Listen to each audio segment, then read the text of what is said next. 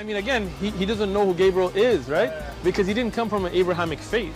The people of Mecca were pagan. The Quran is mentioned, if this book was from other than God, they would have found in it many contradictions. If a book is without contradictions, that has no bearing on whether it comes from God or not. I've had phone books that are inerrant, but I certainly don't think God gave them.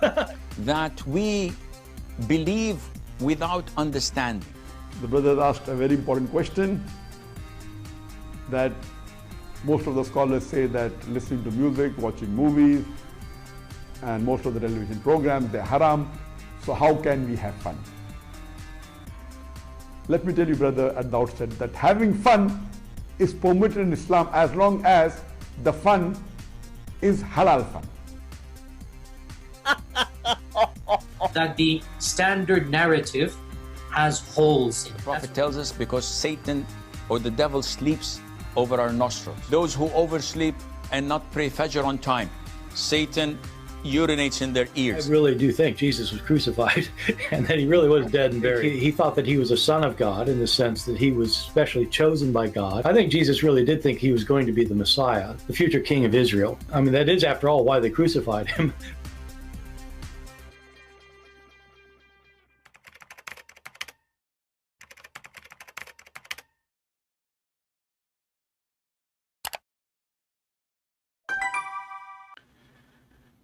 Hello everyone, and peace of Christ to all of you. I hope my voice coming good and clear. Please invite your friends. And don't forget, if you don't like what we do, to give us like. And don't forget to give us dislike if you like what we do. I'm assuming talking to Muslims. So today our topic is Allah. Why Allah don't show himself? If we go in the Quran, we see that the Quran speak of that Allah, he is not going to show himself because he is wearing a veil. You know, all of you know, like a guy, his name Mimi Hijab. Hijab is a word mean veil, supposedly. According to Muslims, not according to me. Here we see a female Muslimah. She is saying, and by the way, this is a clear proof that she is a very religious person, and I will tell you why. If you look at her eyebrows, you can tell she never took one hair from her eyebrows. Actually, she took.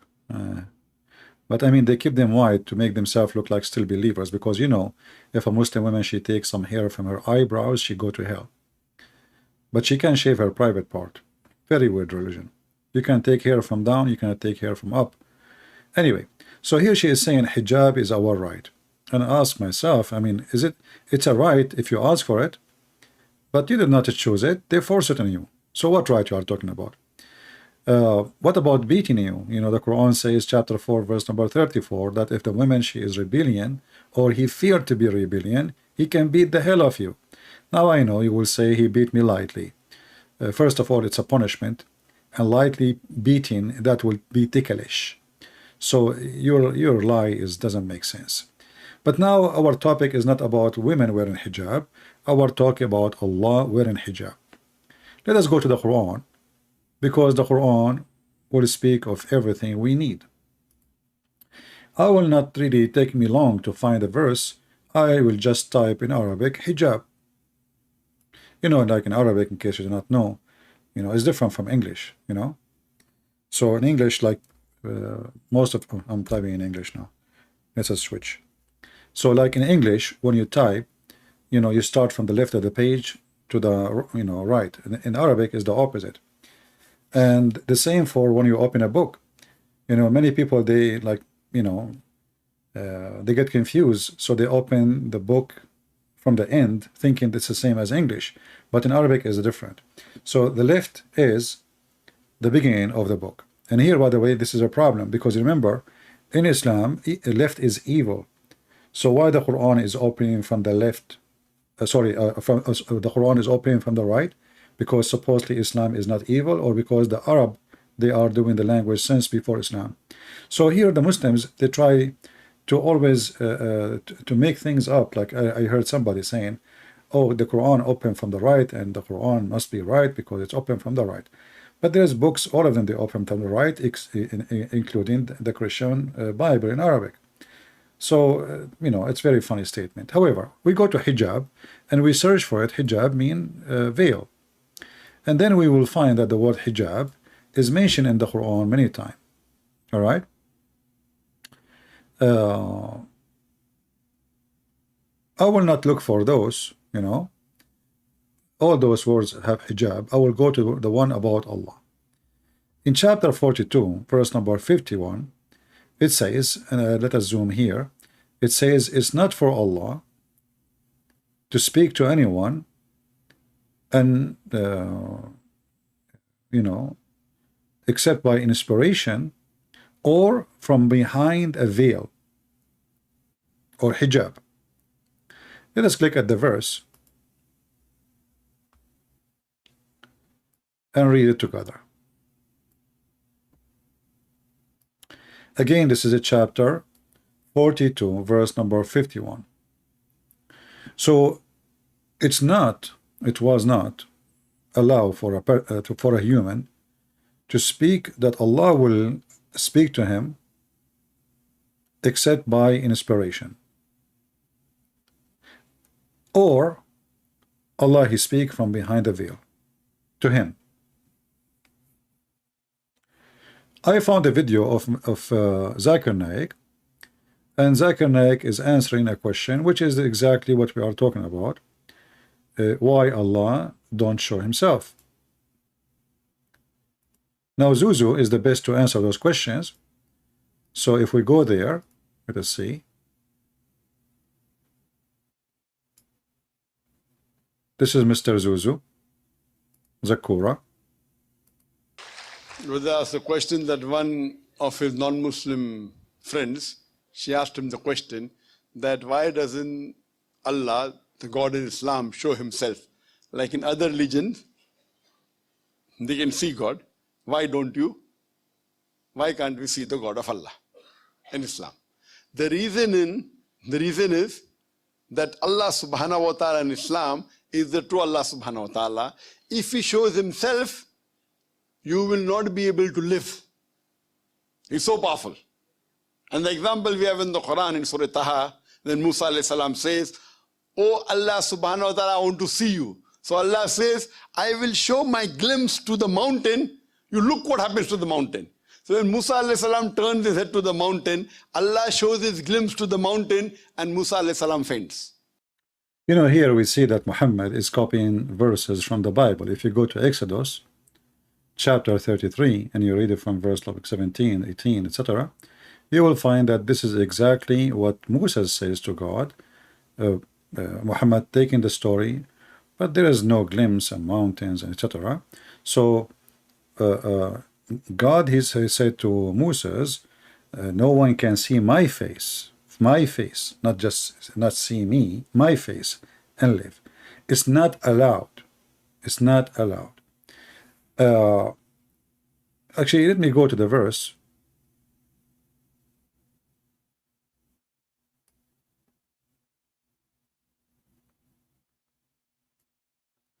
And let us zoom in a little bit.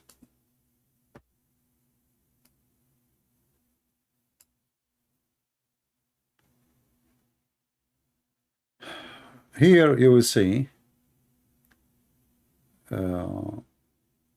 when God he appeared to Moses and he spoke to him,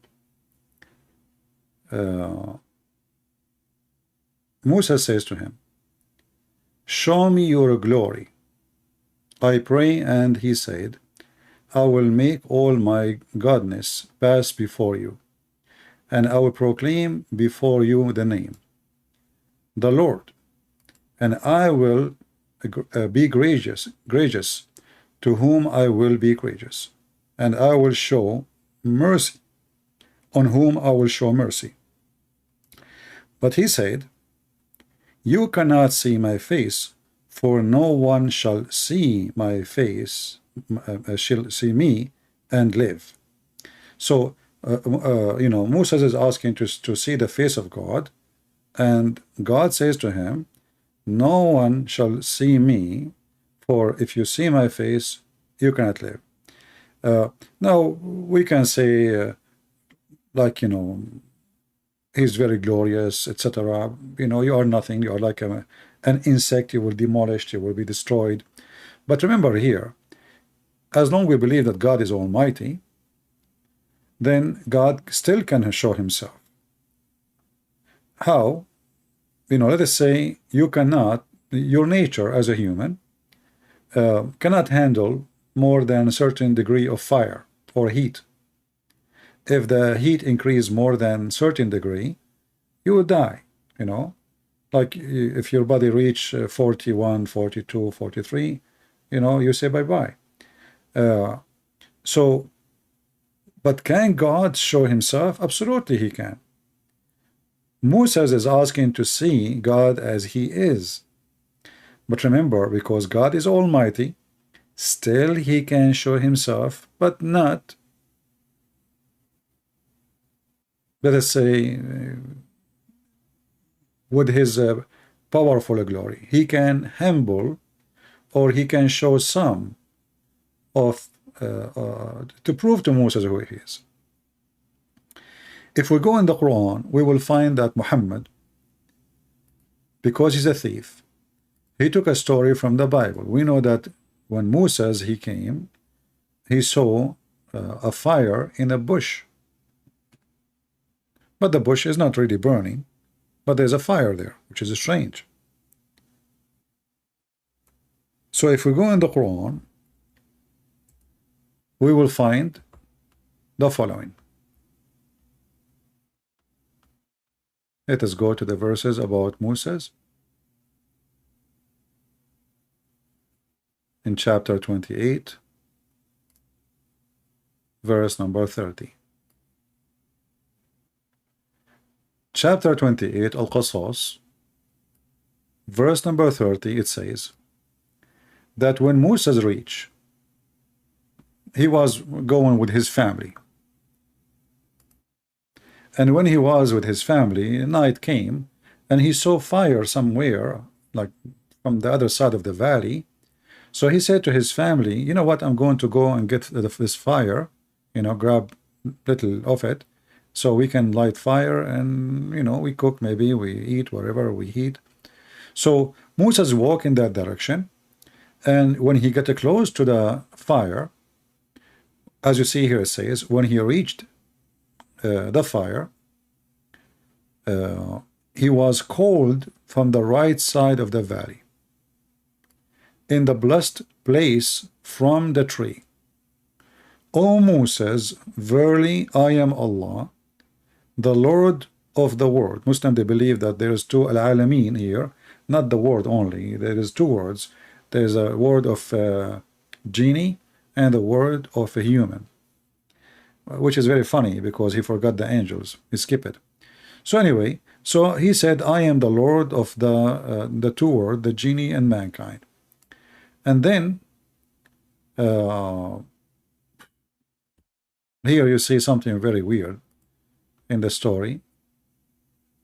What does this have to do with the verse before it?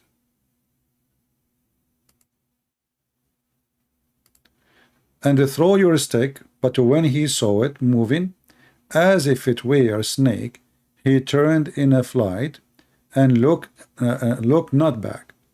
And then Moses, he drew near, and he said to him, Moses, draw near and fear not.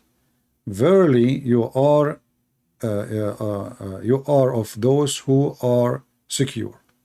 So you know, here there's a trick. Allah showing him like some tricks, what he can do. And then, I mean, the verse is really is, you know, very weird. I mean, what does have to do with this verse? You know, going to the Pharaoh, what have to do with the fire in the bush? There's, you know, I mean, they are not connected. Just a stupid Quran as usual. But look what happened. If we go to different verse in the Quran, we will find the following.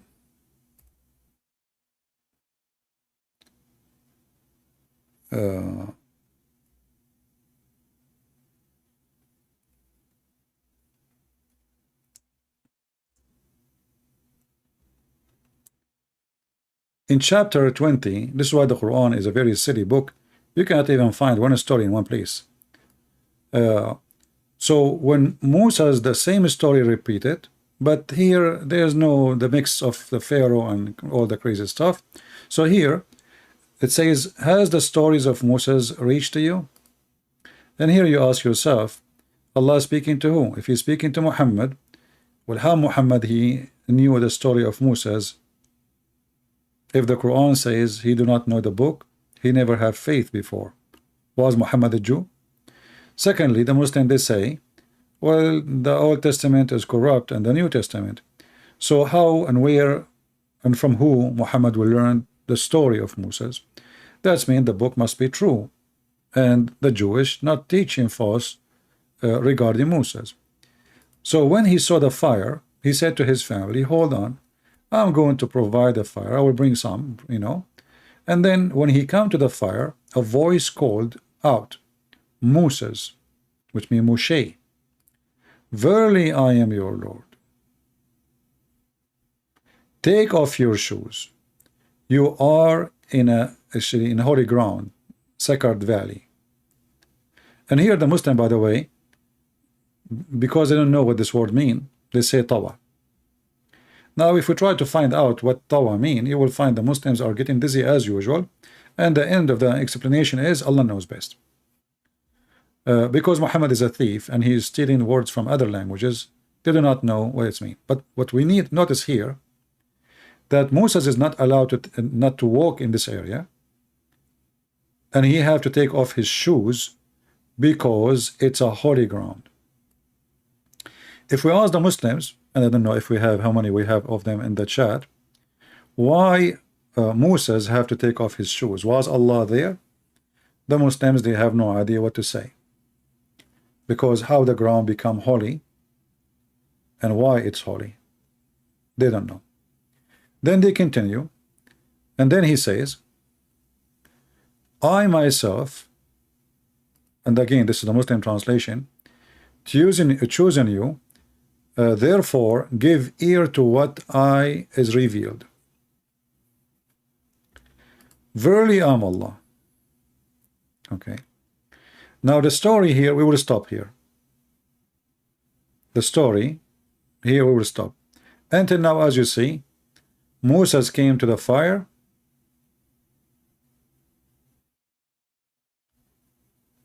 When he arrived close to the area where the fire is, Moses was cold, and the one is talking, he said to him, take off your shoes, you've been chosen. And then now he said to him, I am Allah. Let us go to a different verse so we can see how the story, you know, developed. Islam is made by an idiot.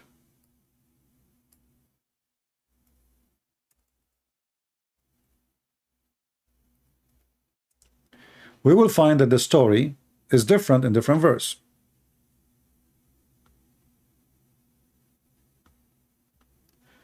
Let us go here. In chapter 28, we are going back to the previous chapter. In verse number 30, it says, so when he reached the fire, he was called from the right side of the valley, in the blessed place, from the tree, where Allah speaking, he is speaking from the tree.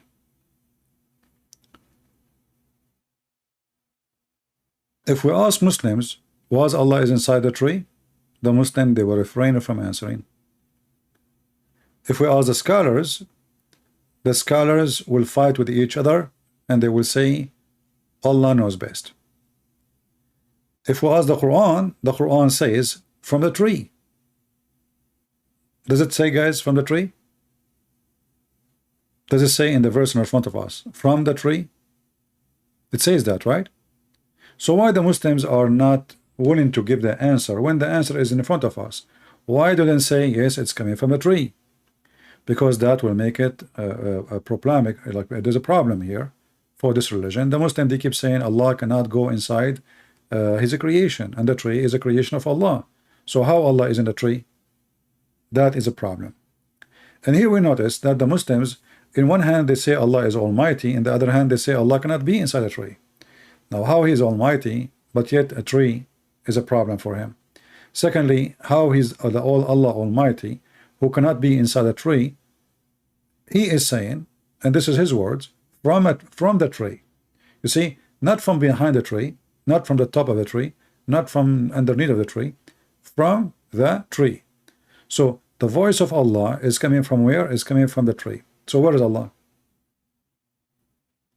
If you are a Muslim, you know, I will be happy to see your answer so we can, you know, find out the solution for this problem. But look what happened now. We heard Zakir Naik saying that Allah cannot show himself. Right? Okay, wonderful.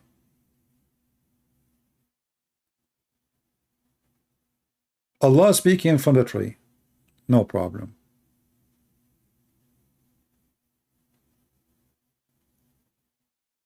Allah is inside the tree.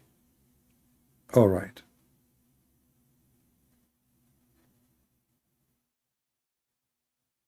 Who is the one inside the tree? The Muslim do not know. So, is it a voice only coming from the tree? Or it is God of Islam inside the tree? Or it was an illusion? We will find the answer in different verse.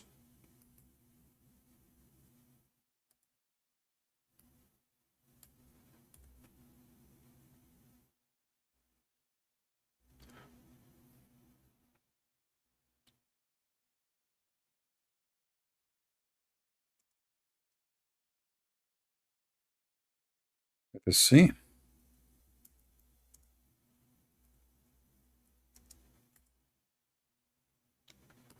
In chapter 27, and as I say, the Quran is a stupid book. You cannot find one story in one place. It's all over the place. It's like somebody, he had papers in the table, and somebody, he turned the fan on, and then all the papers, they went in the street, and then they tried to make a book, and they put the papers together, so page number 1 became page number 300. So when he's reached, I mean, look at this. I mean, why the verses, or why the chapters, why, I mean, what this is. So look at this. So when he arrived to the tree, right? He saw the fire, no problem. And look what happened now. The story is different. So when he reached to it, he reached to what? To the fire. Here it does not mention the tree at all. It mentioned a fire. But when he reached to it, he was called, saying, blessed is who is ever is in the fire, and who is ever is round about it. Okay, so now we confirm that there is somebody inside the fire.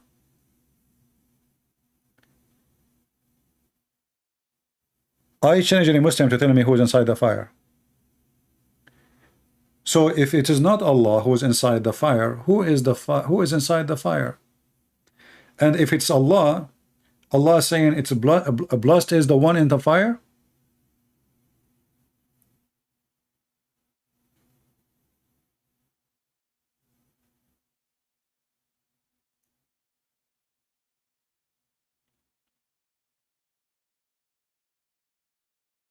Muhammad as a thief, he copies story from the Old Testament and he start adding spices to it. And the more spices he add, the more silly he got. So now we have someone is inside the fire and that person is blessed. Who is he? Do we have any Muslim can tell us? Verse number 9, it says, Musa's Lu, it is Allah, the might and the wise, the mighty and the wise. This I'm reading the Muslim translation.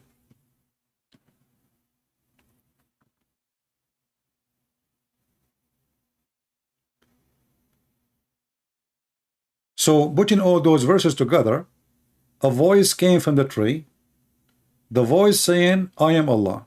Is that correct? A voice came from where? From the tree.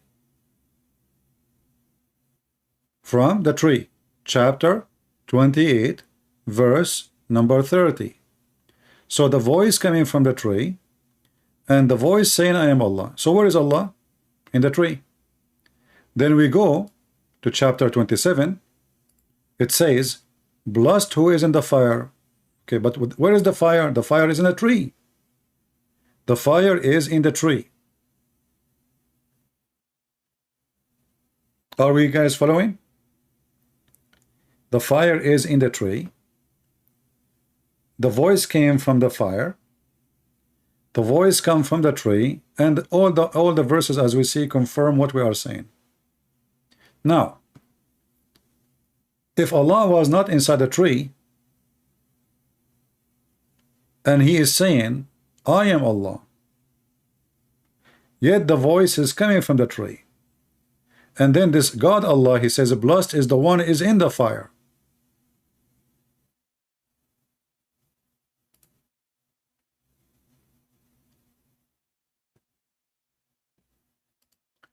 You will notice that chapter 28 verse number 30 says that this is a holy ground. This is, he was called from a holy ground, from the tree. So it is a holy ground, it is from the tree, the fire in the tree, and the one who is inside the fire is blessed, as we see in chapter 27 verse number 8. So who was in the tree? Isn't it obvious this is Allah? Now here we need to ask ourselves a very serious question. The Muslim, they say Allah, he cannot speak to you unless he is wearing a veil. Was he wearing a veil when he appeared to Moses as a fire? Was Allah the fire? Again, where is the voice coming from? Where is the voice coming from? The voice is coming from the tree. From where to? From the fire. How we know that he is inside the fire? Well, the verse says, blessed is the one who is inside the fire. Who is inside the fire?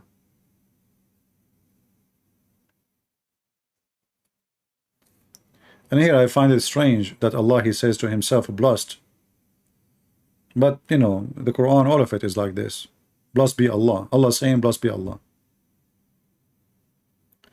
So now we notice that when the Muslim, they say that they are trying to copy a statement from Exodus chapter 33, that nobody can see me and live, that is not really a correct statement.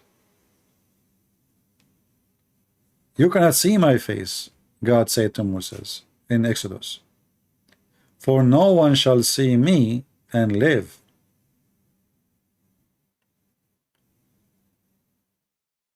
Now, we can say because of his glory, we can say because how powerful he is, but we can say too that God don't want anyone to see him and live. As simple as that. But we knew that Jesus said that he saw the Father. No one knows the Father except me. If God is almighty, and from the might of God, he can appear in any form he wants. And appearing in a form is a way to humble himself so you as a creature can live. And the verse in the Quran proving that Muhammad is a fraud, for in one hand he claimed that God is not changeable, God is a fixed God with his you know, whatever statues he have, and then we find he is copying a story from the New Testament, from the Old Testament, saying clearly that God, he can appear. And actually in Exodus you will see that Moses, he saw God, but he saw him from the back. He did not see his face. If you continue reading, actually, you will see, and while my glory passed by, God, he told the Lord, he told Moses, go stand in this place, and I will pass by. And when I'm passing by, I'm going to protect you by my hand. I will cover you until I have passed by. Then I will take away my hand, and you shall see my back, but my face you shall not see. Let us open the Bible.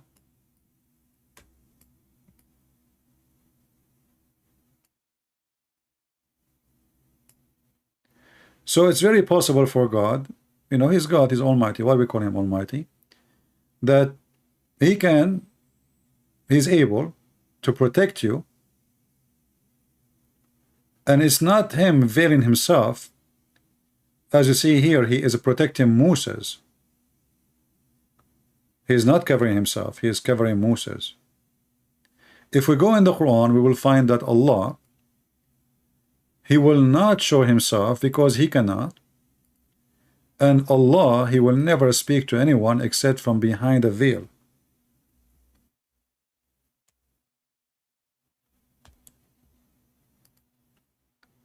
Which means the stories about Moses does not fit in Islam. For Allah, He cannot. You see, He cannot. He can speak to you from behind the veil, and He is the one is behind the veil, not you. He is the one behind the veil. And here we ask ourselves, you see, in the Bible it says that God, He put His hand. And it's very acceptable to know that the hand of God is God, you know, like He is giving protection. He protecting you by His power. Here, Allah is using a veil, which is His creation. To make it simple for you, we just heard Zakir Naik saying that you cannot see God, and even when God He saw a glimpse of Himself to the mountain, what happened? The mountain collapsed, destroyed. To the mountain, you look what happens to the mountain. So when Musa alayhi salam turns his head to the mountain, Allah shows His glimpse to the mountain, and Musa alayhi salam faints. Okay. Now, taking this into consideration, how we will fix this problem? Because now we have a veil which is no different from a mountain. It's created by Allah, supposedly. Is this veil, is Allah creation? Is it material? Obviously it is.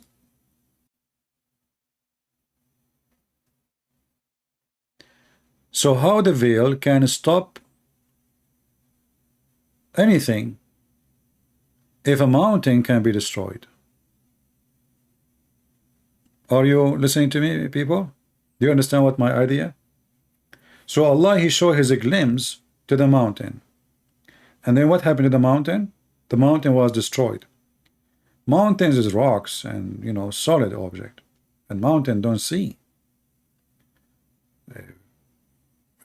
The mountain don't see. I mean, mountain is a mountain, right? Don't have eyes, don't have a spirit, don't have a soul. It's not a living creature. But we can say, well, because a mountain is a rocks anyway, and because the glory of this God is so powerful, supposedly, well, this mountain demolished, no problem.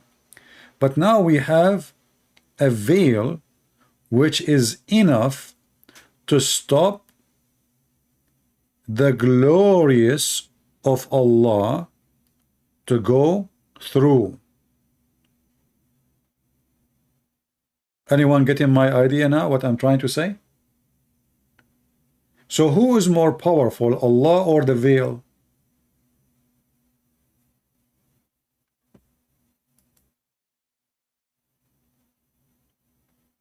Any Muslim can help us? How a veil can stop the glory of Allah from going through? If the veil can stop the glory of Allah from going through, that means the veil is more strong than Allah.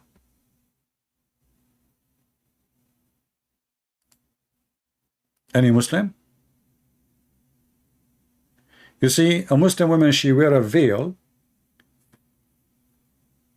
because she cannot hide herself unless there is a veil. Allah is saying that he cannot hide himself unless he used the veil.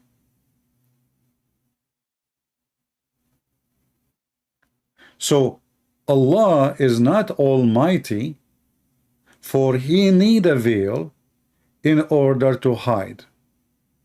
He need a burqa, so you will not be able to see him. So it is not part of his power to hide himself from you. It's not part of his power to not to reveal himself to you. He need to use a veil. And the verse in front of you. Any Muslim? In the top of that,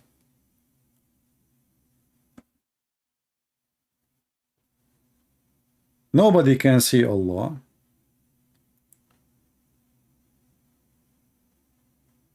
Is that an excuse? So we will not question where is this God, why he don't do anything, why he is mute, why he is silent, why he is deaf, why he is blind, why he don't, what is he? You see, the God of the Christians, he came to us. He came physically as a man. God can humble himself. God can humble himself so we can see him. He's almighty. And as long as we call him almighty, it's mean there is no and nothing can stop him from doing as what he want, as he want. Allah, Muslim, they call him almighty. Yet he cannot hide himself unless he is from behind the veil. And I want to focus with you with the word behind. Do you see the word behind?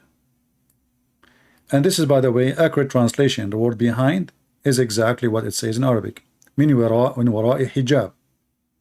So where is Allah? Allah is behind the veil.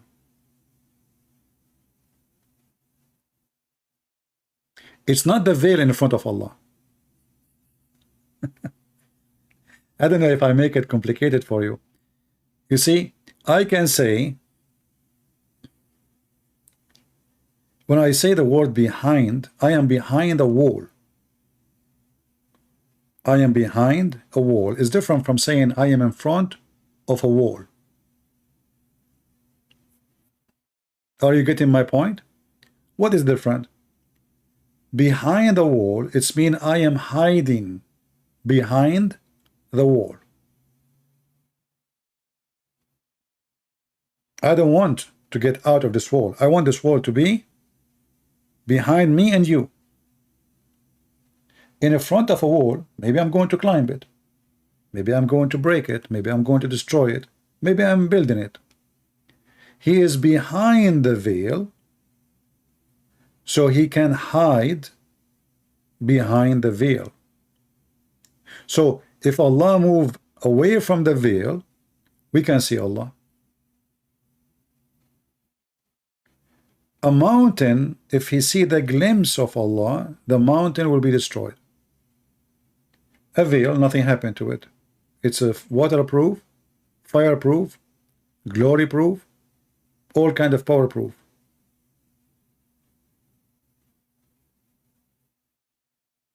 The purpose of the veil is supposedly Allah want to hide himself. He want to speak to you from behind the veil, because you cannot go, you cannot see him and live. He's copying this verse from the Bible. So Allah is using a veil. You see, if we go in the Exodus, we will see that God, he covered Moses by his hand. He did not need a veil, you know, and he did not veil himself. He veiled Moses by protection. So he protected Moses. So God can do that. The God of Islam, he is veiling himself from everybody. And he cannot veil himself without a veil. And the proof that of that, he is saying behind, and behind is you know, space, is state a physical place, like he is standing in his physical point. and this point is behind the veil. So there's a veil. The veil is not like metaphorical. You know, he did not use the hijab is the same one he ordered the women to wear. The same word used in the Quran is hijab for the women, in many places. Hijab is a hijab. So Allah is standing behind the veil. Why? Because it's not for any mortal to speak to Allah except by revelation or from behind the veil. And here we have another problem. How Muhammad he received the Quran?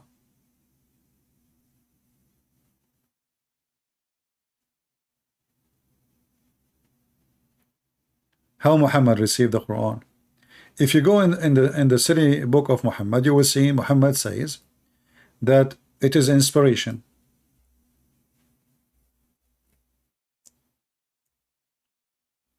Chapter 53, verse number 4. It is only an inspiration that inspired. That's mean everything Muhammad said about receiving messages from an angel, his name is Jibreel, is a lie. Because inspiration is different from delivery. Is that correct?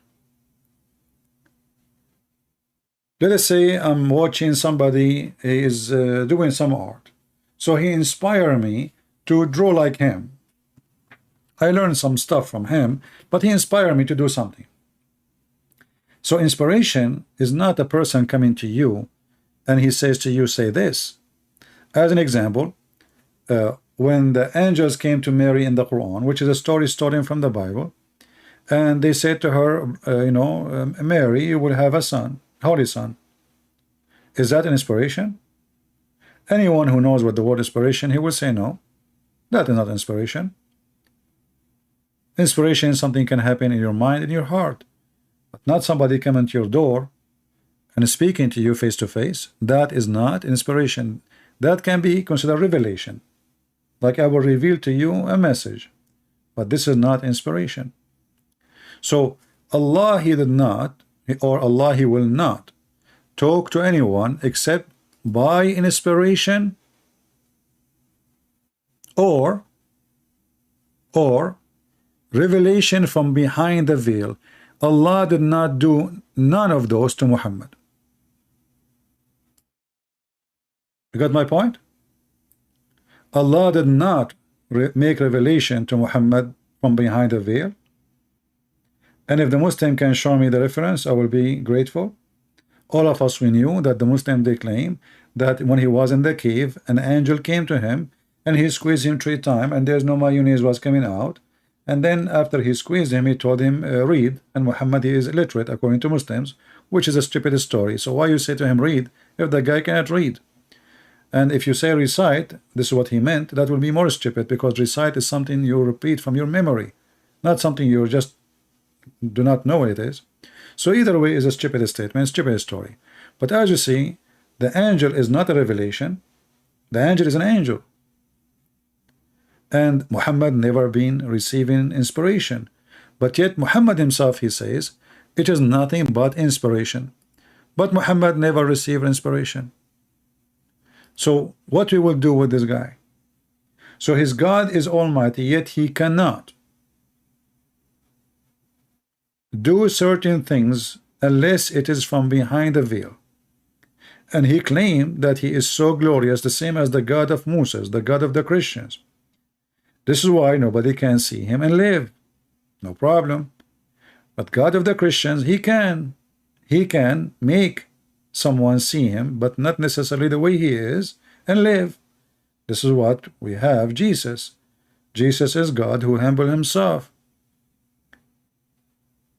Jesus is the humble image of the glorious God. For God is almighty, he can humble himself. The God of Islam, he cannot, and even when he want to hide himself, he need to use a veil. Now veil is something be used for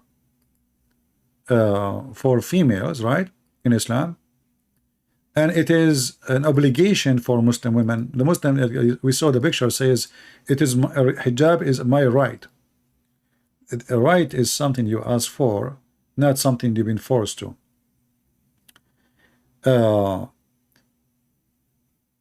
Like, you know, if you go in the Bible, we will see as an example the disciple of Jesus, they wrote the Bible by inspiration from God. Not only they wrote what they heard from Jesus, but they were inspired. Or the book of Acts, or, you know, Revelation, the book of Revelation, etc. So that is an inspiration. But you, Muhammad, never received an inspiration, never even heard your God voice. So where is the inspiration fit? Nowhere.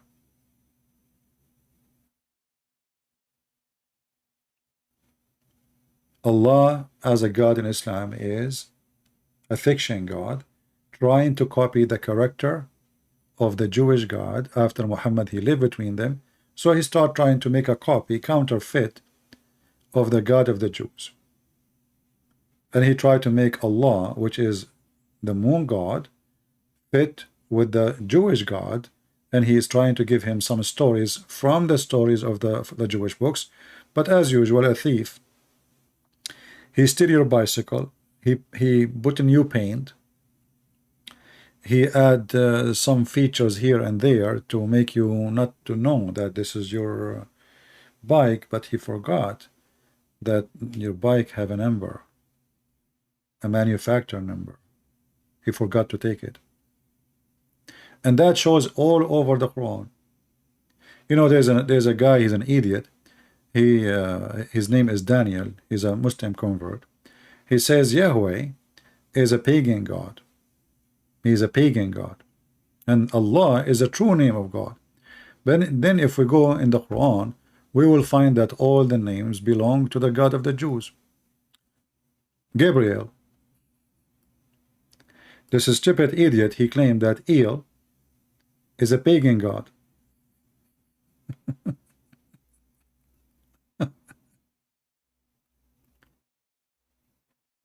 He is a pagan god,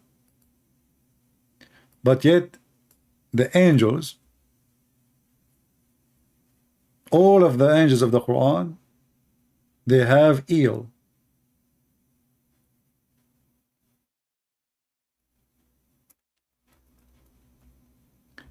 If we go in the Quran,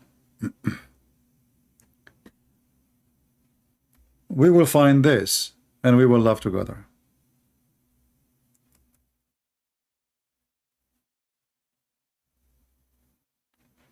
My keyboard is switching to different language. As an example, chapter 14, verse number 39, chapter 19, verse number 54, chapter 38, verse number 48, all of them speak about Ishmael.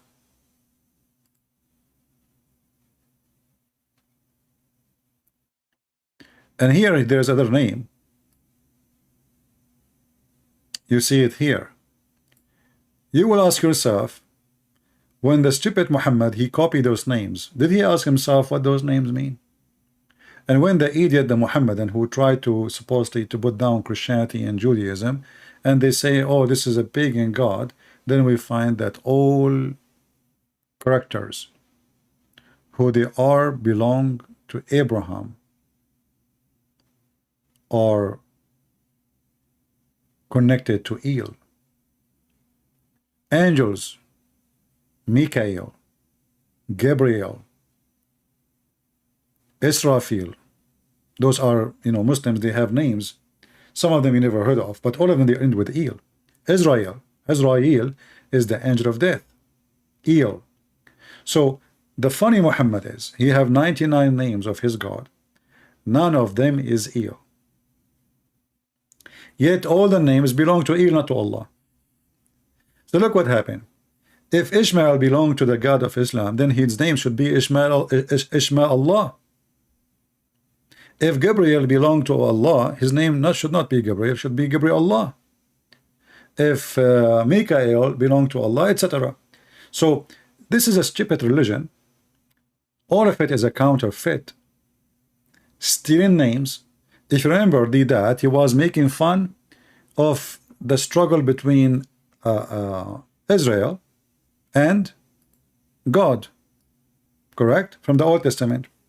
He says, you believe in this? Do you really believe in this? The ignorant do not know that the second his stupid book quote the name, it's mean his book agreeing with the story. Otherwise, if we ask Muslims what Israel mean, they don't know. What Ishmael mean, they do not know. Well, Israel is the one who struggled with God, or the one who wrestled with God, or you know, like similar meaning.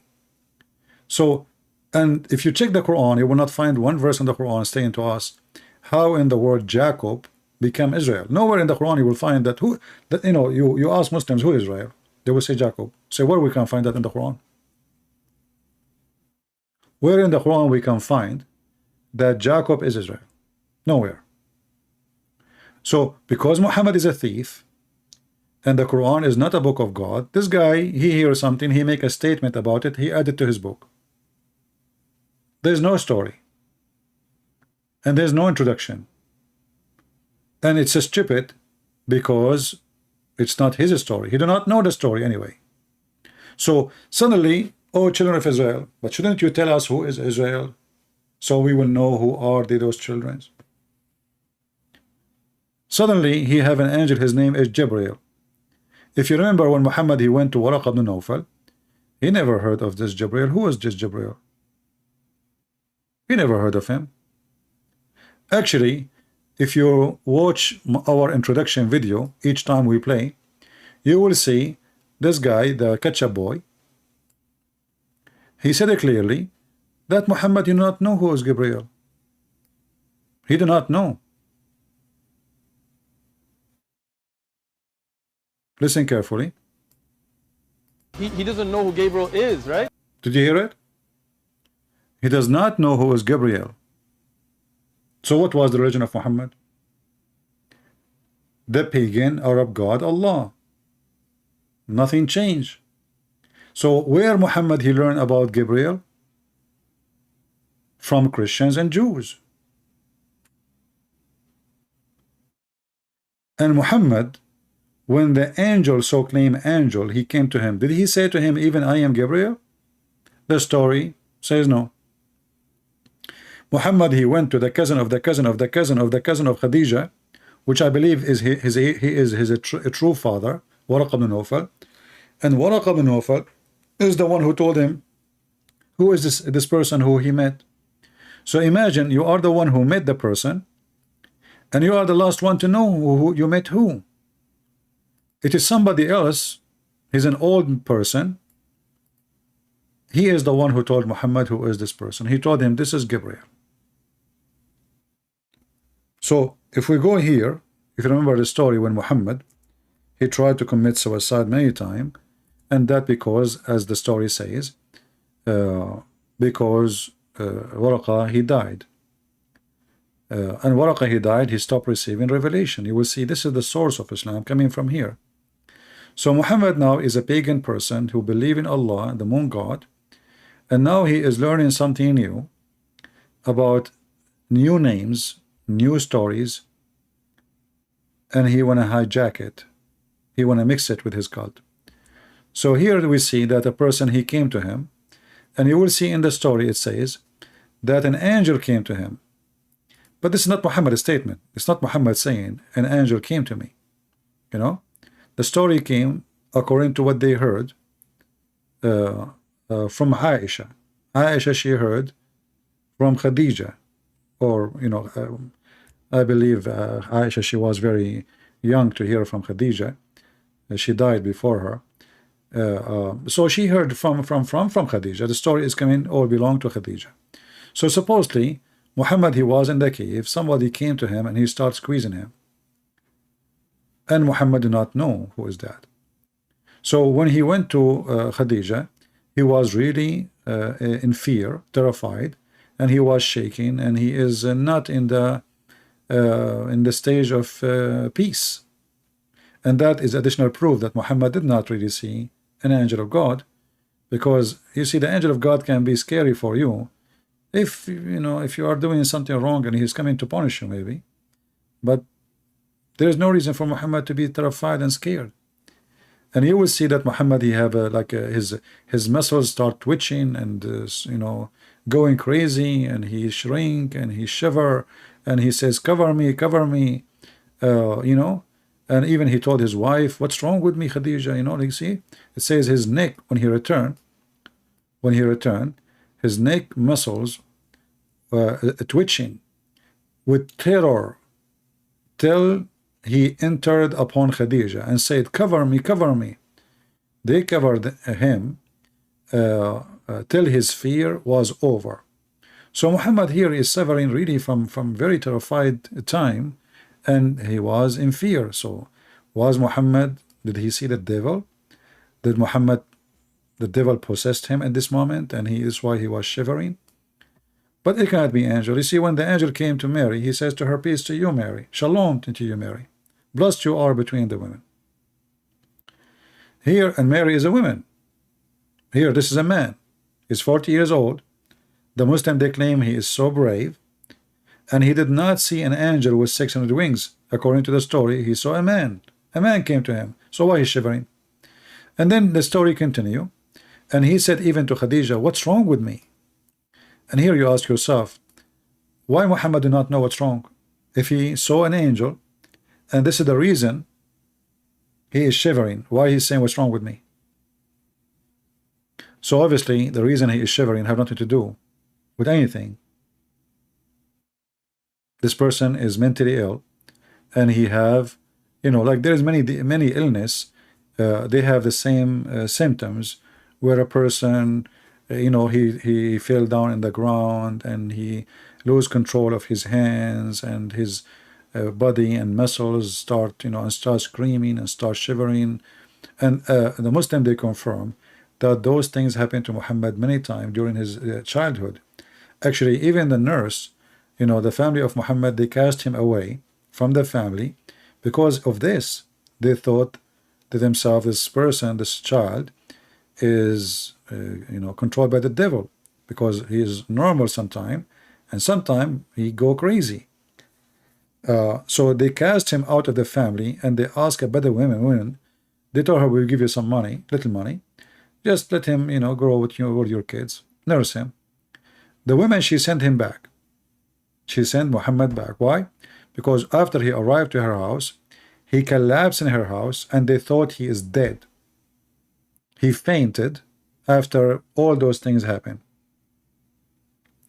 So this woman, she feared that now those people, they will accuse her that she mistreated him and he died, and then she will become a big problem.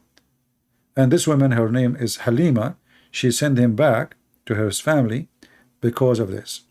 So as you see here, Muhammad, he saw somebody, he was terrified, and obviously terrified not because of an angel, because he's sick, he's mentally ill. And then Muhammad is still, he do not know who is this person. They come to Waraqa. Khadija, she accompanied him to Waraqa, and she said to him, to Muhammad, tell him what you saw. And you will see here it says that Waraqa, he was a person who during the pre-Islamic period become a Christian. In fact, he is no Christian, he is a Nasara, and we will talk about that in different time.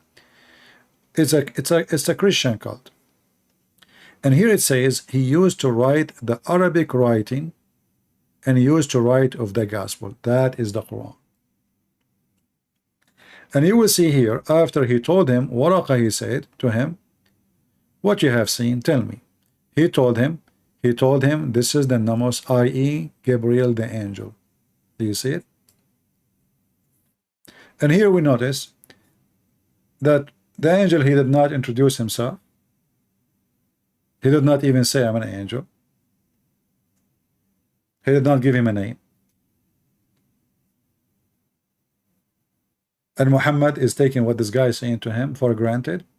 And from now on, this guy, his name is Gabriel. So going back to our question about Allah not showing himself, you will see that Muhammad, he went to the seventh heaven. Muhammad, he went to a place It's called Al-Bayt al-Ma'mur.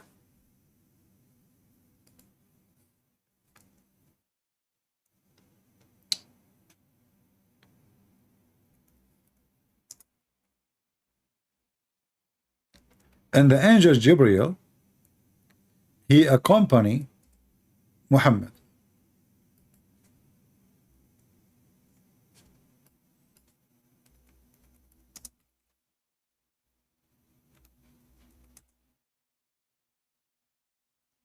And here the story is no less funny and fiction than the story of Gog and Magog.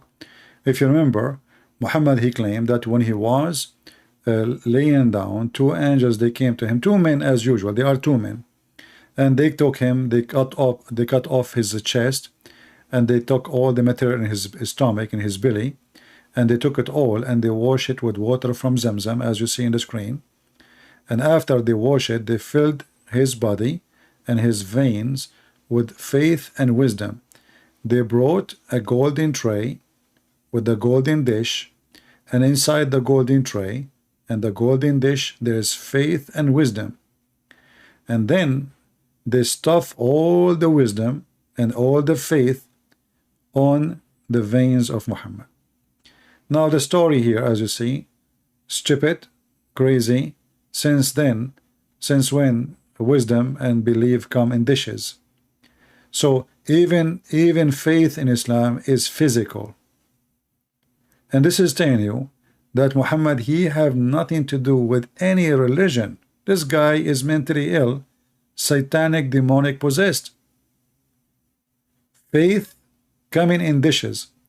If you remember, we showed you a verse in the Quran says, it is nothing but inspiration.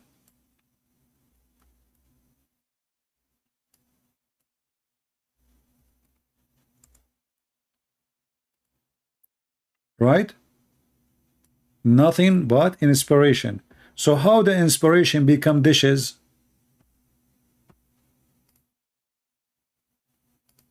Are you with me? How the Quran says that Muhammad received nothing except inspiration. And then we find that Muhammad, he received dishes, one dish full of faith and one dish full of wisdom. And by the way, if you ask me if I am wise or not, the Muslim, they say Christian Prince is not wise. And I went to a Muslim doctor, he said to me, no, you don't have a lack of vitamin D or C or A. No, you have a lack of dish of wisdom. So the mad Muhammad, he went far with his stupidity to the point he made wisdom in dishes. Let us go to the hadith. Okay. Where is the...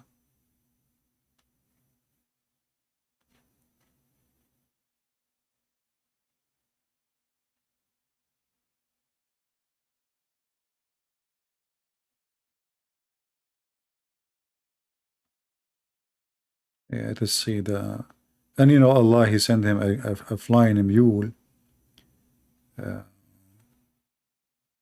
we go. Read with me.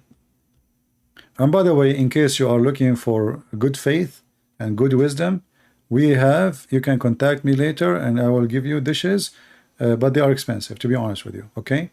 I mean, I can make you so wise, super wise. We make them, it's homemade dishes. Okay? And they are very tasty. And you, let's say you are a person who your wife, she could complain about saying things you say is stupid, so she complained, you go with your friends and she said to you, why you said that? This is not smart. So if you want to increase your wisdom and intelligence, you can get our dish. It's an Islamic dish made by the kitchen of Allah. It's homemade. So look what happened. Here it says, after they wash his chest and his heart and his stomach, etc. Here it says, then a golden tray of belief was brought to me, and my heart was washed. All right. Let us go to, I want to see where it says,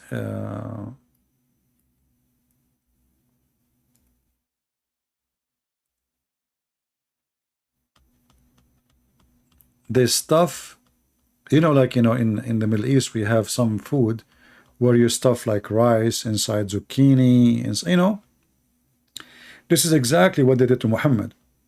They stuff his veins with faith and wisdom.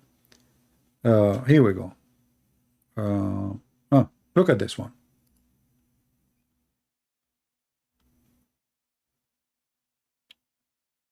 And then the angels, they took him till they carried him to the place him beside Zamzam, etc. And then they cut from his throat all the way to his balls. Look like Muhammad, you have balls. I thought you don't.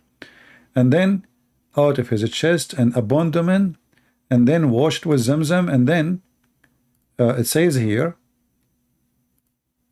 and then a gold tray containing a gold bowl full of belief and wisdom was brought, and then Gabriel stuffed his chest and throat and blood vessel with it. And now we understand why Muhammad cannot be prophet of God. I mean, this guy, he is so stupid to the point. His God himself, he needed to do plastic surgery. You see, the Muslim, they say that Muhammad is a prophet and Allah is God, and if you want something to happen, he say be is going to be. Can't Allah make Muhammad wise without sending a dish of wisdom? The first person in history who have a plastic surgery stuffing his chest with silicone of Allah, it was Muhammad. Allah want to take Muhammad to heaven. He looked at him, he said, look at this idiot, I cannot take him like this. What I will say to my angels, look what this, what the heck is that? So he said to the angels, listen, before you bring him here, you need to do some adjustment. Why Allah did not make a surgery to Moses? Hey Muslims, there's a question here to answer. I mean, the story of Gog and Magog, which is making Muslims live in Islam by thousands, if not millions. This is another story, no less. Why Allah did not, okay, here we go. Allah, he took Isa to him. Did Allah need to wash the chest of Isa with Zamzam? Did he need to give him wisdom? And what wisdom, what faith? And since when faith and wisdom, they come in dishes? And if Muhammad, he cannot meet Allah anyway, what the point of this trip? If Allah never spoke to Muhammad anyway, so what the point of this journey?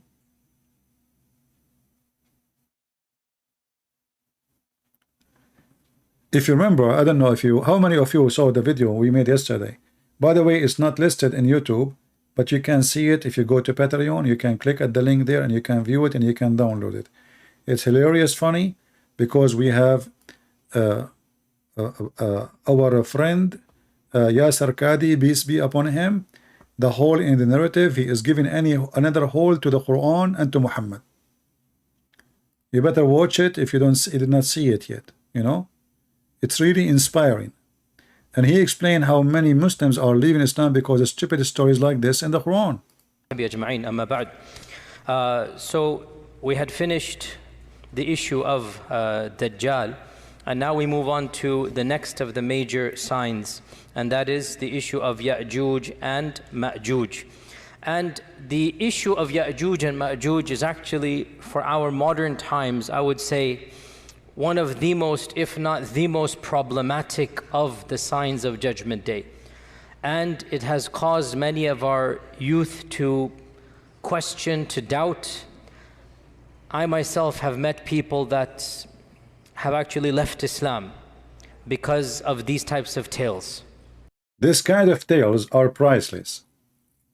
You see, the Muslims are facing the truth. You know, they keep denying. It's like Allah hiding behind the veil. So Allah, the Muslim, Muhammad, he put his God behind the veil. And he said, now they cannot question who is Allah, where is Allah, because he's behind the veil. But as you see, this veil is not working. And the stupidity of Muhammad is beyond the veil issue. This guy, he come with the stories. It's not only laughable, it is just the most stupid ever.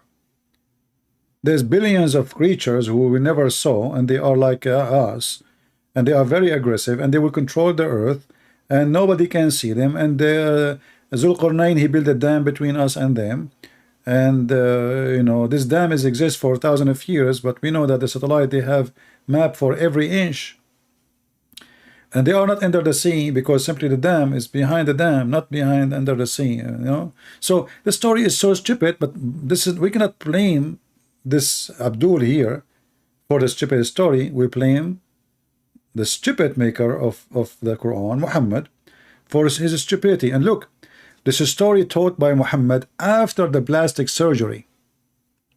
I don't know if you understand what I'm saying. You see, this is Muhammad after he received a dish of wisdom. So how stupid Muhammad was before the surgery? Do you understand? Let us say you met a guy, and you know, before he come to, let's say you are a female and you are going to marry a guy, and this guy, he decided to be so smart, so you will love him more, and then he made a surgery, and the angels themselves, they did the surgery. Jibril himself, I mean, this is the best doctor, man. Go to any hospital, ask for Jibril, Dr. Jibril. He's the best always, you know. Actually, most of them, they are even the director of the hospital. I'm telling you, you know. By the way, Jibril is the same one who bring coffee, the same one who clean the floor, the same one, he's the surgeon, and the same one, he is the nurse. He have multi personality in Islam. So Gabriel, he stuffed his chest with the throat and blood vessels. Look how deep this is the issue, with wisdom. So if you take Muhammad blood vessels, you put it in the laboratory, they will not find like blood like us. They will find wisdom and faith. You know, like 50-50. So this guy now, he made a surgery, and he is telling us this is stupid story after the surgery. So how stupid Muhammad was before the surgery?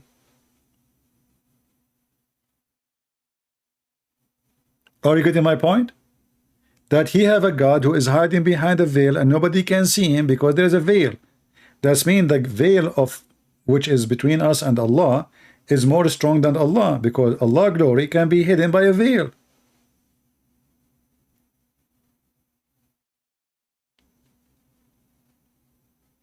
It's not Allah changing his, let us say, he's hampering himself so we will not get hurt. He himself is behind a veil. That means the veil is stronger than Allah and more powerful than it's, you know, the veil is Allah proof. Like we hear about vest, you know, I don't know if you have any of them. If you don't, I can give you some. You know, but not all of them they are good, by the way. Some of them they are like cheap and they are good, but don't try them. Don't try this at home. Anyway, so you shoot at the vest, and then the bullet will go through if the vest is cheap, you know, is bad quality. So you lost your life. Allah, he is hiding himself behind a veil, and this veil is bulletproof, is glory of Allah proof. Allah glory cannot go through. The veil is more strong than Allah. And if we ask ourselves, how Allah he can create a veil? Is the veil created by Allah? The automatic answer will be from the Muslim, yes. Everything is created by Allah. Now, not to forget to mention, the Quran says no. The Quran says that Allah is the best of the creators. Remember? Allah is the best of the creators. So how Allah? I know what's wrong with this website. It's not working. So Allah is the best of the creators. But we will go with the Muslims. If Allah is the only creator, and he is the creator for everything, so who is the one who created the veil? The Muslim, they will say, Allah. Wonderful. Allah created a veil. Can stop his glory from going through, and it can hide him behind the veil as if Allah is visible. Do you know what I mean? You see, why does God he need the veil if he is not visible anyway? I mean, who is the stupid here? You see, a woman, Muslim woman, she hide herself behind a veil because Muhammad he made her a private part. She is just a walking vagina. But Allah is not visible anyway. So why he need a veil?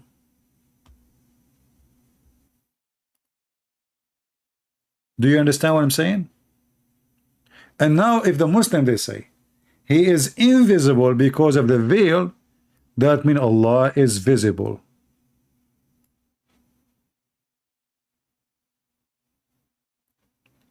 Is that correct? Is Allah visible for the veil? Any Muslim can answer. Is Allah visible for the veil? So if you say to me now the veil is an object, cannot see, well then how Allah he say in the Quran that when the mountain saw the gleam of the glorious Allah, the mountain destroyed, he saw. The mountain he saw little of the glory of Allah, the mountain. So don't tell me the game of the veil cannot see. That is too late. You know, you need to fix your Prophet Muhammad's stories. His bedtime stories is too much. And Islam is the true Allah subhanahu wa ta'ala. If he shows himself, you will not be able to live. He's so powerful. And the example we have in the Quran in Surah Taha, then Musa alayhi salam says, "Oh Allah subhanahu wa ta'ala, I want to see you." So Allah says, I will show my glimpse to the mountain. You look what happens to the mountain. See? So if you say to me that the veil will not be able to see Allah, that is very silly and stupid, because as you see a mountain with solid rocks and dirt saw the gleam of Allah, the glory of Allah, and the mountain was destroyed. So here when we see this story here, which is sponsored by the dish of faith and wisdom installed in the chest of Muhammad and his abandonment, you know, abandonment. I love the way I say it, don't you guys? By the way, I will open a special English class for those who their English is weak, you know. You teach me Arabic, because Muslims, they claim I do not know Arabic, and I teach you English. Kabich? And I will make another class for Indonesian. As you know, I speak Indonesian very well, you know. Just add an at the end of any word. Like you see here, it says behind. If you want to speak Indonesian, just add an, so it become behindan, you know. Veil, veilan, you know, like messenger, you know, messengeran. Okay, so that is very easy, you know, like, you know, it's like in French, you know, in French you add lu in the front of any word.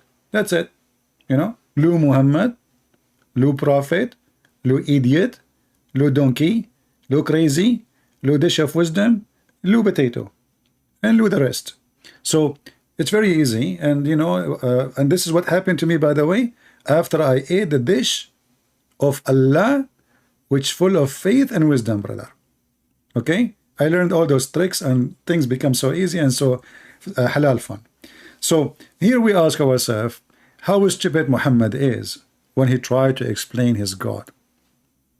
And look, in the verse after it says, and thus we have inspired thee, Muhammad, a spirit of our command. Have you ever heard of a stupid statement like this? Read it, think about it, and tell me what you think. We inspired Muhammad a spirit. Have you ever heard of somebody inspired a spirit? He inspired Muhammad a spirit. You see, I inspire you by revelation. I inspire you with ideas. I inspire you with thought. But I inspire you by a spirit. How that can work? Any Muslim can help us? Oh, I forgot. The Muslims are busy now. They are ordering wisdom dish and faith dish. You know. So, you know, they claim that the Quran is an amazing book, but this is stupid. Inspired you spirit of our command. Was Allah inspiring Muhammad Quran, or he was inspiring a spirit, and how a spirit became the inspiration? Do even Muhammad know what inspiration mean? Are you getting my point, guys? Obviously Muhammad do not know what inspiration mean.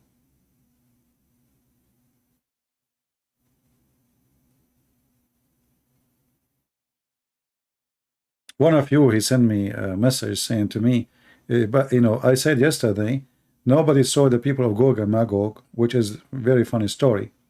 The guy, he said to me, I saw the Gog Magog. I see him. I met one of them. So really, he said, yeah, my mother-in-law. She is very aggressive. She's bloody aggressive, and she is and not from this earth, you know. I said, well, you got a point there. So we cannot find the Gog and Magog, but we can how we can receive an inspiration which is a spirit.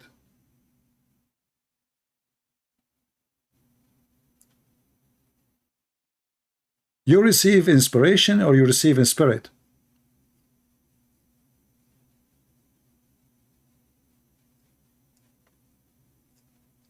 Yeah, the guy, he got me busted actually. He got a point there, you know, and he said, you said Gog and Magog, nobody saw them. Well, get married and you will see. You will see them every day, at least once a week. I said, okay, well, you got a point, you know. Do we have any Muslim here?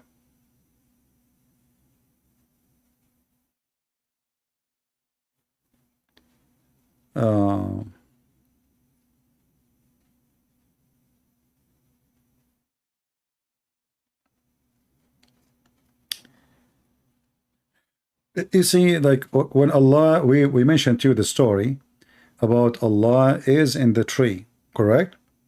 And the Quran says blessed is the one is inside the fire. So how this person, I mean, he's stealing a story from the Bible. Obviously he do not know what God is about. You see, God of the Christians, he can. You cannot see God the way he is. That's because of your limitation, not because he cannot. He can show himself, you will die, that's all. But the God of the Christians, he can appear as he wish. When Jesus, you know, he got baptized, a bird appeared in the sky. Bird, right? A voice came from the sky, says, this is my only begotten son. God himself, he came to this earth as a man. His name is the Messiah. The God of Islam, he have a problem. He is a collection of fiction stories, and Muhammad trying to glue them together. He lived between the Jews, he started copying stories from the Jews. And now he's trying to make the Arabian God fit with the new God he learned about from the Jews. And now he do not know even what inspiration means. This guy, he think inspiration is a spirit. And that spirit, Muslim, they say Jibreel. But how Jibreel is a spirit? Is the angels a spirit in Islam? The Quran say no. If you go in the Quran, you will see the Quran says that in the day of judgment, the angels and the spirits will stand in rank.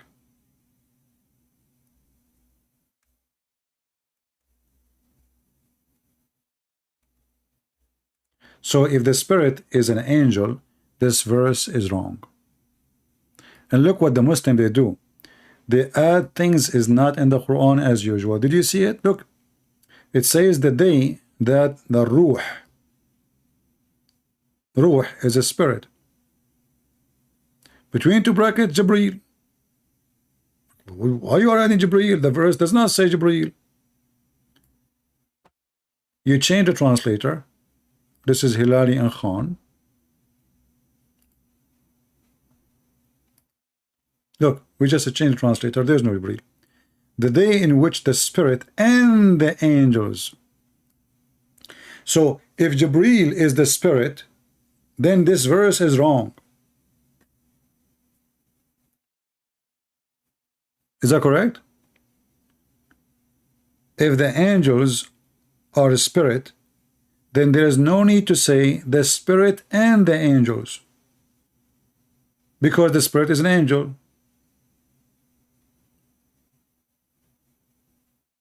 So obviously the spirit is not an angel. Secondly, the funny Muhammad, he copied another statement from the Bible, which is the Holy Spirit. You ask the Muslim, what is the Holy Spirit? They will say to you, Jibreel, not a single verse in the Quran say so. Not a single verse. Chapter, and you will notice each time the word Holy Spirit mentioned is attached to Jesus.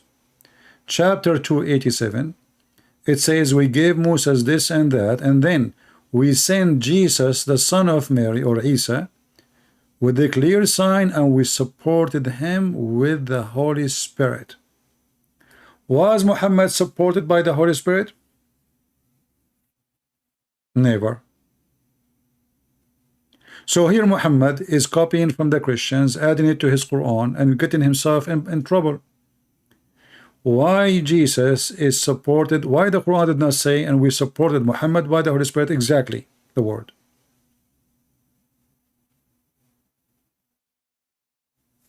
If we go to different verse, the Muslim, they will say to you, no, it says there, but it doesn't say exactly the same. It says in chapter 16, verse number 102, that Allah, He sent it down by the Spirit, or the Holy Spirit.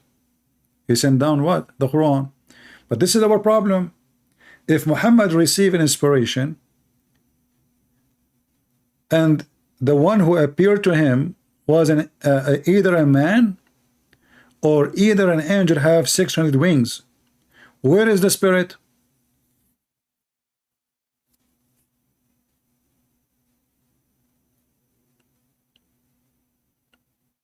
Guys, do you understand me? Where is the Spirit?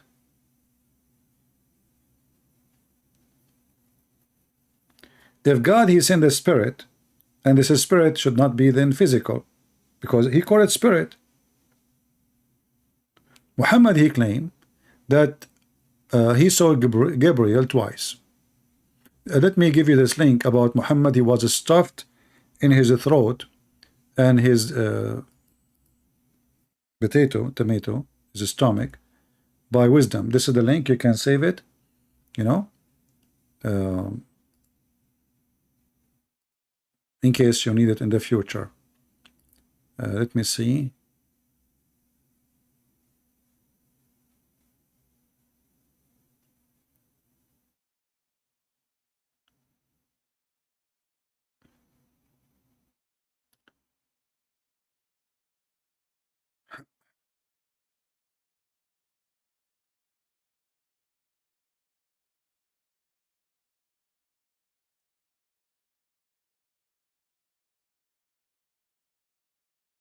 Okay.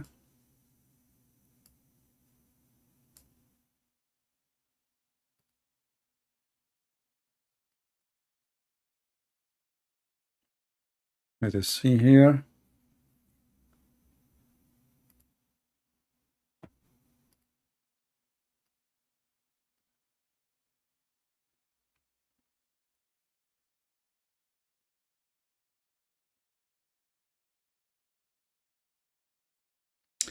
There's a point here I want to mention.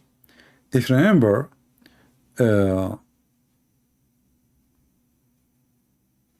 chapter 4, verse 171, it says that when Allah, He sent, He speak about Isa, supposedly the Messiah. In chapter 4, verse 171, He said that Isa is a spirit from Him. Let me open the verse. And here you will see how confused, how stupid Muhammad is. The angel, according to the Muslims and according to Muhammad, is a spirit. No problem. But Muhammad, not a single single time in the Quran, it says that this angel, Jibreel, is a spirit. The Muslim, they try to make a conclusion out of many verses, and then he says, you see, it says the one who sent the Quran down is a spirit. But why Allah saying a spirit if it's an angel? Why He don't say an angel? Why didn't say Jibreel? Then he continue here in chapter 4, verse 171, says that the Messiah is the word of God, and he is a spirit proceeding from him. Muslims, is the Messiah a spirit, or he is a man?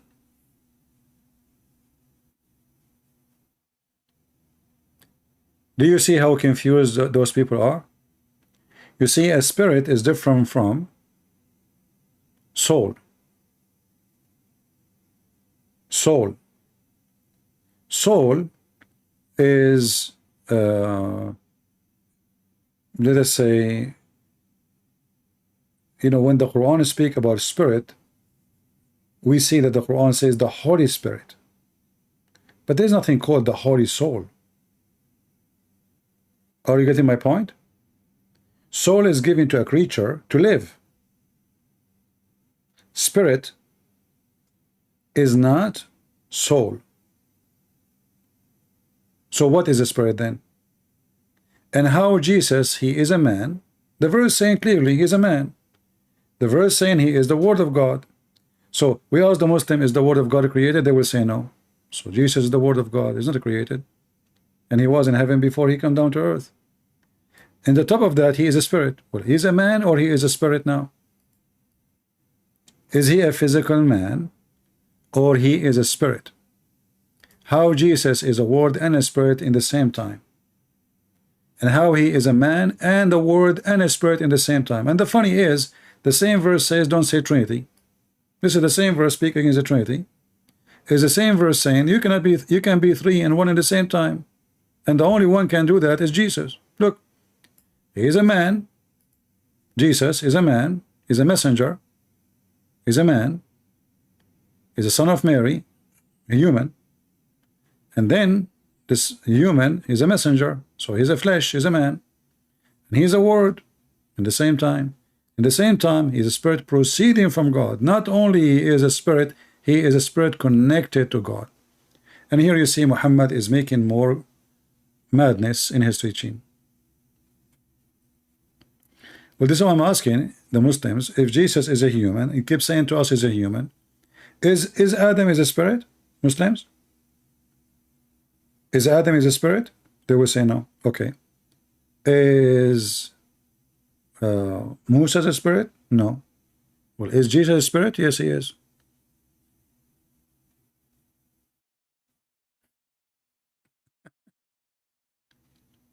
So how Jesus is a spirit, yet he is a man? And you see, again, Muhammad, he is confused. He's trying to steal something from the Christians. In the same time, he's trying to refute the Christians. He hijacked the names, he hijacked the title, and now he is trying to fight Christianity by saying stupid things. But in the same statement, he just admitted that Jesus is everything. He is the Word, and this is exactly what the book of John, chapter 1, verse number 1 says. In the beginning, it was the Word. And this Word, which was with God, sent down. And this is what the Quran is saying here. And he is his word. He is not a word, he is his word. He is.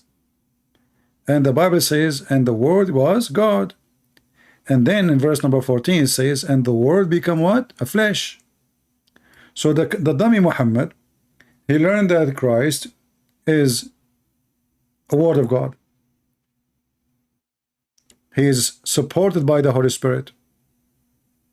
Holy Spirit, not just a spirit. Here Muhammad, he added more description to Jesus, saying he is a spirit himself. There's a huge difference between you have a soul and you are a spirit.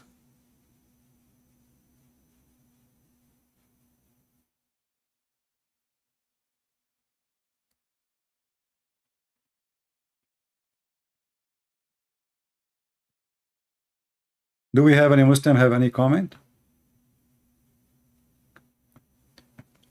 Gabriel, he was seen by Muhammad as a person who have 600 wings, once or twice.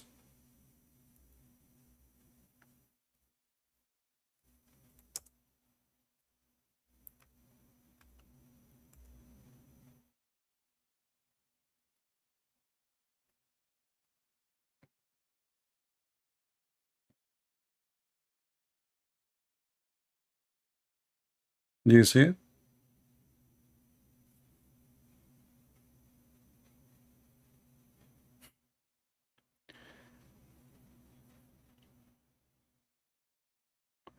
Do we have any Muslim to answer any of what we just said today?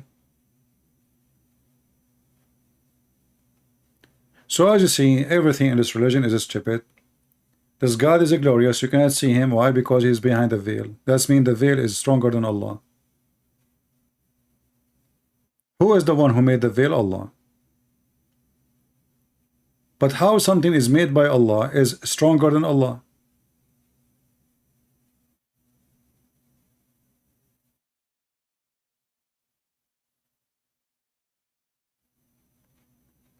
The Muslim, they keep saying to you that a Christian prince is trying to stop the light of Allah. Correct?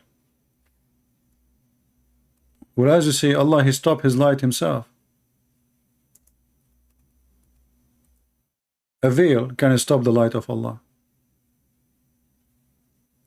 This is a verse they keep reciting in order to run away from any debate. They desire to put out the light of Allah with their mouths, and Allah will not consist save to perfect his light. But as you see, Allah himself, he put a veil and his light is not coming.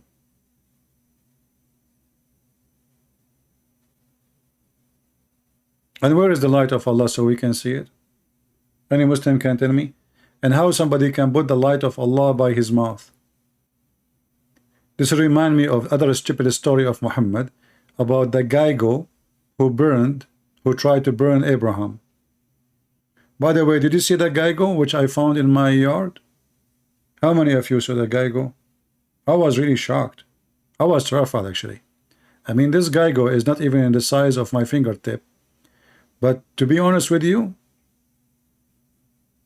it's scary. How many of you saw the Geigo? Some Muslims, they are saying that I paid this Geigo to make a movie. But as you see, be my witness, the actor, he ran away. I did not pay him. He got scared from the camera. I mean, this is a God, he is afraid of a Geigo. This is a God, he have a phobia with garlic.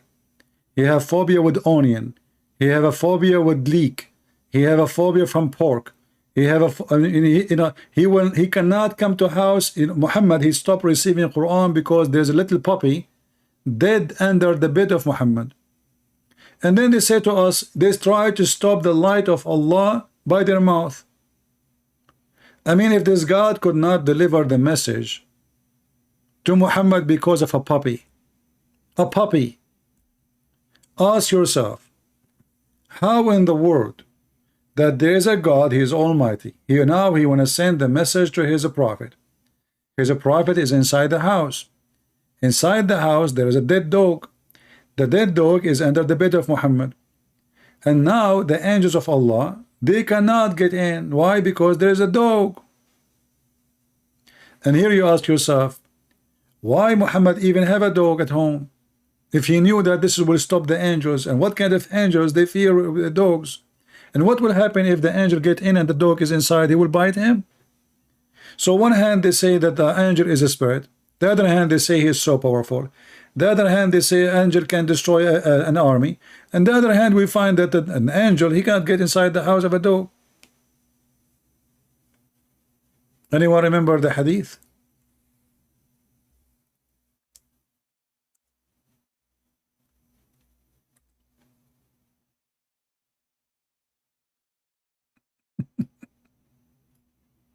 Muhammad trying to make excuse why he is not receiving Quran. What is the excuse? A dog, a puppy. It's not even a dog, it's a puppy. It's little puppy. Gabriel made a promise with the messenger of Allah to come to him in a certain hour. Hey Muhammad, tomorrow we have a date, okay? Tomorrow 6 o'clock I will be at home.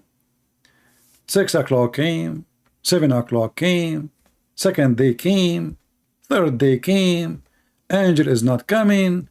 What the heck is that? And then the messenger, he found a dead dog under his bed. There was a staff in the hand of the messenger of Allah. He threw it from his hand and said, never does Allah back out of his promise. Have you ever heard of a God he back out because of a dog? What happened to the Almighty God? So this God, he made a promise. I will send you Quran tomorrow at 6 o'clock. Be there, okay? Muhammad is waiting. Muhammad is walking backward, forward, like a yo-yo. The yo-yo Muhammad. And the promise of God is broken. Why? Because there is a dog. Then the angel came to him finally, after some time.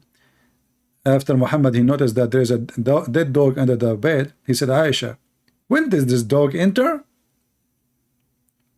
She said, by Allah, I do not know. Imagine, they swear by Allah over a puppy. Do you see how much they respect their God? By Allah, I do not know. Obviously, Aisha, she was playing with the dog. She's a child. Then he commanded that it should be turned out. Actually, the dog is dead. No sooner than had they expelled, Jibril came. Come here. I mean, Jibril was waiting, man. The second the dog is thrown out of the house, Jibril in the house.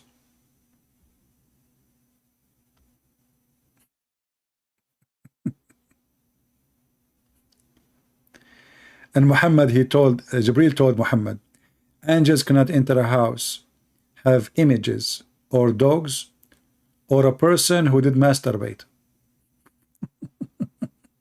Or sex, he have sex but he did not wash.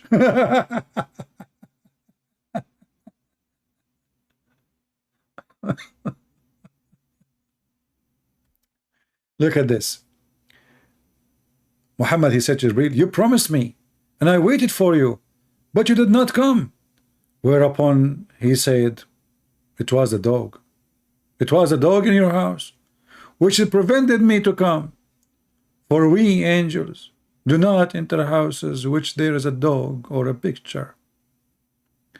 And Zakir Naik is waiting for the angel to come to him. How many pictures you have in your phone, in your house?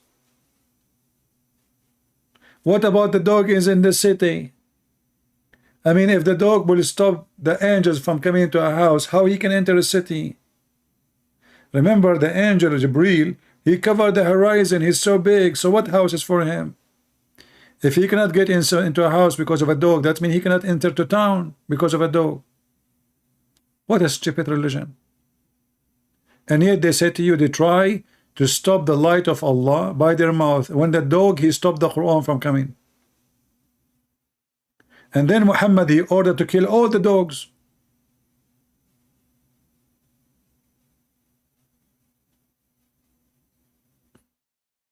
Look at this madness, look.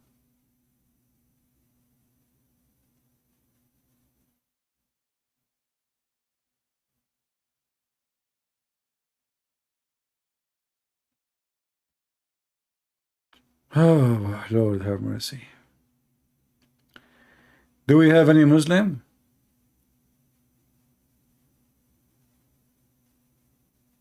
You know what? I got an idea. This guy, he told me about his mother-in-law.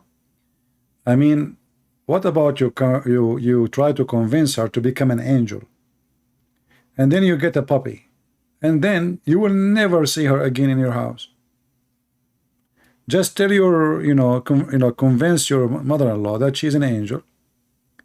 After she is convinced that she's an angel, give her a name, give her Jibreel, whatever name you want, and then get a dog, a puppy, and now your mother-in-law, she can't enter the house. Problem is solved. A dog, he stopped an angel of God?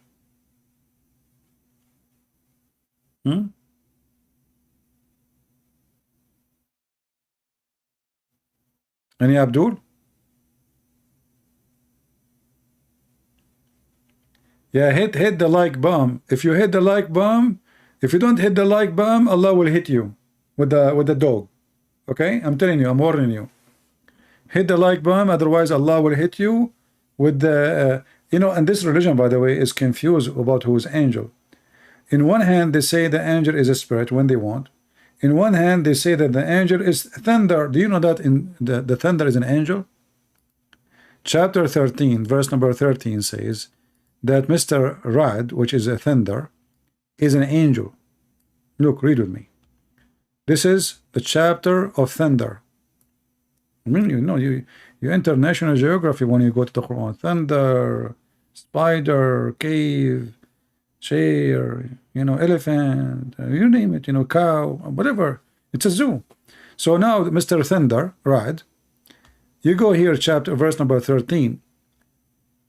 Now, we can say that everything, you glorify God. No problem. I have no problem with it. But this is not how the Muslims, they understand it. The Muslims, they understand this, that thunder is a real angel. His name is Rad, which is a thunder in Arabic. And he has 70,000 angels in the right side of his hand. Another 70 in his left hand. So they asked the Prophet, and what about his fire belt? What is the thunder? He said an angel. And they said to him, what is that sound we hear? He said, when he moved his hand to the right side, 70,000 angels, they scream, praising Allah. When he moved his left hand, another 70,000, they scream, praising Allah. And they said to him, so what about the fire we see? He said, this is a fire built. He beat the cloud with it. I mean, this is convincing, by the way. You know, ask yourself how the cloud is coming from place to place. Obviously, he is beating the cloud with the belt, and he moved it from place to place. I mean, it's makes sense. That's not a poo-poo. You know, it's true. Me, myself, I used to work as an angel for like part-time. You know, I was looking for a job. And then I said, Allah, can you give me a job or something, you know? He said, what kind of job you like? I said, you know, something is easy to do, and you do not need to be smart or intelligent. He said, that perfect, angel. I said, but angels, they are smart. He said, no, I'm talking about Muslim angels. I said, oh, okay. You get a point there. You know, all right. Very easy. He does not need to think. He's a delivery boy. So look at this. Here. Oh, look in here. They took it off. I mean, it's not there, really. We have to go to different. Where is the angels? Where is the 70,000? What the heck is that? What? And look, by the way, nobody knows what the female carry, if it's a male or female, except Allah. And now we can get a picture of the baby gender in 5 minutes, if not 2 minutes. So look at this here. Let's go to this one. This is the official government website of the Kingdom of Jordan. All right, it's a kingdom. I mean, this guy, he think really is a king. Thanks to America and to Israel, who paid his salary. So anyway, here it says, the thunder, Hemeth, am I saying it correctly? Hemeth? He prays by his command. It's an angel. It's also said, it is the voice of the sky. And so do the angels. And also the angel hymn praising him. And for a we him, the angels are we toward Allah.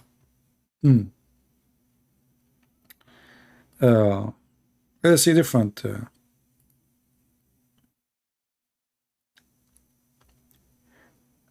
The thunder is an angel who is in charge of the cloud, driving them while he constantly proclaiming his praise, and that he says glory to Allah in Arabic, by the way. So you see, when you hear the thunder is speaking in Arabic, and he is praising Allah, and he is an angel.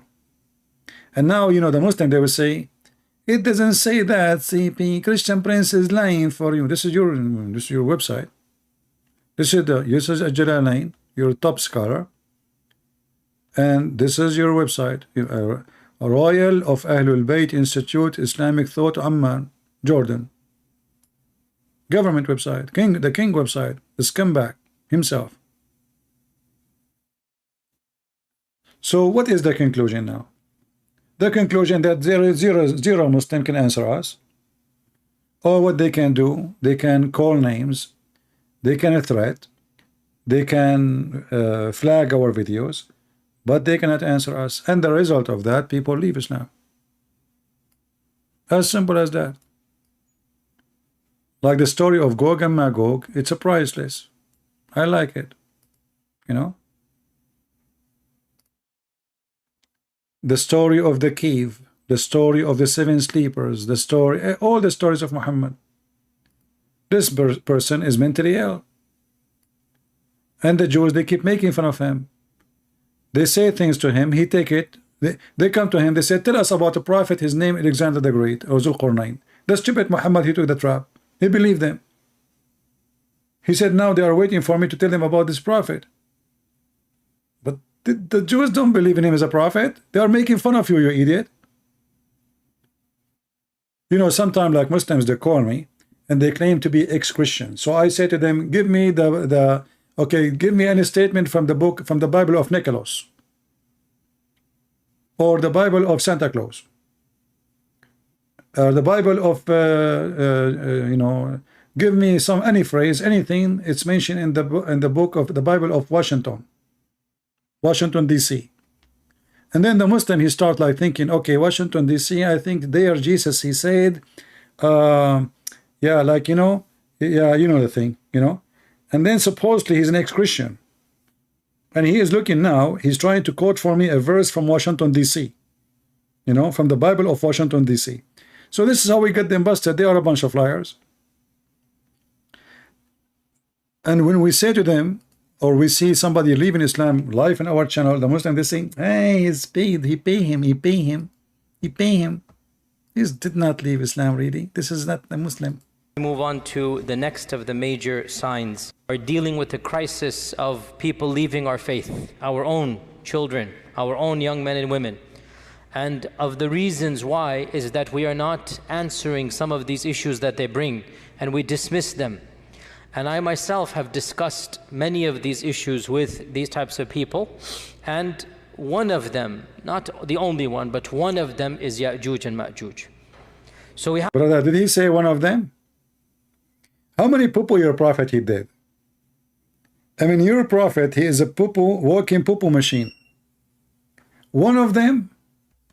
The Muslims, our children, they are leaving Islam because of many tales. Did he say tales? Guys, do you know what tales mean? Did this guy, he said tales.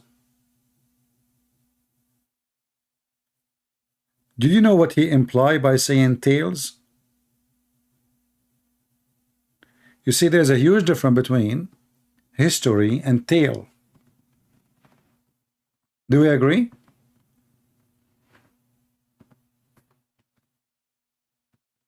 Look, we have Abraham Musa saying, do the disbeliever not understand that God who created the heaven and the earth and do not tire is in doing it? I mean, this is an average Muslim answer for nothing.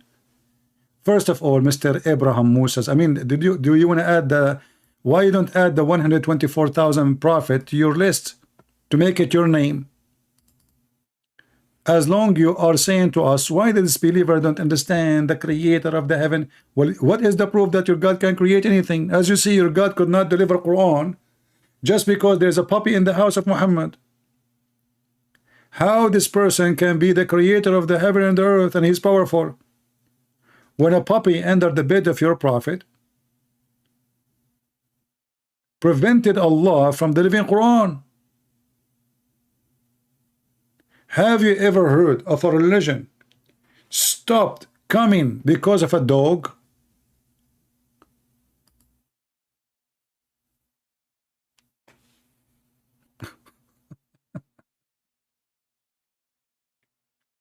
I mean, is that normal? How powerful your God is. You see, Jesus, he cast demon. The second they see him, they go, you know, like they are terrified. You know, he cast them away. When your God, he sent his more. Look, let me show you a different story. the God of Muhammad, he decided to take the life of Moses. Okay, fair enough. God, he take life. No problem. He created you. He take your life. Okay. So Allah, he decided to take the life of Moses. And the Muslim, they say that Allah is Almighty God. And if he decides something, nobody can stop it. Nobody can stop it. Read with me Allah.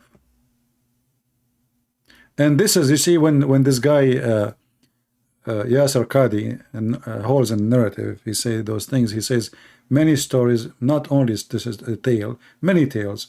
Because of many tales, they are leaving Islam. They read. So this God, he decided to take the life of Moses. Abu Hurairah, the father of the cat, reported that the angel of death was sent to Moses to inform of his Lord's summons. When he came, Moses boxed him, and his eye was knocked out. He, the angel of death, came back to his Lord, and he said, you sent me to a servant who did not want to die. Allah restored his eye. This is a story of Muhammad. How the Muslim, they say that your God Allah, if he wants something to happen, he say be. How they say that it is destiny written before you are created, how long you will live. And how he sent the angel of death to take the life of Moses, and then the angel of death was beaten by a Jewish guy who did not have a black belt. Do you have a proof, first of all, that Moses, let us be serious here, do you have any proof that Moses, he played karate?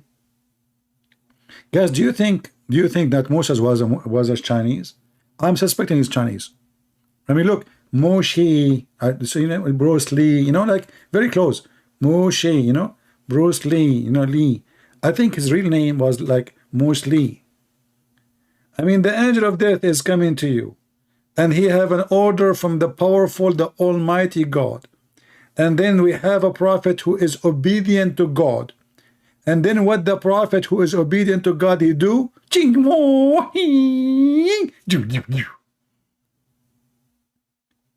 And not only he did beat him, he knocked his eyes out. But do you remember the Muslim, they say that the angel is a spirit? How you can knock an angel spirit eye out? He's an angel or he's a spirit? Yeah, like his name, I think that the Jews, you know, they corrupted the Torah, brother, and they changed his name, his real name. He's a Chinese, you know, he's Chinese. Mussolini, something like this, you know. But it's not Moshe as the Jewish, they say. They changed the name for sure, because he's very good in karate, you know. He did not even beat him. I mean, this guy, you know, and the angel, he did not even, they could not even fight back. You can imagine, I wish I was there, you know. Actually, I was there, but I was busy, you know. I was trying to find the dog under the bed, because I was waiting for pizza delivery from the same different angel, and I know that they will not enter the house unless there's no dogs. So I was trying to find and this story happened when during I was busy, you know. So the angel, he came, and he want to now take the life of Moses, and now Moses, he, you know, and look, the angel, he went back to Allah, and his eye is coming out from his head like a Rasul, boing, boing, boing, boing, boing. And then Allah, he restored the eye. And then Yasser Qadi, he says that our children, they are leaving Islam because of a tails. Because of a tails, or because your prophet, he have a tail? Because of these types of tales. And we have to be honest and frank, and not pretend as if this doesn't exist. Perhaps some of you are not accustomed to hearing people speak. The issue of Ya'juj and Ma'juj is actually, for our modern times, I would say, one of the most, I mean, the guy, he did not even stop. He just started, he started touching his nose all over the place. What the heck is that, man? What happened to your nose? Do you know that Muhammad, he said that shaitan sleep in your nose? And they are talking about tails will make Muslim leave Islam. Have you ever heard of a powerful shaitan sleep in the nose, pee in the ears, and jump inside your mouth when you do yawning? And this guy talking about there's many youth are leaving Islam because of tails. Can you give us more details? If not the most problematic of the signs of Judgment Day. And it has caused many of our youth to question, to doubt. I myself have met people that have actually left Islam. Actually, I think this is you. This guy, he was speaking about himself when he looked at the mirror. Because later in the video, he agreed that he don't believe in those stories. He don't believe in Gog and Magog no more. He don't believe that they are coming from the earth. He don't believe that they are behind the dam. He don't believe the Quran saying that. This guy became an apostate. By the way, you know, I just to let you know, we Middle Eastern, we are very aggressive. Look at what happened. Look what my cousin Moshe, he did. You know what will happen to you if you meet me. I'm just letting you know, in case you are thinking about it. Okay? I mean, my cousin Moshe, peace be upon him, when the angel came to him, he did not show mercy. I mean, he just,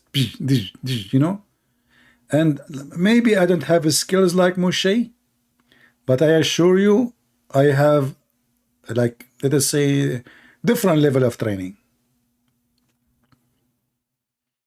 I learned some training from my cousin Al-Qazafi. I have some training from my other cousin Saddam Hussein, peace be upon him. I have all of them. They are very peaceful people, by the way, very friendly, peaceful people, very wonderful people. And by the way, Middle East is heaven, not like those American and Europe and crazy stuff, kuffar, najis, dirty, disgusting. Go to our land, brother. It's very beautiful, like it's very peaceful, and that's why, and very safe. That's why we have bars all over the windows, and all the doors is made of from steel, because it's very peace there, very safe, and women, she cannot walk on the street because it's safe, brother, very, very safe. She's secure. Yeah, she need a guardian, not because it's not safe, no, not because people, they will kidnap her, no, but she need a guardian because she feel like she need a bodyguard because she's important. Women are important in the Middle East. They are guarded, brother. So Muslims, this is a story. This is a prophet of God. And what the point of this story? And now, and look what God, he said to him. He said to the angel, okay, go back. I mean, if I am the angel, I will not go back. I mean, the guy, he just took my eye off. So he told him, go back and tell him to place his hand in the top of a ox or a cow. And whatever hair his hand cover, he will live. You know what make me upset? Why Allah did not say, put your hand over a hair of a cat, and whatever your hand cover, you live, which means each hair is 1 year. Man, that would be good. What I would do? I will shave all the hair of the cat and put it in my hand. How Allah knows? He do not know.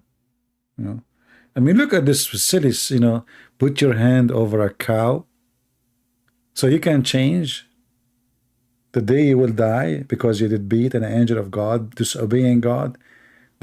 Showing disrespect. Imagine, guys, this is story telling us that God, he sent an angel, and then there's a guy, he beat the messenger of God. How in the world this person is a prophet of God and he's obedient to God?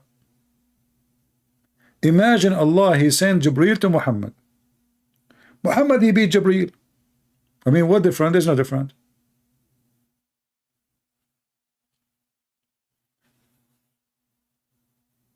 Anyway, I'm sure many of you now are going to like Islam very much.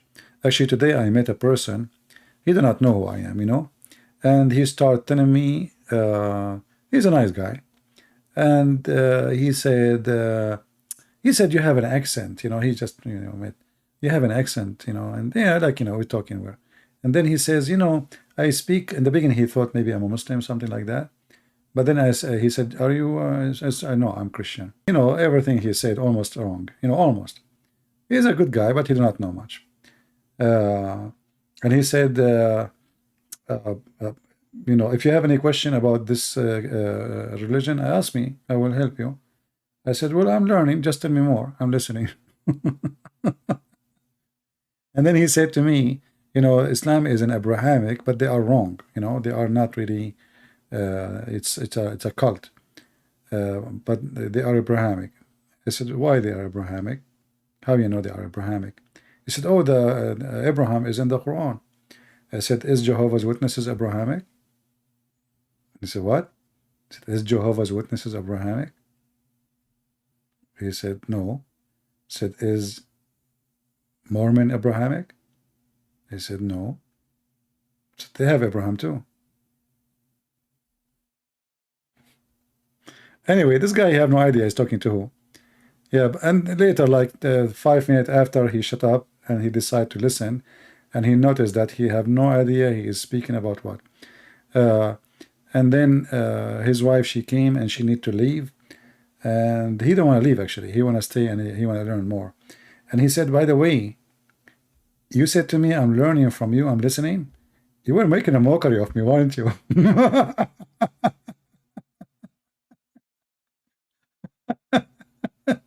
Like when he's leaving, he said, by the way, did you say like to me when I was talking to you in the beginning, I'm listening, I'm learning? Yeah, continue, yeah, I'm learning, you know? So you were making mockery of me all this time. And, you know, I said, no, but I'm trying to understand what do you know?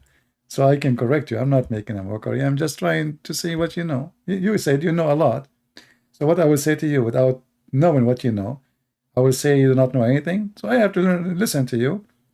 And I did not lie to you. I'm saying I'm learning about you, you know, I'm learning about what you know.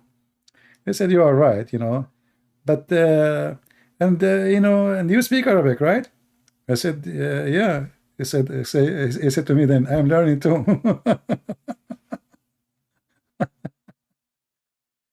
Yeah, he was teaching me.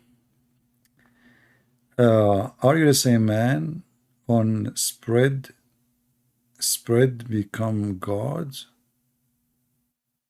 Your name Faisal Ashar? Are you the one who's in spread become God?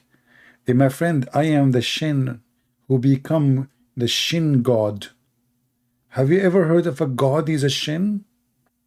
And what's wrong with you Muslims? You don't accept Jesus because he's a man. You accept God because he's a Shin? How does Shin become a God? Is it a holy Shin? I mean, just to change one letter at the end, you would have an unpleasant name. You know what I mean?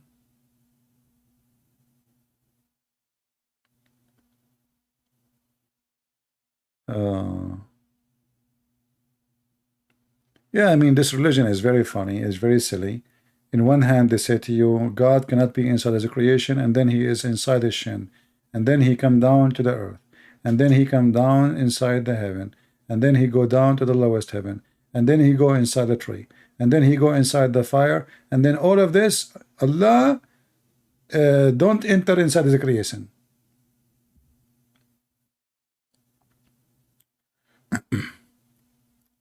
Do we have any Muhammadan want to say something useful? Beside Musa's, he did, you know. And you know, Muhammad, he have tons of tales, by the way. Like the story of Musa's testicles. This is my favorite story.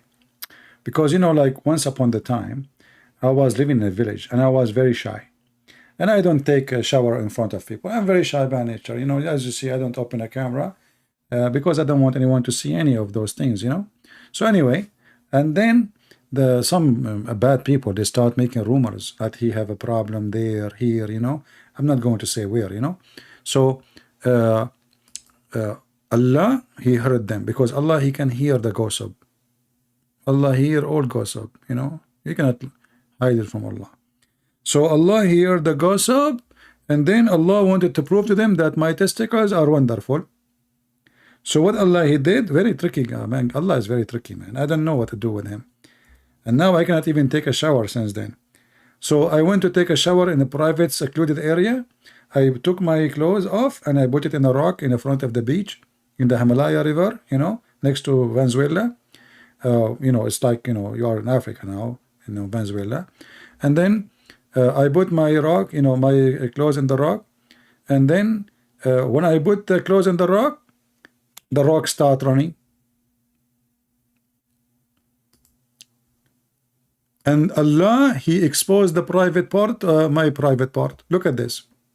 Abu Huraira reported that Moses was a modest person who was never seen naked, and Banu Israel, the children of Israel, said, he's afraid to expose his private part because he have a sexual disease, Allahu Alam, you know, and he is having obviously a scrotal hernia. Yeah, hernia is like the cousin or Harun Yahya. Yeah. And then one day, brother, he took a bath in the water. He took a bath in the water. Look like at that time people they take a bath in the water, and some people take bath with urine. And then and place his garment upon the stone, brother. The stone began to move quickly, and he followed the stone, and he struck it. Wait, what happened? And somebody ate the story. Hear the story. This is not the whole story. Look, here the story is better. And the stone decided to move. Look, what the heck? This is the story here is better. Hold on. When they are staying, the stone start moving. The stone start running. What moving? Okay. Look here, look. Okay. And when he had finished his bath, he moved toward his clothes as it to take them, and the stone took the clothes and fled. I love this part. I mean, this is how action movies should be. So the guy now, he took a bath, you know, which is something normal you do, and you know, it's shampoo, not shampoo. You know, in Arab, you know, Middle Eastern, we say shampoo. So shampoo, halibu, you know, whatever stuff, you know, put it in your head, etc., to clean yourself. And then now he's done. So he want to go to his clothes, which he put it in the top of the rock, his wallet, iPhone, all stuff. And then the rock, look, the rock, the stone took his clothes and fled. And Moses picked up his stick and run after it. Look, Moses, see, he's naked now, but he will never leave his stick behind. Period.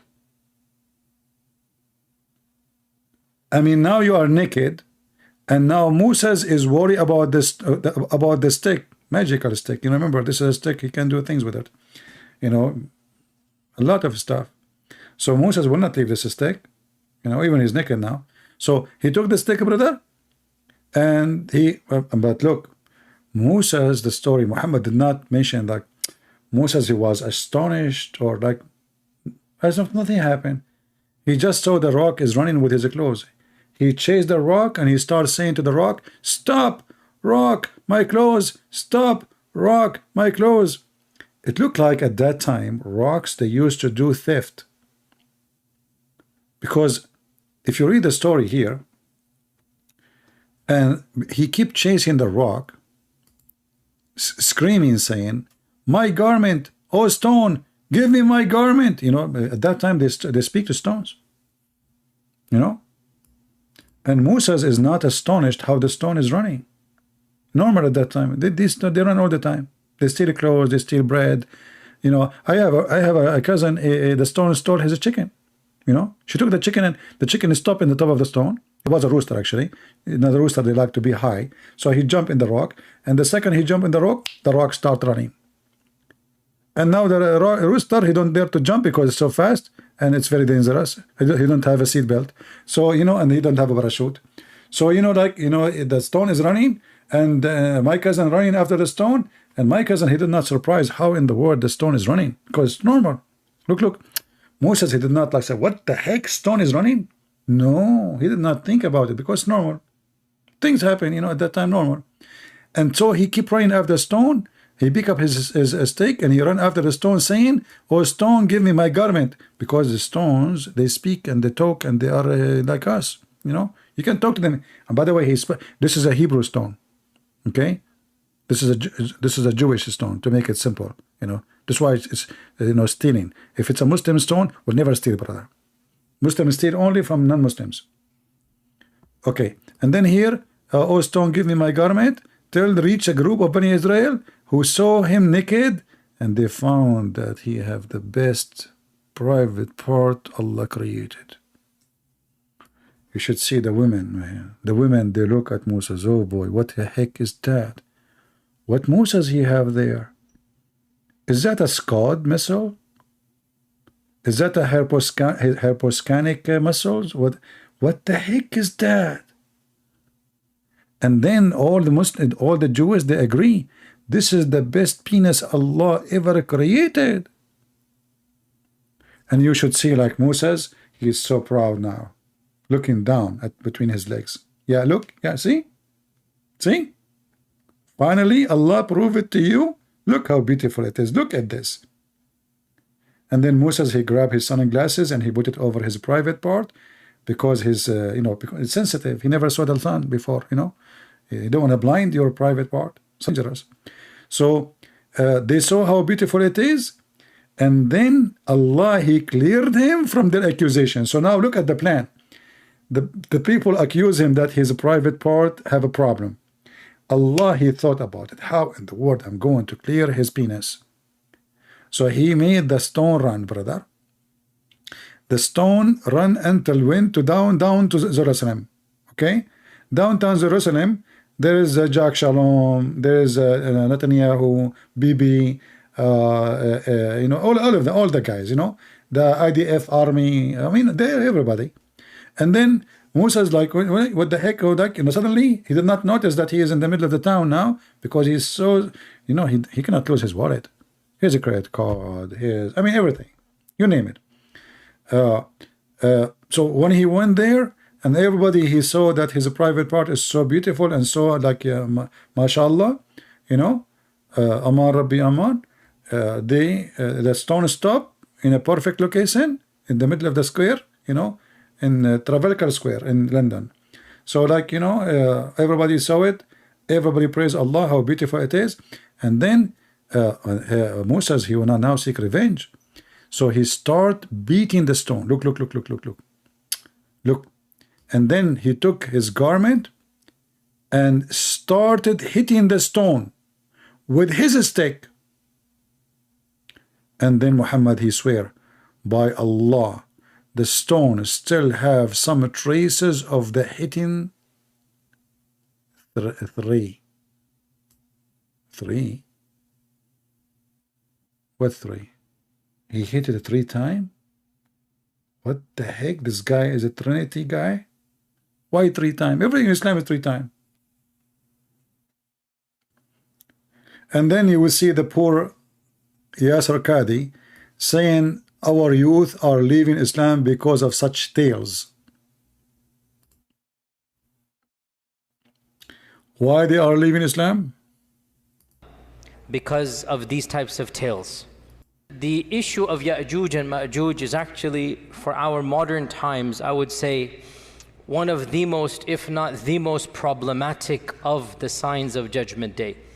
And it has caused many of our youth to question, to doubt. I myself have met people that have actually left Islam because of these types of tales. Did this guy, he just say the truth that he's a prophet, is a fairy tale storyteller, and he is you know, he's a fraud? And a banana, this is comedy? Because I hate it when somebody disrespect the words of Prophet Muhammad. I hate it. What comedy? This is a true story. Show respect, my friend. Do you want this to happen to you? Okay, let us say your mother-in-law, she accused you that your penis is like bent, you know, it's bended, like, you know, somebody closed the door in it, and it's like bent, like letter T. Do you want rumors to speak about it like this in the society? Do you want Joe Biden, you go on TV and he say, we have to bend his, the thing? You don't want the thing. So don't make fun of the, because those things can happen to you. Things happen. This is a true story. If we don't have witnesses, but we have the rock, and the rock still have it, the traces there. Look. You see, the race I can take you there. I can take you. Just hold on. And it says here, and by Allah, look, this is serious. He's swearing. When Muhammad he swear, it's mean the poo is big.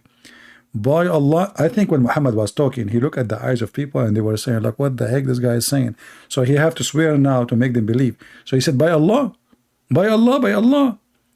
The stone still has some traces of the hitting 3, 4, or 5 marks. Look, oh Muhammad, look at the decency. Muhammad is not sure. He's sure from the whole story. But how many times he hit it? Not sure. 3, 4, 5. Honesty. I mean, Muhammad, he is dripping truthful and honesty, decency.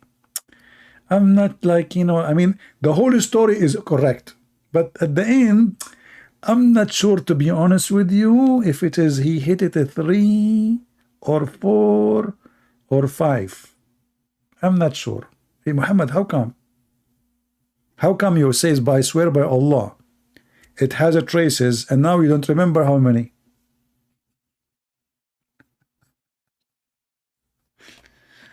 So come on.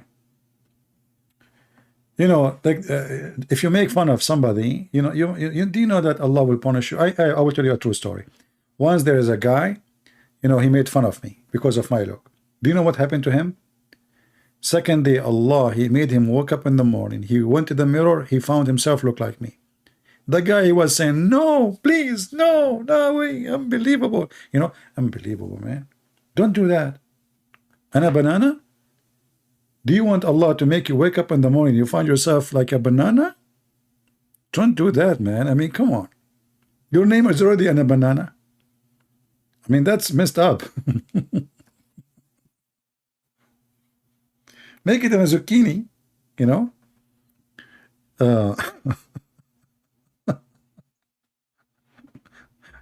Hey, Muslims, is that your prophet, the truthful? And this is Sahih Bukhari, by the way. This is true story, Sahih Bukhari, look. And look, just to make it more clear, the proof that this story is true, look at the number. 3404. Music. Look. If it's different number, by the way, I might say the story not convincing. But when you look at such a number, 3404, what a music. It's like harmony. It's like magical. 3404. So beautiful. So beautiful. And who can say that Muhammad is a liar? Nobody. Does the stone have engine or wheel? My friend, first of all, this is a stone from Israel. And everybody knows that Israeli stuff is different from different stuff. Just face it. I will convince you in better way. The Israeli, they have now weapon work by laser. Do laser have engine and wheels? I got you busted. Hey. See? Hello, we answer you. And now we are refuted. And bingo.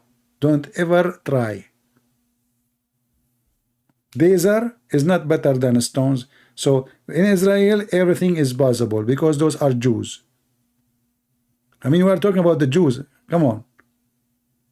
You're not talking about the Arab. In the Arab, even the car will not work with gas and engine, and because they, I mean, very good in everything. Do we have any Muslim have any comment?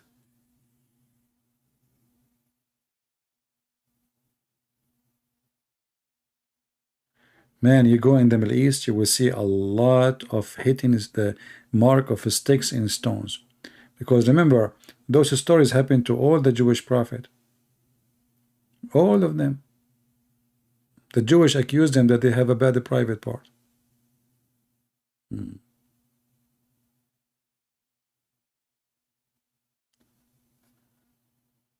Hey Faisal. Yes, and devil.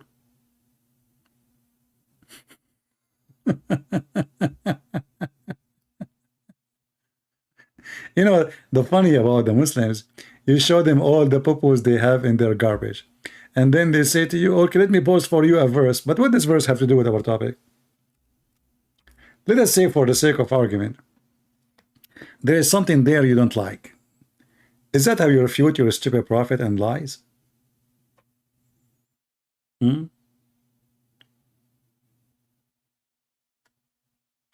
actually, the verses you are quoting for us, showing us how truthful the Jewish are, because they speak against themselves.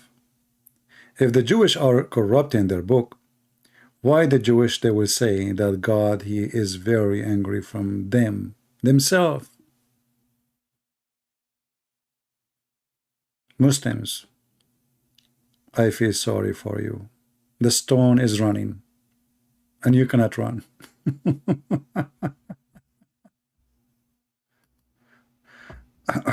Do we have any smart Muslim he can answer any of those things we said? Anything. Choose anything.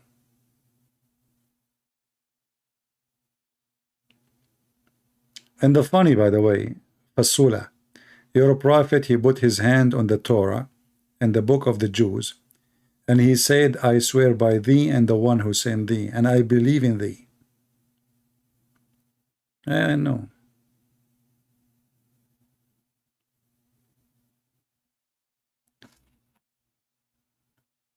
Anyway. And even the questions the Muslims they raise, it is silly and it's stupid and it doesn't even make sense. You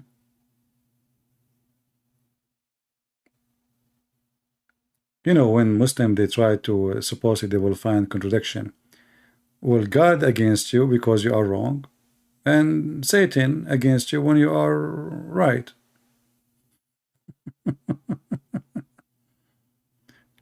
Isn't it your Quran says that Allah he sent Shaitan against his prophets? And isn't it your God he said that Allah is against the disbelievers? Let me show you your stupid Quran. Do you want to call me Fasula so we can laugh? Do you like to call me?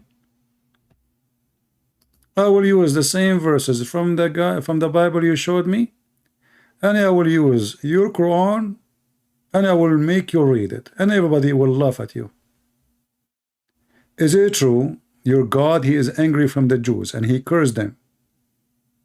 And isn't it true that Shaitan he will stand against everyone because Allah deceived them? Isn't it true that even Allah he sent Shaitan against his prophets? Let us show you. To show you who is stupidity. You know, those verses you are quoting, they have a good interpretation. Read and laugh.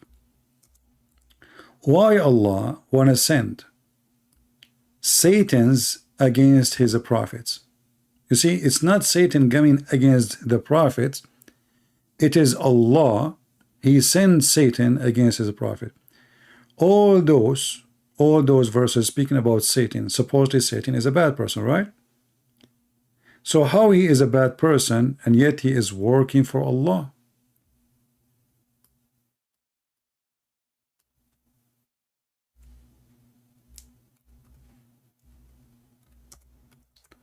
Read and laugh. Is that your book? And now Faisal, he will play dead. Is it true that Allah he sent Satan's against his prophets?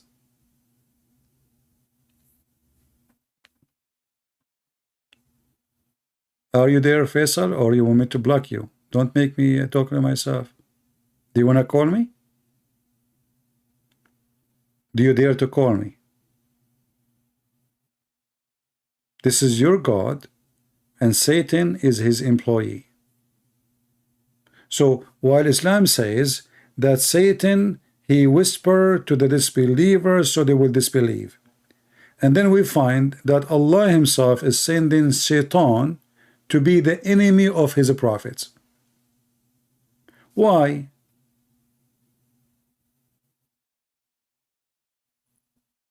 Any Muslim can tell me why Allah sending Shaitan against his prophet? He is sending Shaitan.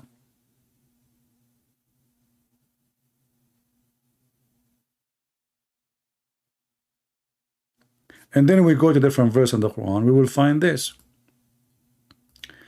The Quran says that Allah said to Shaitan, you have no authority over my good servants, and no one except Al-Ghaween, which is the criminals, the bad one. And then we find Allah is the one who sent Shaitan against his prophet, and they fail. Isn't it your prophet receives satanic verses?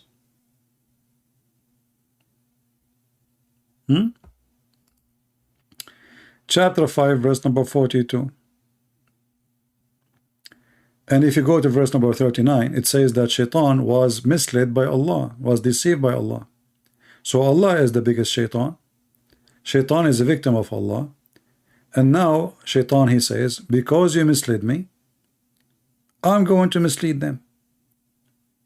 And then Allah, he said to him, you can mislead as you wish, except my true servants. Do you see it?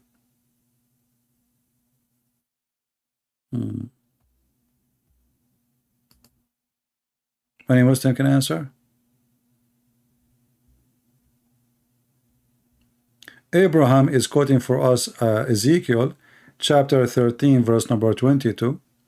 You know, let me show you Ezekiel. There we go. Abraham, just to show you how stupid you are, like your prophet. I will, you know, you see, this is the difference between us and the Muslims. The Muslims, they run away from a challenge. Here we take the challenge and we demolish it. So he's quoting for you Ezekiel chapter 13 verse number 22. And by the way, don't trust whatever Muslim post. Go check it out yourself. But look what your Quran said, and now you will try to hide again. Come with different name. Keep changing your name. Look at this. Moses.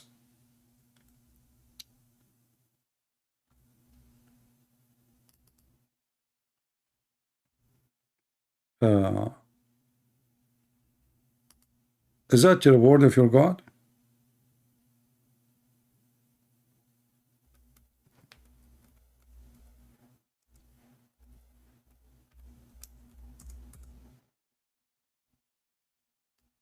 Read and laugh. And now you will never quote Ezekiel again.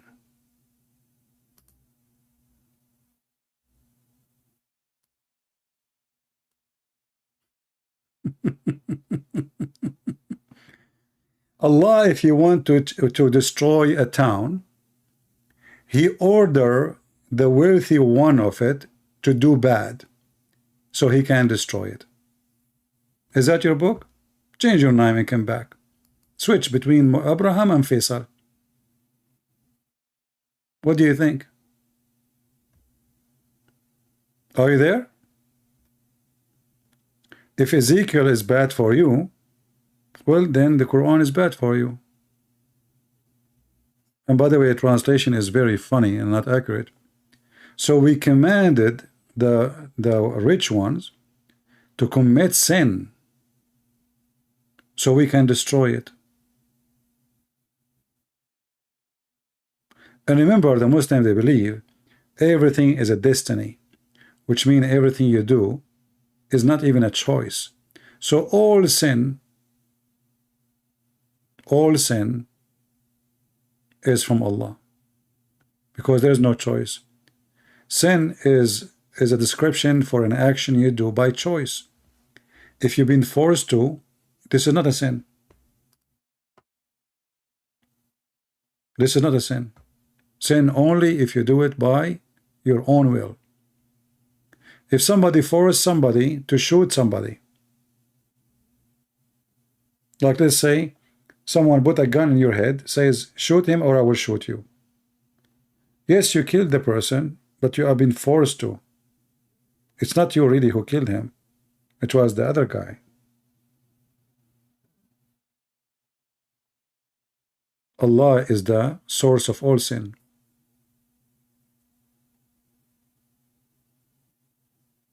Every sin happening in this earth is from Allah. It's not from the man, according to Islam. Even the sin of Adam, and we showed you the story, how Adam was debating with Moses. And you know, the Muslim, they try to run away from the stupidity of their prophet by posting things that have nothing to do with it. And to make it more funny, still the Muslims are looking for verses in the Bible to find Muhammad. After all the garbage this guy he just said, and the Muslims are leaving Islam, where is Gog and Magog? We cannot find them. How we build a dam between us and them? We cannot find the dam. We cannot find those trillions of people. We have satellite covering all the earth. We could not find one of them. And what the Muslims they do? They want to find a verse about Muhammad in the Bible. Shaitan sleep in your nose. He piss in your ears. And what the Muslim they want to do? They try to find Muhammad in the Bible. The sun set in a muddy hot water. What the Muslim they do? Let us find Muhammad in the Bible. My friend, I can find you tons of verses about Muhammad in the Bible. The false prophets, the deceiver, the liar, the fraud, the scumbag. All of those is about your prophet.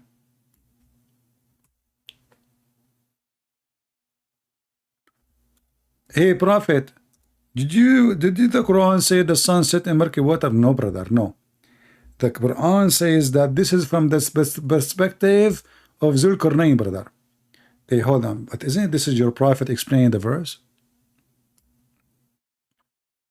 Yeah, no, the prophet, he, you know, like this verse here, okay, let me read it for you.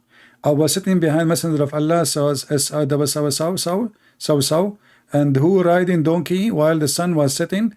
He asked, do you know where this is set? I replied, Allah and his apostle knows best. He said, it's set in a spring of warm water, Hamiyah. Okay, what's wrong? You just told me that the sun setting from the perspective of Zulkarnain. Yes, it's from the perspective of the Quran. It's not true. Okay, but did you see what your prophet just said? Well, the prophet did not say that. Okay, let's read again. I was sitting behind the Messenger of Allah, who was riding donkey while the sun setting. He asked, do you know where this is set? I replied, Allah and his apostle knows best. He said, it's set in a spring of warm water. Okay, Christian Prince, what's wrong with that? But this is an agreement with the Quran that the sun set in murky water. No, Christian Prince, it doesn't say that, CP. Where it says that? It says here, it's set in a spring of warm water. No, listen. It says it's set in a spring of warm water. It doesn't say it's set in, what, Okay, so is it true that the sun set in a spring of... Okay, Christian Prince, let me show you a verse from the Bible. It says that Muhammad is the prophet. Wait. This is a prophet who said that the sun set in murky water? Isn't it this is a prophecy? He claimed that he knew the unseen. He knew where the sun goes and nobody knows. And now he found that the sun set in murky water. First of all, Christian Prince, this is Sahih, this is Da'if hadith. This is Da'if. You know, it says here Sahih. Look. Sahih. You know, not only Sahih, Sahih in chain too. That's deep.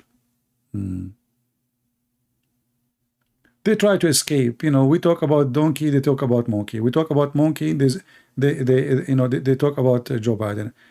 Muslims, we are showing you your stupid prophet. You know, forget about the Christians. You don't want to believe in their Bible, you don't believe in Jesus, no problem. But this is your prophet statement. What you would do with it? How he is a prophet of God?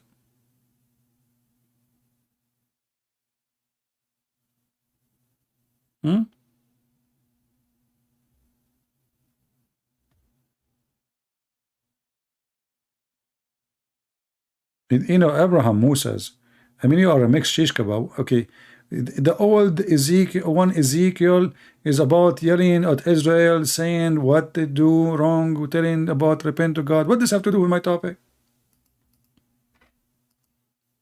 Why Muhammadan cannot focus their brain for a second in the topic? How in the world this person is a prophet of God? I mean, since 2 hours until now, we are just quoting for you stupid story after stupid story.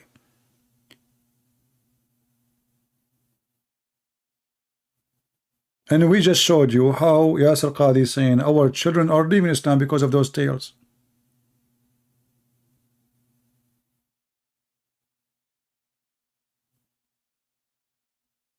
So how a Muslim can answer us? There is no answer. They try to escape from answering about what is stupid in their religion by saying, oh, you have a stupid religion too. But that will not, if this is true, that will not make your religion not stupid. You are just confirming the stupidity of your prophet. Any Abdul?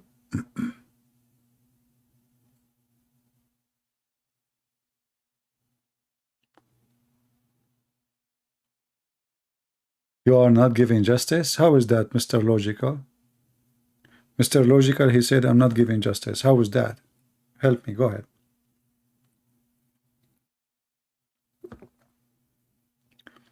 What justice mean? Not giving justice. I'm showing a reference. I'm showing the numbers of a reference. I'm using Islamic web pages, Islamic books, and you are talking about justice? Everything I'm saying is justified. It's in front of you with proofs and reference. Who can explain the Quran better than Muhammad? Nobody. He is the one who brought it. And who can understand what Allah said more than Muhammad?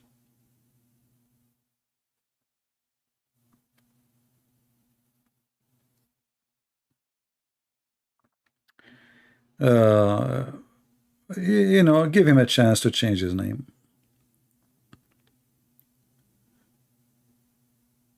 His name is a silly stupid, but give him a chance to fix it. Any Muslim can answer? I'm giving fake hadith. Okay, here we go. So logical, look how logical he is. I'm showing the website, the Muslim website. I'm showing the name of the book. I'm showing the reference. And he is saying I'm showing fake hadith. And his name is logical.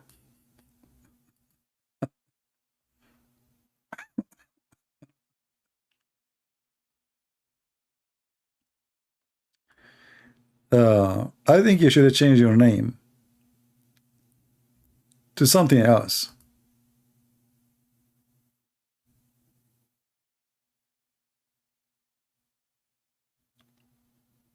Fake hadith. This is sunnah.com, owned by Muslims, run by Muslims, translated by Muslims, and I'm giving fake hadith. And this is the book of Sunan Abi Dawud. And this is the hadith number. And this is fake hadith, brother.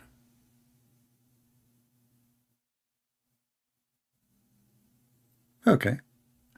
This is exactly why Muslims leave Islam, because you know they don't find any decent Muslim. He dare to say the truth. You see, when somebody come to me and say, well, you know, the God of the Bible, he stopped the sun, I don't deny it. I say, yes, it says that. I do not need to make fiction stories and duct tape and hey, God, he is almighty, he can do whatever he wants. How this is impossible? This is nothing impossible for God. He can stop time, he can stop the whole universe, he can freeze the whole earth, and we do not know for millions of years if you want. It's God. We as a Christians, when there is somebody he bring an issue, we don't duct tape the issue. We believe in it. You Muslim, you duct tape because you're ashamed of it. You see, true believers will not duct tape. Is that correct, people? true believers will not duct tape. This is what it says. I believe in it. I don't care if you agree or not. You Muslims, because you know that your religion is a shameful cult, you'd love to duct tape. You think by duct tape you can fix it, but the hole is there. There's a big holes in the narrative.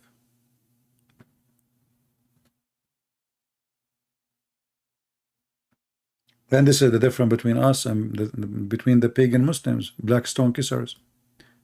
A Muslim, he come to a Hindu, a Buddha, a Christian, a Jew, everybody, they say to him, you're pagan, you're pagan. But they are the one who kiss a stone. They are the one who believe a stone erase their sin. They are the one who go around a stone. And they are the one who pray in the direction of a stone. All your religion is based on a stone. And then they claim that they are not pagan.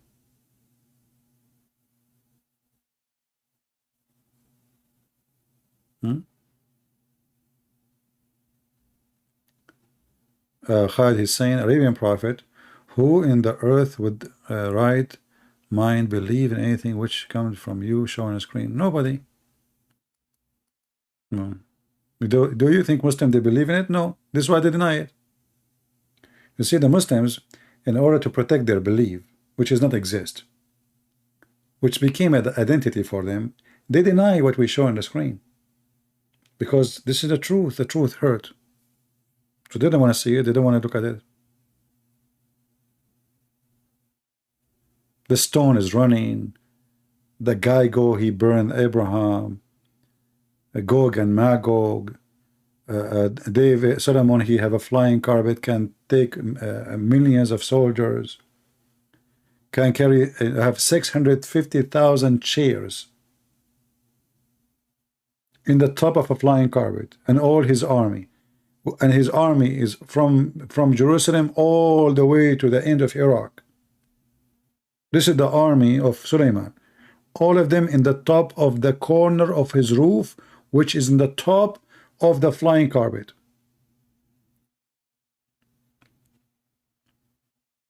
And then they say to you, you know, in order to avoid, oh, this is not a true story, where you get the story from? This is a fabricated story. I agree, it's a fabricated story from your prophet who fabricated. It's your prophet who fabricated the story. Flying carpet, magical ring, controlling the demon. The demon, they die for him. And this is in the Quran now. Sorry, not demon, shaitan. Muslims don't believe in demon. I mean, this guy, he have divers who they are satans. Really? They are good in diving, aren't they, the Satan, huh? Brother, they are builder and divers. Look at the specialty. Who build better houses than Satan?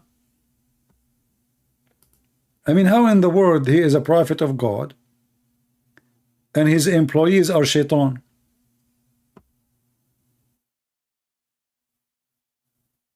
This is the book of God. Shaitans are divers.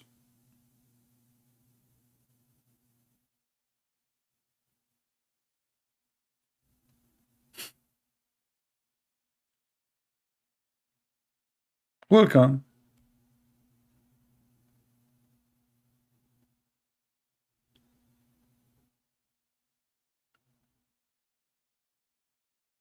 You know, I wondering, in the other day, once I went to the beach, long time ago, brother, I saw a beautiful girl, she was doing Scooby-Doo. What call it? Scooby-Doo? What they call it? What they call it?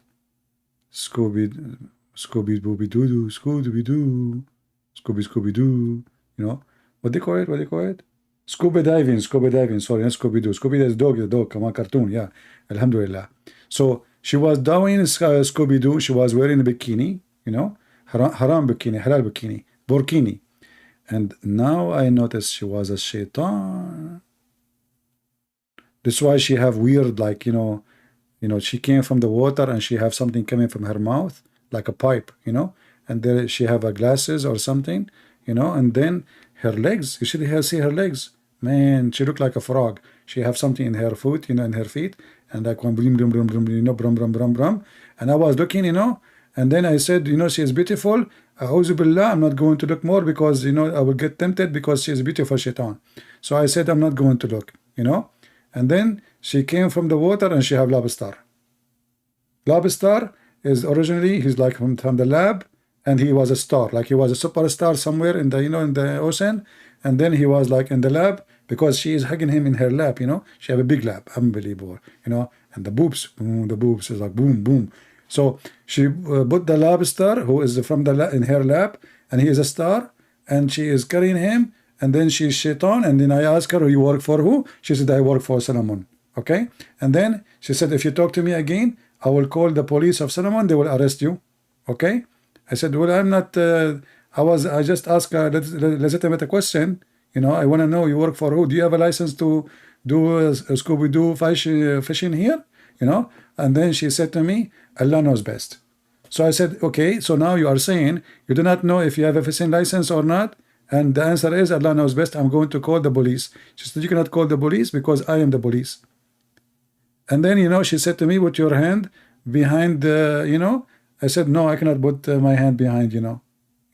What about I put them in front, you know. So you know, like, the story is very long. I'm not going to tell you the whole story because this is a true story, you know. What the heck is that? And the Muslims are talking about, and the guy, his name is logical. His name is logical. Shaitan died for him. And the one who disobey, he get arrested, brother. And they put him in a chain. Like, what the heck is that?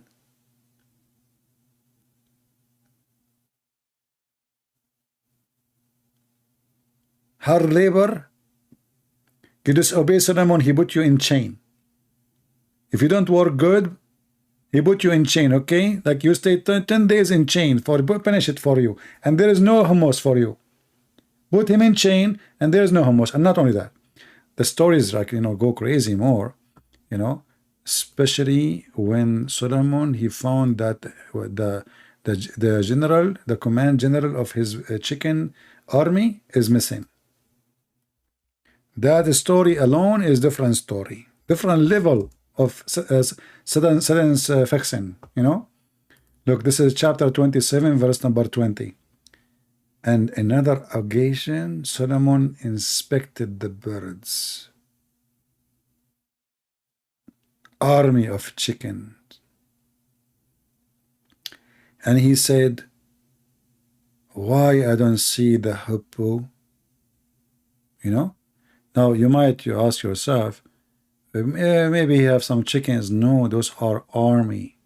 Look, read carefully, verse number 17, chapter 27. Host of the jinn and the human and birds were marched for Solomon. They are his army, chicken. And then Yasser Qadi, he is saying, people don't believe and they are leaving Islam. I don't know, what are you talking about, man? This is a very true story. Actually, I saw the chicken army. I saw it with my own eyes. You know, this is not a lie.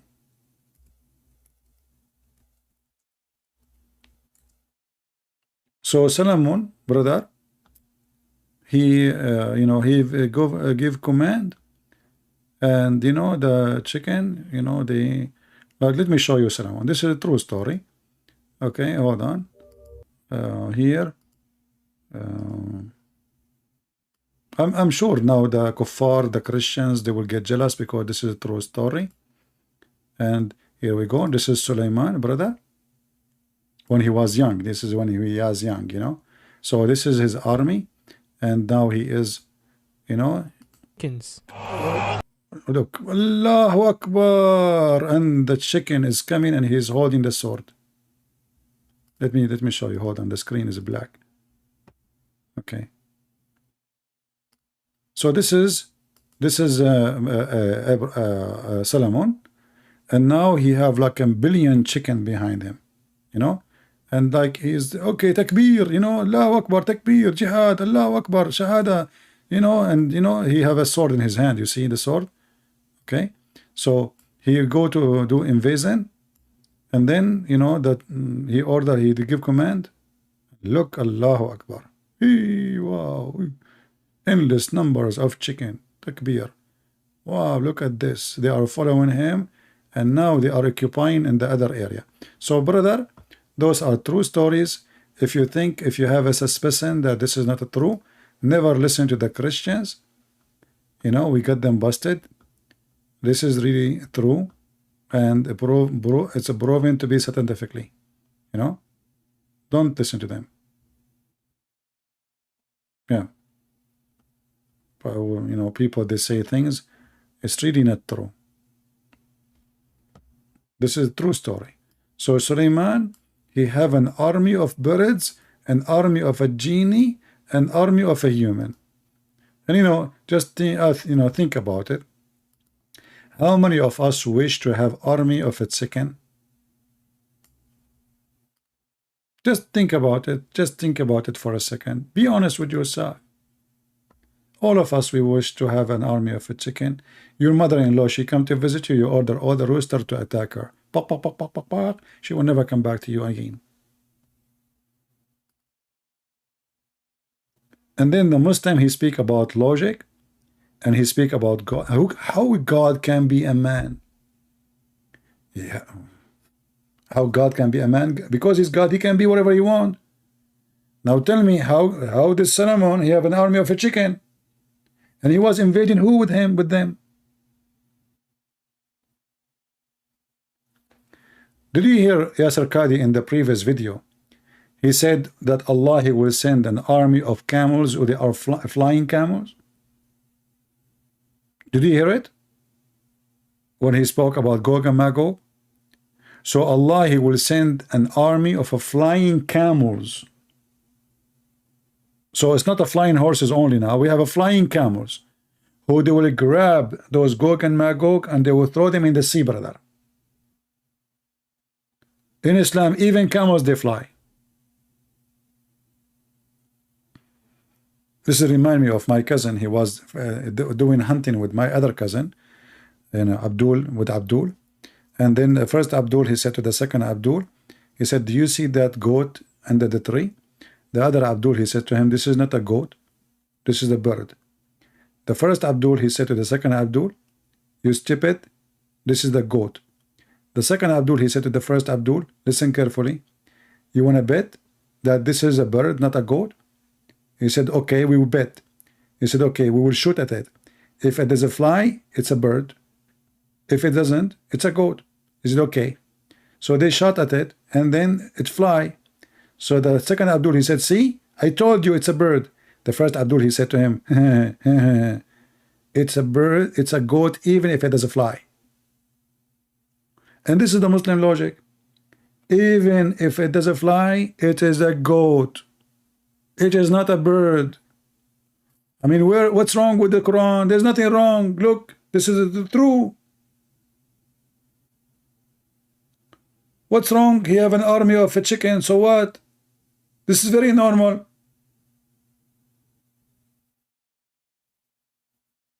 Flying carpet, so, you know, and not only that, Allah, he taught Suleiman the language of the birds, but yet Suleiman, he can understand the ants. What the heck? We taught Suleiman the speech of the birds. So Suleiman, he don't, like, you know, when he communicate with his army, the birds, like, translation, where the heck you been, man? I was waiting for you. So did we do the attack like 5 minutes ago? Didn't I tell you that you have to use the TNT and C4 when I count to 10?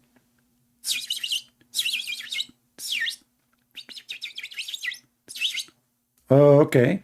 So you are saying that the battery is you know, is it will not work? Why you did not charge the battery before we do the thing? You know the thing. So the guy, he been taught the language of the birds. And then he walked in the valley of the ants. This is the name of the chapter, the ants. Look.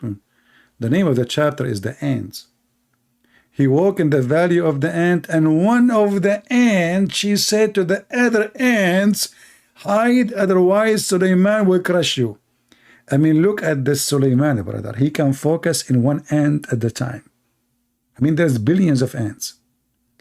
But he was able to make his ear, you know, specifically receive the, like, you know, the signal of the voice of one ant, you know. So like he listened and then he started laughing, you know, because the ant, she said to the other ant, you know, okay, we have to hide, otherwise Solomon will crush you. Okay. And by the way, this is a true story. Look. I mean, those Christians, they lie to you. They say a lot of things not true. The Quran is a true book for sure. Look at this story. Beautiful, beautiful story. Chapter 27, verse number 18, brother. Solomon was once on the move with them until they reached the valley of the ants. You see, there's a valley of California. There's a valley of Las Vegas. There's a valley, but there's a valley of ants, very well known. There's nobody there except ants. Nobody's allowed, actually. Ants only. It says a big sign. Ants only. Show your identification, you know. So when he arrived to the valley of the ants, one of the ants said, that's deep. Look. Allah is focusing in one of the ant. He wrote down, one of the ants said, write it, this is very cute. Write it, I'm going to put it in TikTok, you know. Allah is making a short video for TikTok. So one of the ants said, oh ants. You see, notice here, by the way, the ant, she did not say ants, she said, oh ants. Do you know why it says oh ants? Like, you know the song, it says, oh mommy, mommy blue, oh mommy blue.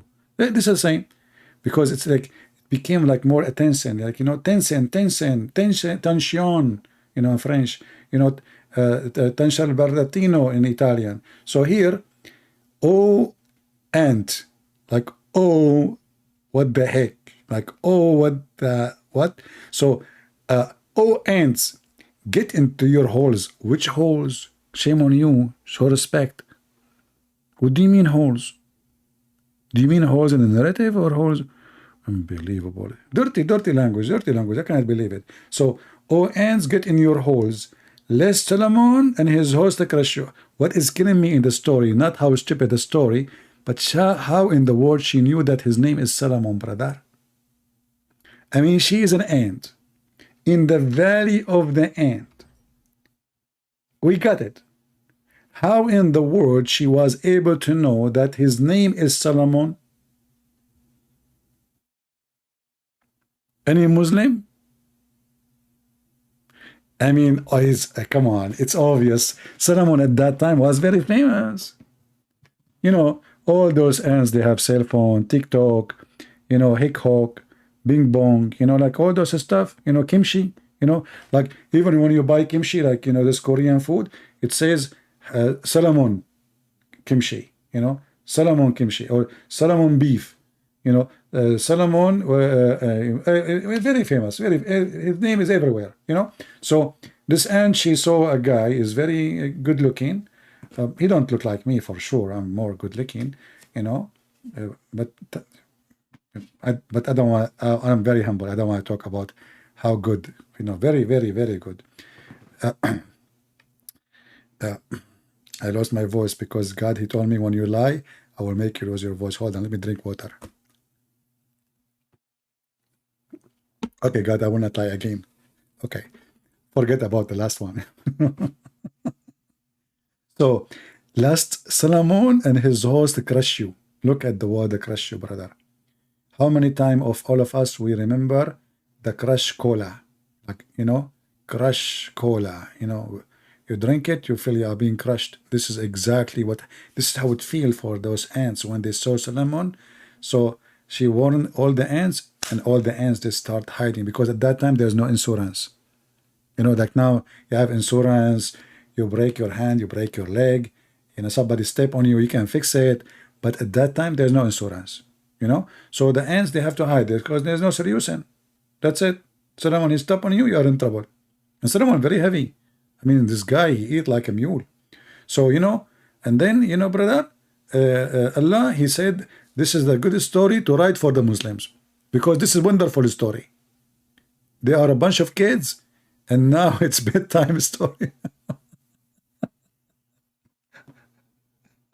This is religion, this is God. This is God talking. And then the stupid Yasser Qadi, he says that our youth are leaving Islam because such a fat tales. All your Quran is tales, you buddy. What this guy is, look at this, look, he is staring down. Yeah, they are leaving Islam because of those tales, brother. Question to doubt.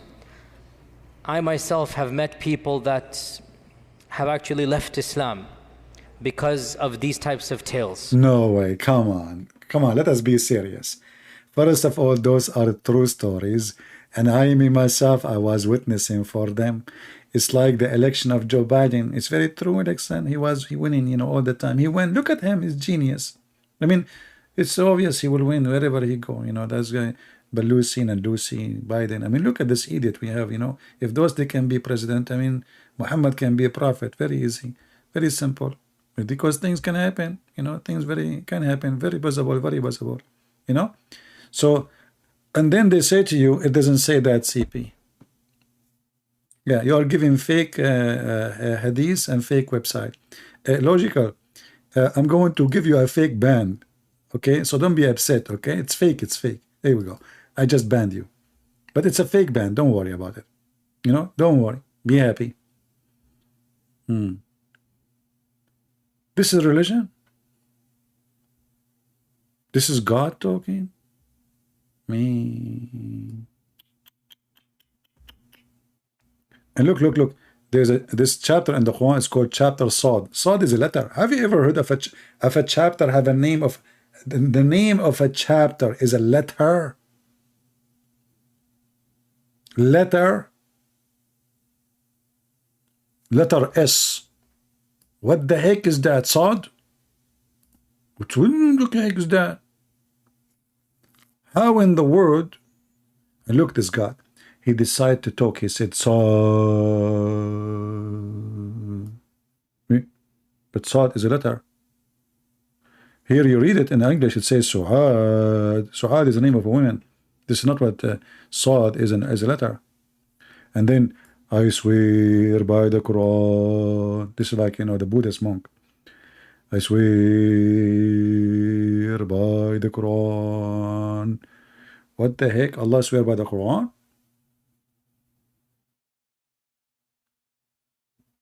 What the heck is that? This God is swear by the Quran. What? You Muslims, I'm getting dizzy, seriously. Sad. And I swear by the... Hold on, I have to focus more. I'm losing my focus lately because, you know, since I heard that the Muslim, they get married to watermelon, I cannot, you know, because I ate a lot of watermelon. So it comes to me from my time to time, like what I did to myself. I was eating watermelon. When Muslim, what they do, they make a hole in it and they what? What the heck? I don't want to think about it. Please. I need to see a doctor since then. You know, I'm under a lot of stress. I mean, those people, they nothing is safe from their hand, even if watermelon, brother. So I swear by the Quran, full of admiration. What the heck of this book is about?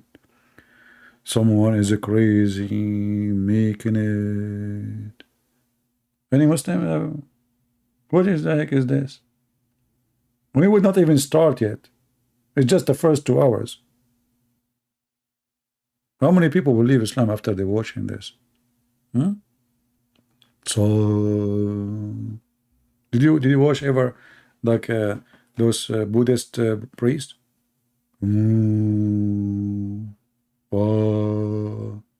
Allah, you know. So I swear. Well, why Allah he swear? How Allah he swear? And how? And what the heck? What the heck swear mean? And Allah swearing to who? Do we have a boss? I mean, I swear to God because He have authority over me. Allah swearing to who? This religion is really crazy, man.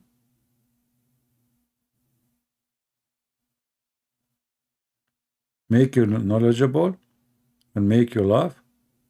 Yeah, there's a connection between knowledge and love, you know. Like as an example, before I got knowledge to see myself in the mirror, I wasn't laughing. The second I saw myself in the mirror, I start laughing. So I got your point now. When you said, I got knowledge and I laugh. You got a point, sister, brother. Sorry. Are you sister or brother? No problem, whatever you have. So yeah, like I have no knowledge, then I got knowledge about myself. I look at the mirror and I start laughing. What the heck is that? You know? And this is why I wanted to become an atheist, because I said, no way, God, He created this, you know? Yeah, true story. So, nay, those who disbelieve are in self-exhalation and opposition. What the heck is that? Any Abdul? Who is swearing? Allah swear by the Quran?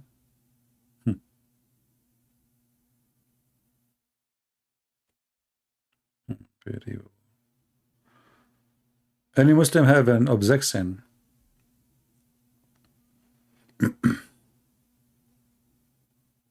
Anyone? I'm sound like Farid Atrash? No, Farid Atrash, he don't sound like this. He sound like this. وياك وياك الدنيا حلوة وياك. I mean, this guy, the Arab, they like his voice. But when you listen to him, you think somebody died. Drama, you know?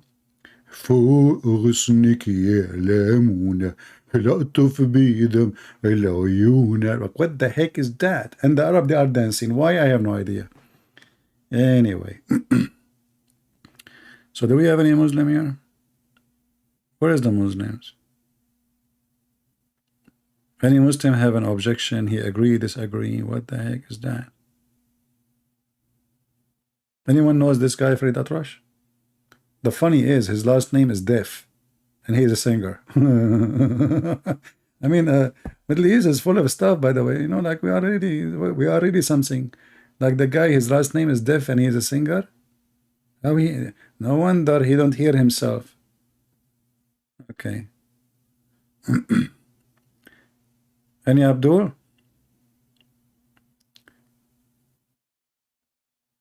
You are dancing to my singing? I don't think you are dancing to my singing. You are dancing because we were talking about the ants, and there's an ant in your pant. Think about it. Imagine those ants who really bite. I mean, there's some ants, they are so small, but when they bite you, unbelievable, you know? So, like, you are now in the valley of the ant, and you sit down somewhere, you made a mistake, and now there is an ant in your pant, and you blame me for dancing. In fact, you are dancing from pain. We got you. Any Abdul?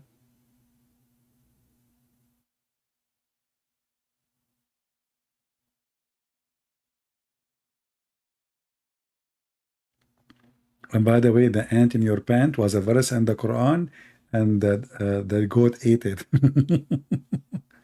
and the Quran preserved. I mean, this is the preserved Quran. Thank God the goat did not eat those chapters. I will be so upset, you know, because, you know, and the funny is that this is supposedly the truthful Quran. If this is the truthful Quran, what the garbage Quran is?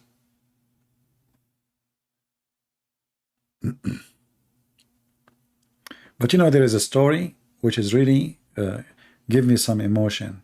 Really true story. I love it. You know, always I look at monkeys down, and I don't respect them. You know, because yeah, monkeys. You know, I mean, monkeys. Come on, their ass is red and weird. You know, weird stuff. You know, but then I found a story which is amazing, that monkeys are true believers and they practice Sharia law. Look at this monkey. And now I respect them. I thought monkeys, like female monkeys, they sleep around and they do, you know, like, you know, monkey stuff. Like, you know, monkey. So, and then it turned to be that monkeys are Muslims and they believe in Allah. Look, during the pre-Islamic of ignorance, the Muslims, they think they are not ignorant. People before them, they are the ignorant. Listen carefully. I saw a she monkey. Notice here, it's a she. You see, there's a monkey and there's a she monkey. Connect them together, they will make a female monkey. Okay? I don't know how slow you are, but I'm assuming that all of you are slow and I'm the only one who is very fast here. You know? Okay, so now we can, don't, I'm not insulting you, by the way, I'm just being humble. Okay, so now she's a she monkey surrounded by a number of monkey, like, you know, monkeys are surrounded around, you know, that's it, you cannot escape. They were stoning it because she had committed illegal sexual intercourse, brother. I too stoned it along with them. Look. It turned to be that this Muslim himself is a monkey too. Otherwise, why you are there? How the monkey allow you to join them in stoning? Brother, a monkey committing sexual intercourse illegally, brother. Haram. See? They are practicing the law of Allah. And they are Muslims. And actually, this is proven in the Quran. The Quran says that Allah, He gave all animals the book too, and they have Quran. Yeah. Read. Here we go, the Quran. Chapter 6, verse number 38, brother. And there is no animal that walk upon the earth, no bird that flies with 2 wings. I was worried that there is, because, you know, there's some birds, they have 3 wings. Anyway, they are general like you, yourself. We have not neglected anything in the book. Then to their Lord they will be gathered. So the Quran teach, the Muslim teach, that animals, they've been given Quran too. Birds. Bak. And in the judgment day, Allah will gather them for punishment.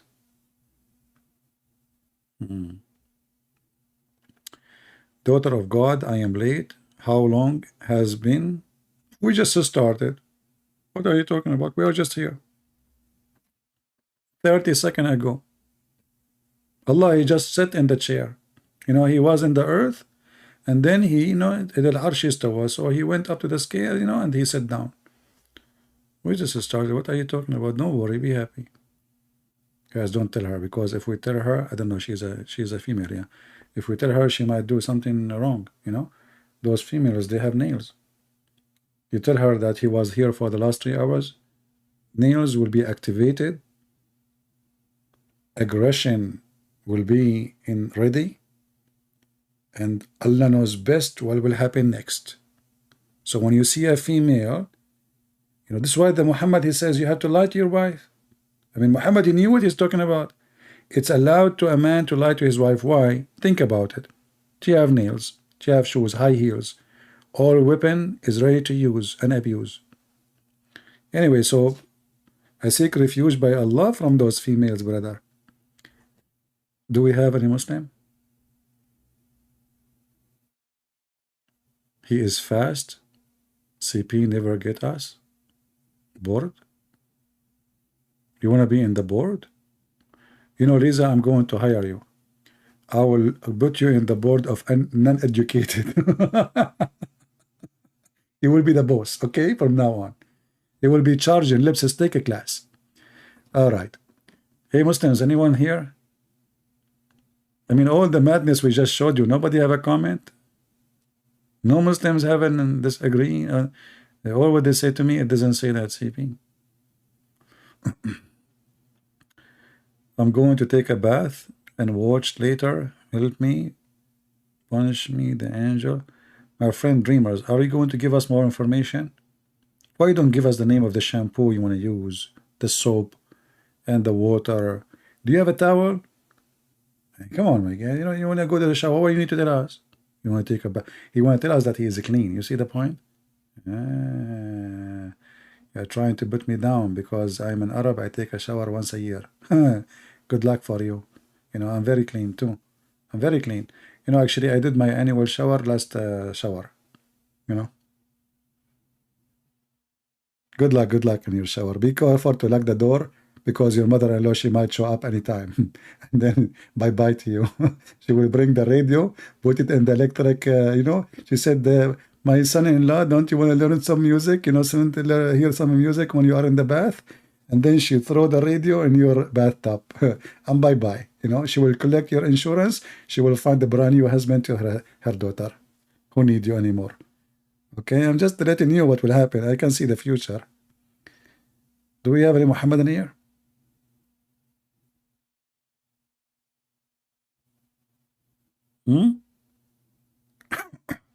No Muhammad and that's it?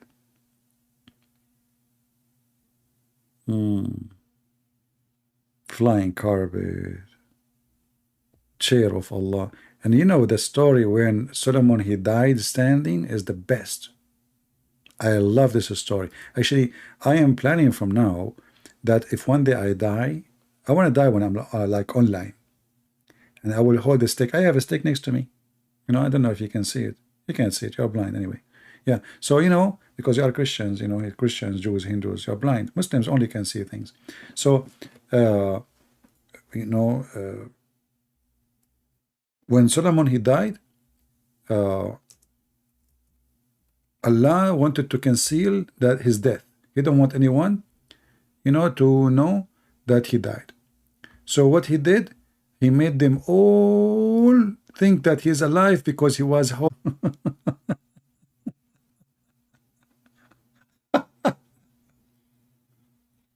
I better go. Otherwise, this is endless. The guy died standing and nobody noticed for a year. Brother, it's true story. Allah's story. You know, a year. The guy is dead. He's a king. The army soldiers, the generals, the guy, he have 700 wives. Nobody, brother, notice that he is dead. Very normal. Very normal. Nobody notices. You don't go to the bathroom. You don't eat. You don't sleep. You don't have sex. Nobody. You know? Normal, because he's holding a stick. Man. And then they say to you, like, you know, the Christianity is not logical. How God can be a man? This is not logical. You know, Muslims are people of logic. I mean, logic is dripping wherever you go.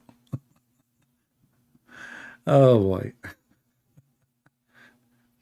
Actually, Sheikh Omad, he made a video about it. You can go watch it in his channel. About how Solomon, he died standing. Very funny.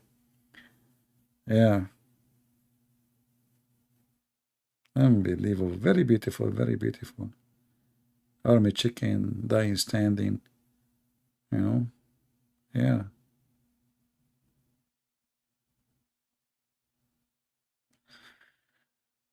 All right. I think we have enough for today.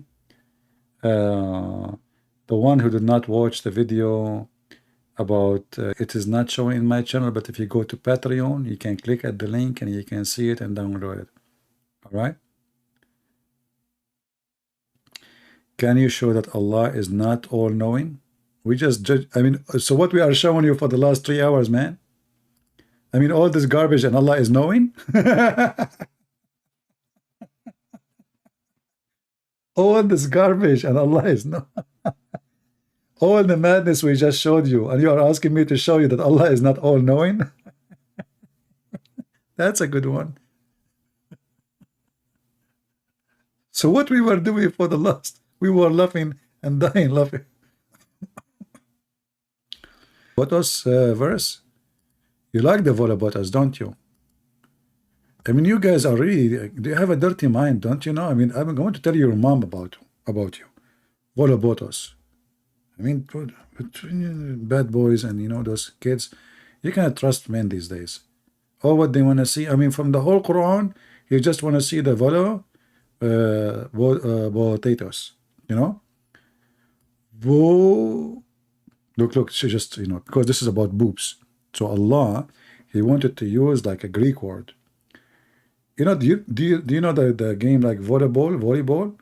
Because this is exactly what you would do. They are big and they are round, and you will do volley and and to us, like, you know, like those boobs are coming to us, all of us, you know, not the females for sure, only for men. So volo, obo, you know, us or tas was, you know. So volobotas, Allah will give you big boobs, and they are very volobatasin. And this is like, you know, this is kind of a medicine for all men. You know, men, like when they see volobatotos, they like relax, you know, like finally, you know, we saw that. It's like you know, yeah, the true story. So the, you know, the God, He's a true God. Allah is a true God, and He will give you women with big boobs. And this is additional proof that He is true God. Because if He is not true God, He will give you women with small boobs. You know, just think about it. There's big God, small God. Big God, He give big boobs. Small God, He give you small boobs, because His you know, His ability is limited. You know, so the God of Allah Quran, the one who will promise us, and look, and you will have a pure cup. Wow.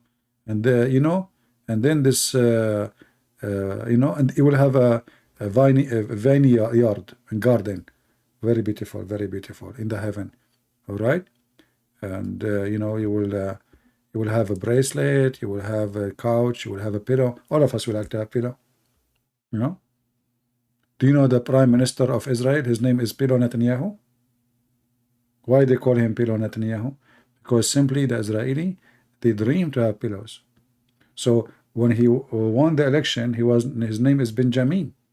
So they decided to change his name, because the Jews, they want to be like like Prophet Muhammad, you know, they want to be in his heaven. So they said, we are going to change his name from Benjamin Netanyahu Bibi to you know, Bilo and Velabatos. Allahu Akbar. Okay, I hope the conversation is very clear and you are not more confused, and now we solve all your problems. All right. Any other thing? Yeah. So I mean, you know, I think all the stories in the Quran are true stories, and now I hope after people watch this video, they will convert to Islam by tens of thousands, not thousands. You know, like those rich people, they say thousands, like thou. I mean, funny, you know. Go learn English. It is thousands. It's more nice and smooth. Thousand, you know. So I hope a lot of thousands, they will convert to Islam, because Islam is very convincing, true stories, no fiction, you know. There's only erection, no fiction. Okay, erection, like you see the boobs, erection, the private part, erection. You see Allah, even when Allah, He raised people from death. Do you remember the guy, his name Abu what his name? Mufti Abu Layth. Do you remember when he saw the hadith where it says Allah will ejaculate and He will resurrect people from His ejaculation, which is going to come from under His throne?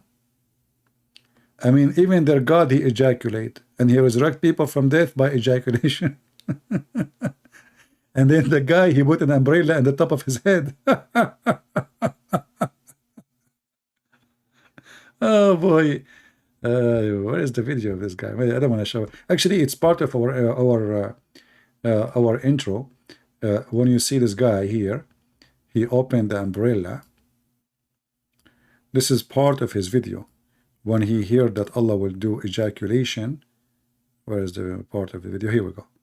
See, he opened the umbrella and he put it in the top of his head, because he saw the hadith about Allah doing ejaculation and he will resurrect people by his sperm. Make a video on Hindu logic and belief.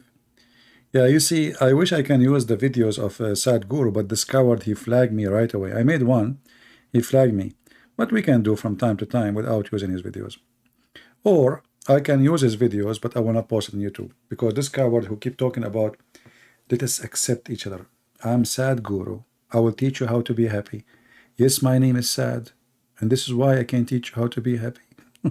Relax. Let us fight the bad energy. Learn how to accept each other. Why you get upset when somebody spoke against what you believe, or he don't agree with you?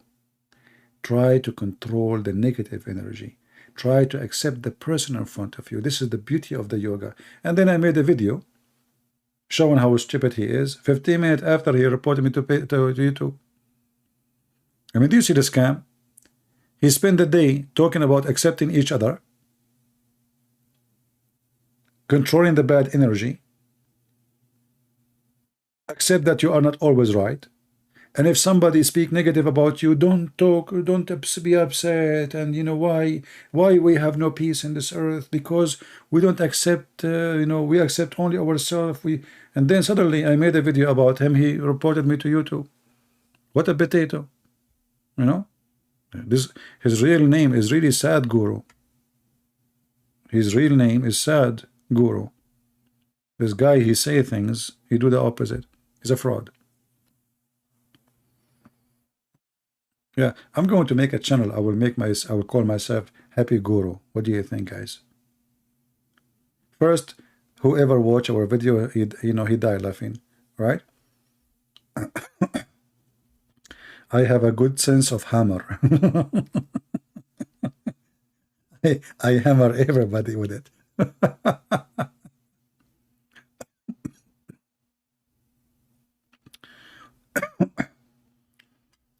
Why we can sorry.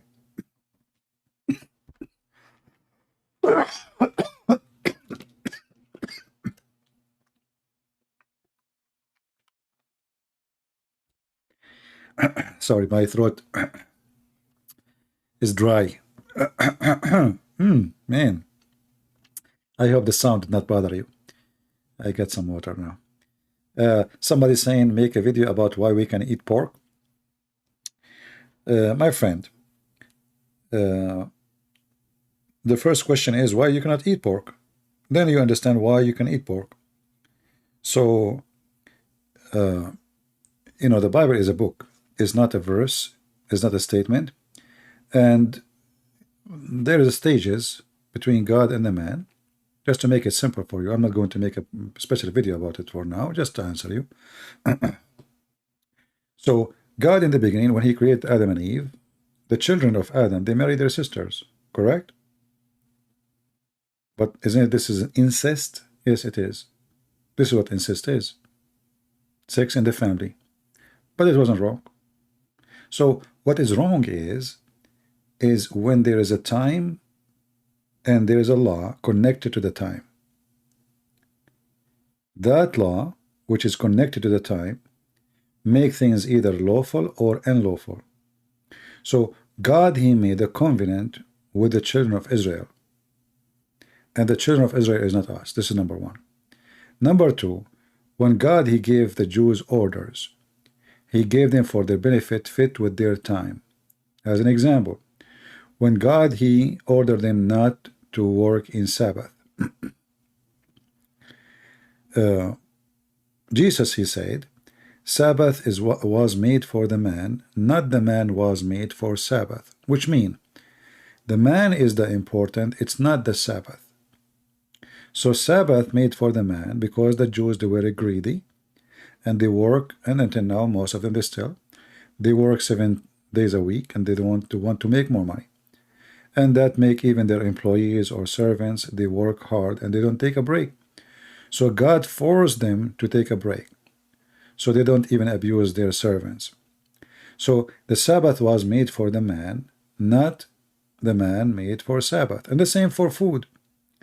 When God, he forbade a food, he forbade it for a reason. If the reason is not there, he will not forbid it. If we go in time, we will see, depend in the, like now, even now, you know, depend where you grow, the animals. Animals, they can bring disease. Chicken, they have diseases. Cow, they have diseases, dangerous diseases. Swine, they have diseases. Human, they have diseases. So all the creatures, they have diseases. But pigs, because they eat anything, including dead bodies. So the pigs who run in the field, and they come back, and they slaughter them and they eat them. Those can be dangerous. Those are not clean, because they are eating even a human being. In the old days, you know, they have war. They leave bodies in the field by thousands. Who is going? What will happen to those bodies? Animals will eat them. Beasts and pigs, they will eat them too. So pigs, there is a reason to forbid it. But if the reason is not there, it is not a reason anymore, you know. So what the Bible speaks about the pork, that God, he made a covenant with the children of Israel, and we are not part of the covenant. If God, he says to us as a Christians, who they are not from the children of Israel, don't do this and don't do that, then we have an obligation to obey, even if it's just a law. I mean, even if it is not for any reason. God said so, you know. So the law is made for the Jews, not for us. And this is why even circumcision, the disciple of Jesus, agreed that this was a covenant made to the Jews, not for non-Jews, only for the Jews, the children of Abraham. So, and we are not from the children of Abraham. So there is a reason for everything, and Jesus said, it's not what goes inside your mouth make you dirty, but what come out from your mouth. So simply, the dirty here is about spiritual dirt, or let us say, you are not pure enough to practice your religion because of food. But Jesus showed them that this is wrong. You understood the reasoning wrong. It is not the food will make you dirty. It was not made for the benefit of God. It was made for the benefit of the man. So what go inside your mouth can make you sick, but that doesn't make you dirty. It may even cause you to die, but doesn't make you dirty. So the dirt here is what you say from your mouth, which means the language you speak, the word you say, the lie you make, bad things you spread. That is dirt for God. It's not the food. When the Bible speaks about any clean, simply it is any clean, and nowhere actually, even in the New Testament, it says that go and eat pork. It doesn't say anywhere it go eat pork. But what the New Testament said, that all food is legitimate. And a human being, when we say all food, you have to decide what is right for you, what's wrong. As an example, are you going to eat cats? There's nowhere in the Bible, you know, it says cats specifically or dogs specifically. It describes certain animals who have like a certain kind of teeth or the way they eat. So their food decide what you can eat or not. But you decide, like where in the Bible it says you can eat shrimp. But people eat shrimp. Muslims eat shrimp. Nobody's check if it's halal or not, right? Where in the Bible it says, or in the Quran it says, you cannot eat, let us say, what they call it, like lobster, you know, the seafood. You know, the Muslims, they have a hadith about fish, but the Quran nowhere it says that you can eat it or don't eat it. So a human being, you know, you have a brain, and anything is not mentioned to you to be forbidden, then you have to decide if you can eat it or not.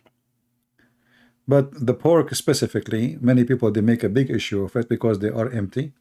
The Muslims, they don't eat pork, but they drink the piss of the camel, and they eat the camel. But isn't it the Bible forbid the camel eating? So how the Muslim, they speak about pork, but they forgot that the Jews been forbidden to eat camel.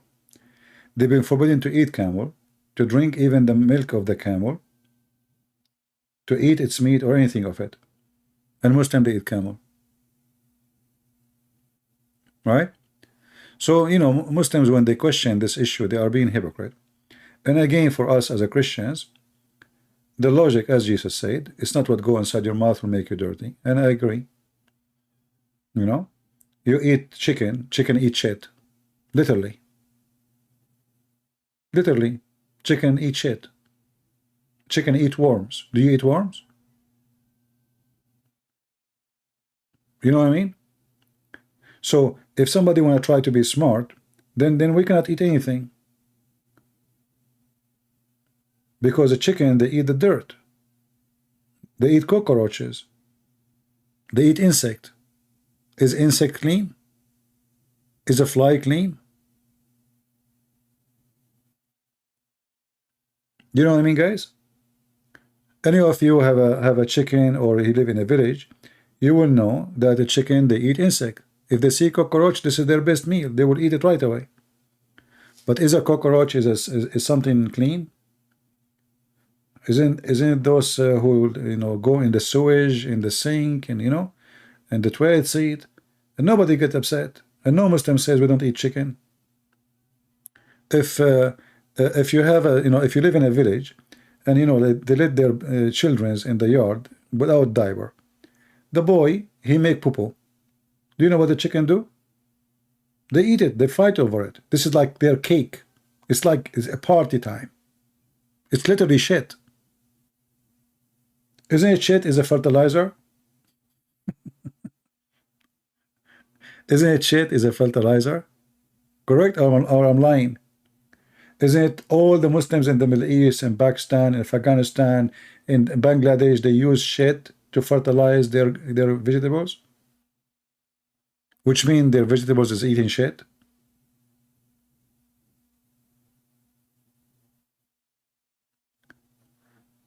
CP does not understand. No, my friend, I understand. But that will not change anything. We are talking about what is clean, what is dirty. We are talking about what is clean and what is dirty. So when God, he forbid things, he forbid it for the benefit of the man, for his health. It's not because when God, he says it's not clean, it's not clean for you. Otherwise, there's nothing that's not clean for God. I mean, he is the one who made them.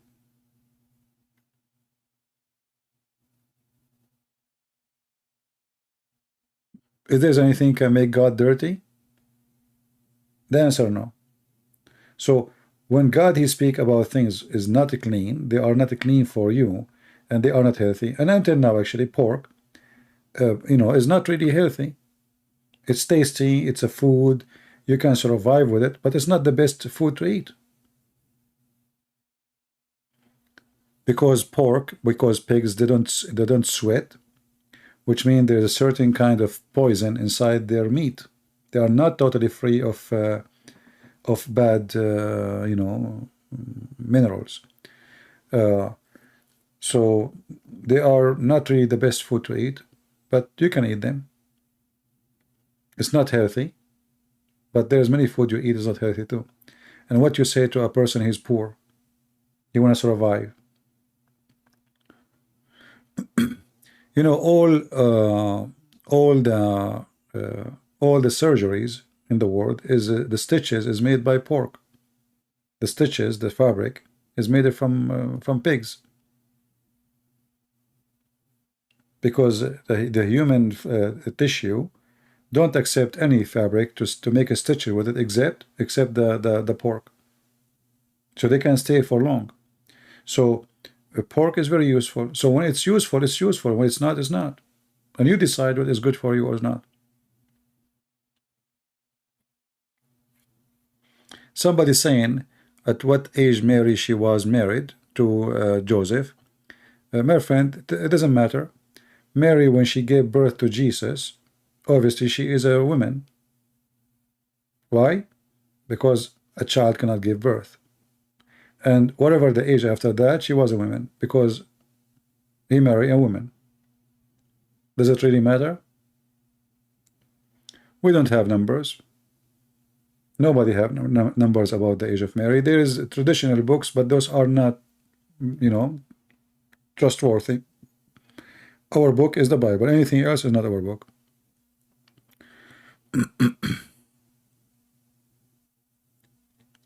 Frozen brain corrupts is God. Yeah, Faisal, you know, your God is the one who is a frozen brain, and this is why he ordered you to drink camel urine.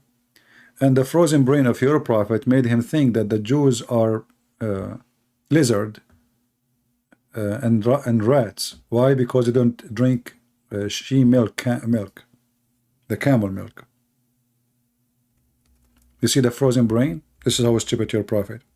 And here you see actually how conservative the Jews. Muhammad, he confirmed with his stupidity that even rats are more conservative than Muslims. Muhammad, he claimed, I don't know, the website is not working to show you the hadith.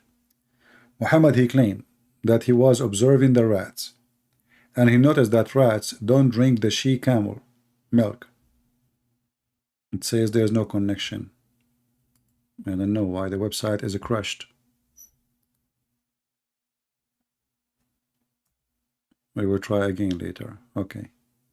Yeah. So Muhammad, he noticed that rats don't eat and drink anything from the camel. And because of that, Muhammad, he come to a conclusion that they are Jews, or they are cursed by Allah. And this is telling you how stupid Muhammad is, but at the same time, this is telling you that Muhammad, he learned how conservative the Jews are. They don't eat camel. Muhammad, he eat camel. So how the Muslim, they say, why you Christians, you don't obey God? He forbid you not to eat pork. Where they get that from? From the Old Testament, right? But this is not an order for us. It was for the Jews. So why the Muslim don't follow God order for the Jews, and they eat camel and they drink the camel milk? Look at this hadith. I found it. This is the smart frozen brain Muhammad. Are you there, Faisal? Read and laugh. The Prophet says a group of Israeli were lost. Nobody knows what they did. But I do not see them except that they were caused and changed into rats. Huh. Smart Muhammad, the frozen brain, the idiot. One more stupid story. For if you put milk of a she camel in front of a rat, it will not drink it. But if you put a sheep milk, will drink it. So here you see actually the stupid Muhammad proven to be false. Camel milk is harmful. Healthy, it's not. Scientifically proven. Go right now to United Nations. Search for warning against camel milk. It is the most bad milk to drink. Camel meat, it is very unhealthy. Tons of dangerous viruses can live in the camel. So even rats are smarter than Muhammad. Even rats are smarter than Muhammad. Rats, they refuse to eat and to drink anything coming from the camel. And because of that, Muhammad, he thought that they are Jews. Do you see it? And let me tell you something. Animals, they can sense things. Animals, they can sense things. And now imagine a rat which is dirty. I mean, this is a rat. Yet he don't drink the she camel milk. So the rat don't accept to drink the she camel milk, and Muhammadan, they drink it. A rat, he refrained from drinking such a milk for a reason. You see, animals, they can see things, they can smell things. If somebody put poison for you, give the milk to the cat will not drink it. If the food is damaged, you want to see if it's damaged or not? You have food in your fridge. Put some to the cat. If the cat refuses to eat it, it means the food is damaged.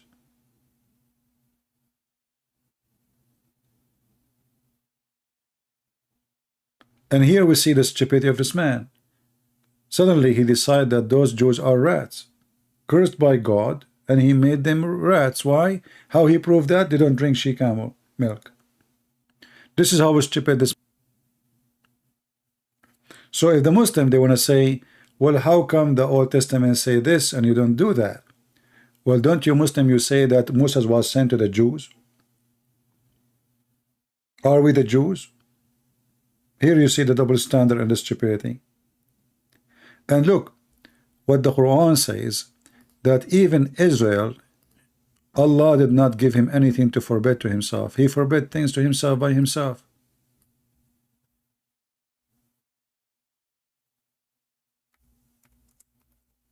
All the food was lawful to Israel.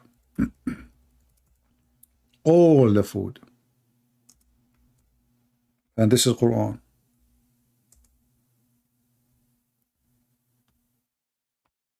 Chapter 3, verse number 93. All food was lawful to Israel. And look, the Muslim here, they add things. I mean, what Muhammad? What the heck is that? I mean, the Muslim translation is the biggest scam ever. What Muhammad here? What Muhammad have to do with this verse? What a scam. All food was lawful to the children of Israel. Do you see it? Except what Israel made unlawful to himself.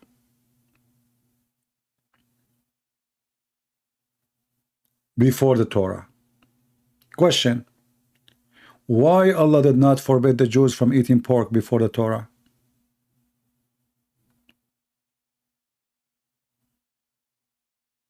Do you see what I'm talking about? If the pigs are bad, and the Jews at that time, they were Muslims. Israel, according to Muhammad, is a Muslim. This is Isaac, this is Jacob. So why Allah did not forbid Jacob and the people not to eat pork? The verse is so clear. All food was lawful. So if it was not, if pork is bad, then it should be pork bad all the time, based on the Muslim idea. Why it was okay? What happened? But the stupid Muhammad, he copied stories from the Torah and he added in his book. Didn't know why. You see, when in the time of Moses, all of us, we knew that Moses, he did lead a nation from territory to a territory.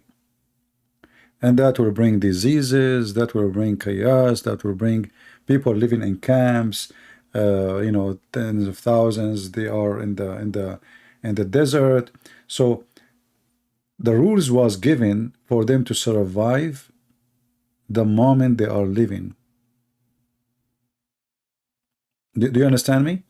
To the point, even Moses, he told them how far they have to go from the tent or the inhabitants to do their bathroom thing. I mean, what does this have to do with God? Nothing. But this is just for surviving. So those rules came for a reason, so they can survive, so they will not die. They are out of their land. They are in the run. They are in the desert. They are lost. There is no enough water.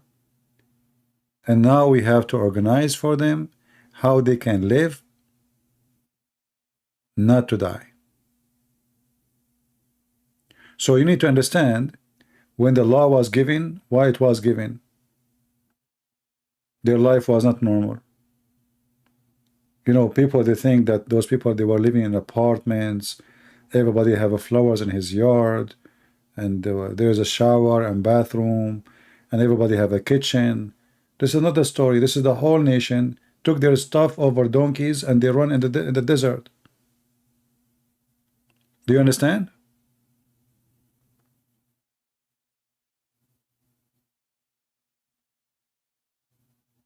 So when God, he gave commands, every command he gave it for a reason, including the Sabbath.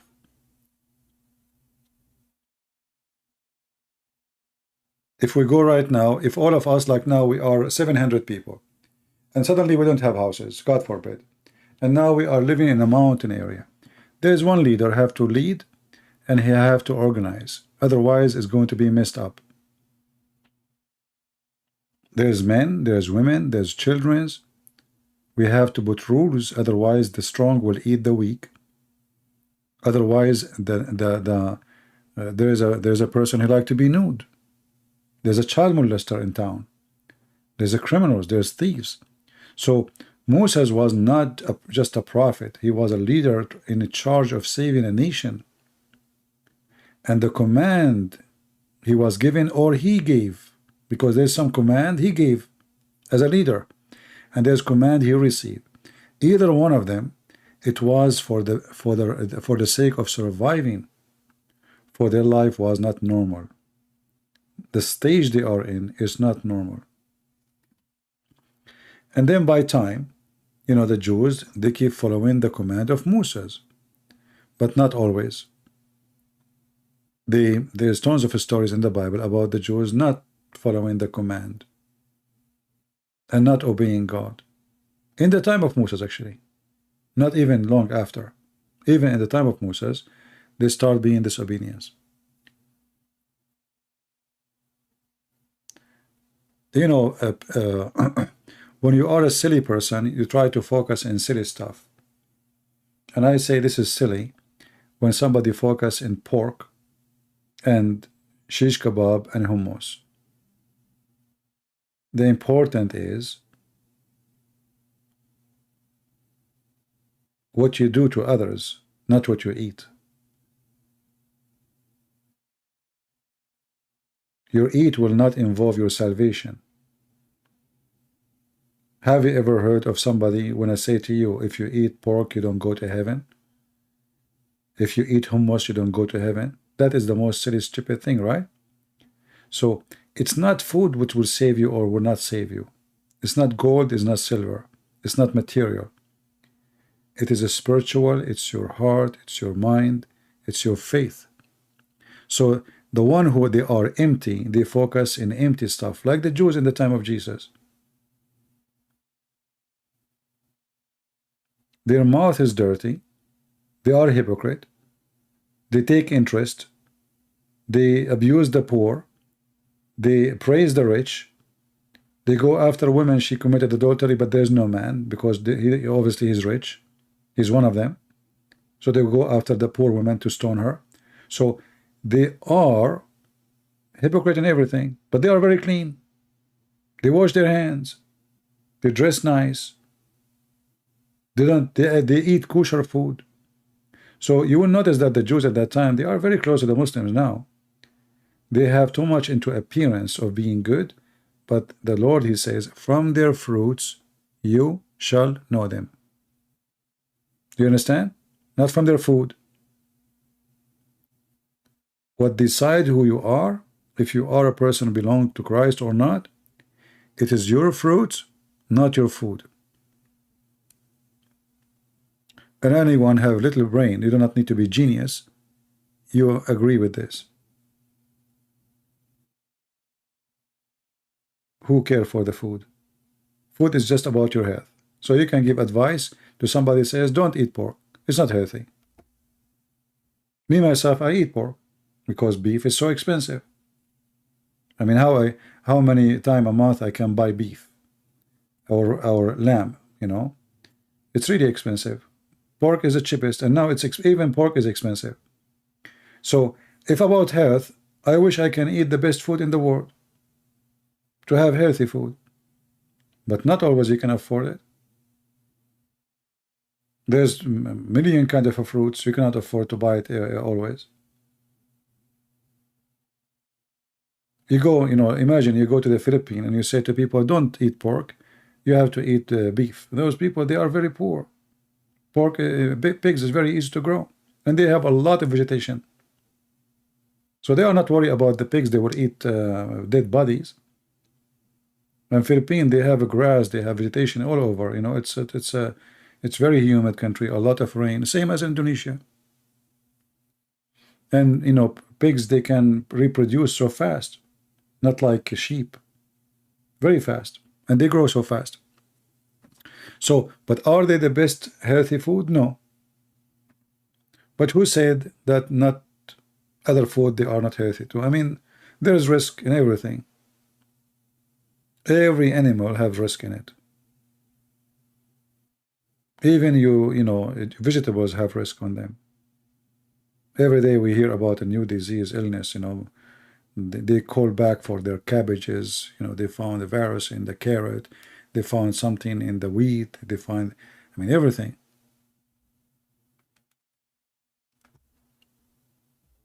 Well, you do not need to give me details. I mean, some Asian countries, they eat things with, you know, I don't accept to eat.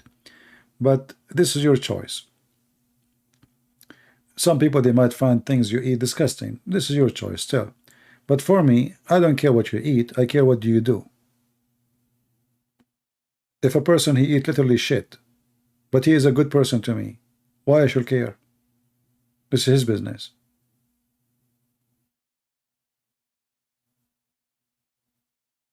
Right? What is my business? In Thailand, there's people, they eat cockroaches. They eat bugs. Bugs, they eat it. They barbecue it, they eat it. But they are nice people. They never harm me. They never did anything wrong to me. When I saw it, it was disgusting.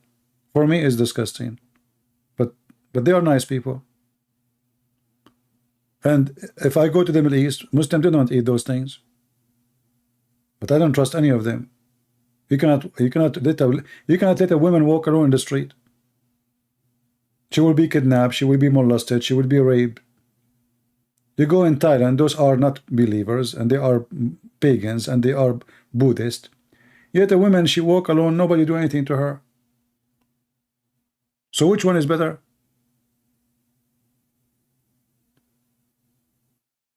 You know what I mean? They ate the most unacceptable food. But they are nice. They are friendly. They are peaceful. So which one is better? A true believer who follow Allah and he want to kill everybody, or a person he eat bugs but he is peaceful? I think you know the answer, right? The last of my worry is what he eat. This is his business.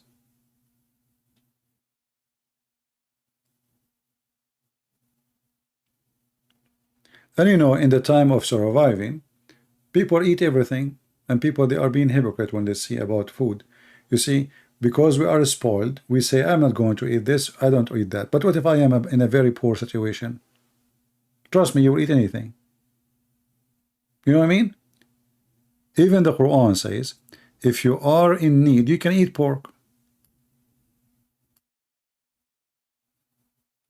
Even the Quran says, give a license to eat the pork if you have to. It's in front of you. Do you see it? Here they says if you are in a severe hunger. Not really. It says makhmasa, which means you are you know, in need. You eat it. You eat pork. Chapter 5, verse number 3. Even the Quran gives license to eat pork.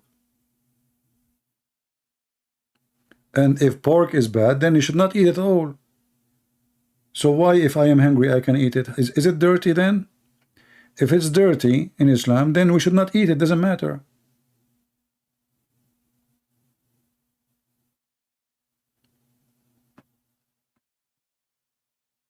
Why we want to eat something dirty when we are hungry? It doesn't make sense.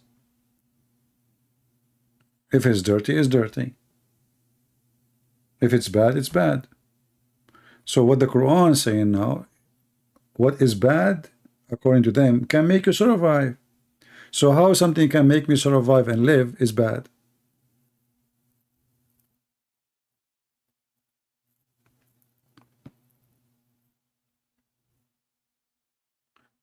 People who have you know, little decency, they focus in the appearance and they focus in the frame, not the picture. You know, he started making excuses here and there. I mean, a Muslim suddenly he's questioning Christianity about the pork. This is the problem now. The pork. They have a child marriage. They have multiple marriages. They have mut'a 1 day, 1 hour stand. They have zawaj a friend. You can ask a friend to sleep with you and you call it marriage. And then they focus on the pork. All the garbage they do, and now the pork is the problem. That is exactly what it's called hypocrisy. So now the one who eat pork is bad, but the one who marries 6 years old is a good person. The one who beat his wife is a good person, but the one who eat pork is a bad person. The Muslim, they eat lizard. How come lizard is okay, but pork is not? Do you know what lizard eat? Isn't it this is the enemy of Allah? Why you eat him? What lizard eat? Guys, what lizard eat? Somebody tell me. Lizard eat insect. So why the Muslim eat him?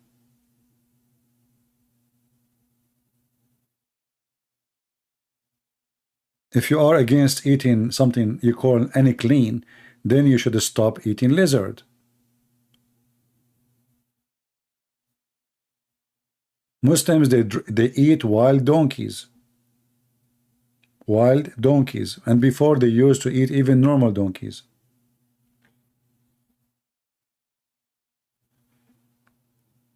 Yeah, so how you eat lizard? You tell me. Muslim, they drank the blood of Muhammad. Is the blood of a human being lawful? Muslim, they drink the urine of Muhammad. Is urine of a human being lawful? You know what I mean? When do you see the madness of this religion? A woman, she drank the piss of Muhammad. Muhammad, he said to her, no fire will touch your stomach again. So she will go to heaven just because she drank his piss.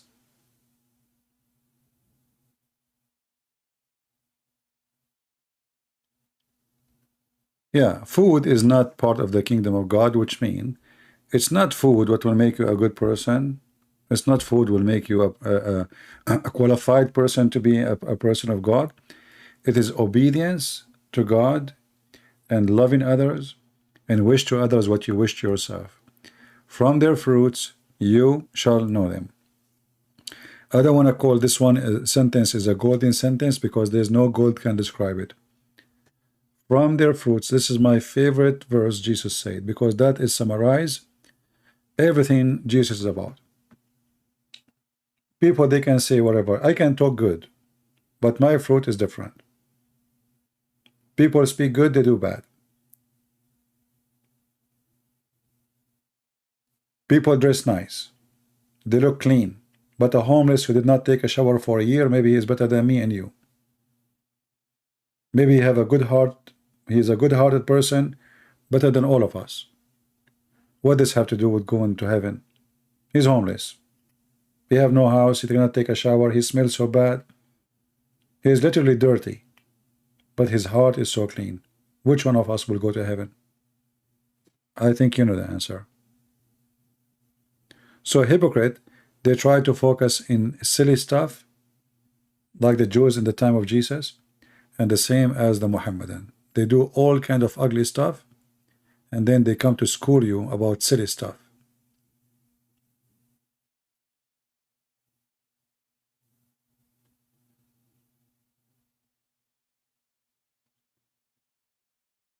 I mean, look, you see, the Muslim, they speak about it's not a clean, right? Look how Muhammad take a shower, even if like I'm going to stay a little bit longer now. The one who speak about dirty and clean. How their prophet, he take a shower. How he wash his body. Do you know how? Where? He jump in a water, have dead dogs and women blood from period. Somebody said this live stream is recording. Well, we record it anyway. Recording, that's silly. Okay. So do you see where Muhammad, he take a shower. So now a Muhammadan, he will say to us, oh, pork, and look where Muhammad he jump. He jump in little tiny body of water in the size of a jacuzzi, have garbage in it, dead dogs, flesh of meats, not just dead dogs, they became flesh, and stinking garbage. And then the Muslim want to school you about pork. Is he trying to tell us that pork is not clean? Yet his prophet, he takes shower with dead dogs and women blood from period and stinky garbage, and this is the Muslim translation? Do you see the stupidity? So if the purpose is to be clean, look who is talking. The man who his body is full of lice. Are you getting my point? So when those Muhammadan, they speak about pork, ask him, what is the pork will do exactly? Is it unclean? He will say, yes, it's unclean. Well, as long it's about being clean, well, let us see how Muhammad, how clean he is. This is how Muhammad clean is. Pig is better than you. You see, the Muslim, they will say to you, do you know what pig they do? They jump in the mud. Like, what's wrong with the mud? I mean, he's an animal. He's literally an animal. What do you expect? Elephant jump in the mud. There's tons of animals. They jump in the mud to cool themselves. They don't jump in the mud because they are dirty, you idiot. They don't sweat.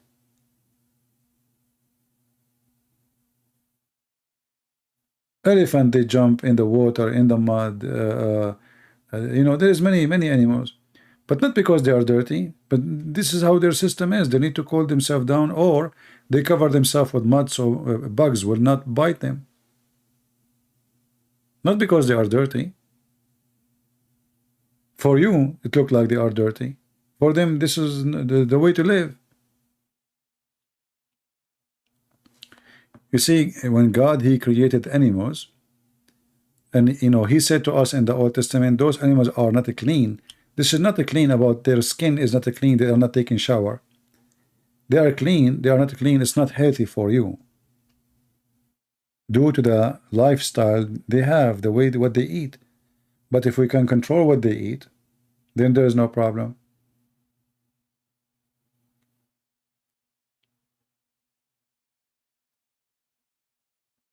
You know, once I was in Romania, and there was a beach there. And then I went to the beach. Everybody is covered by mud, dark, very dark mud. Hey, look, I said, what is that? And this mud stink, very bad smell. So this mud have what they call it, the material, the mineral. I forgot the word. I mean, but it smells bad, but it's very healthy supposedly. This is what they say. Everybody in the beach is painted with the mud, and this mud, it turned to be, you have to pay for it. It's expensive. It's not like you just like it's in the beach. There's people, they are lined up in the beach, they sell mud and cost good money.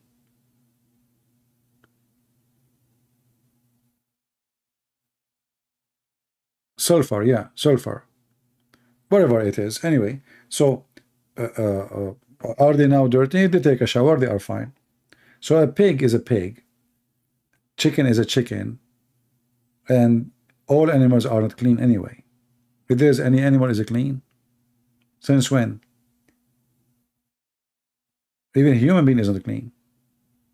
We sweat. You take a shower after 5 minutes. You know, if you live in a hot area, you know, you sweat again. Clean is something like, you know, let's say it's not really, I mean, the word clean is not really perfect to describe anything, because none of us is clean. Every second inside you there's poop. Inside you, there's inside you.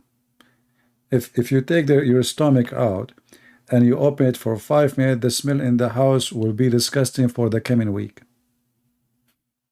This is the truth.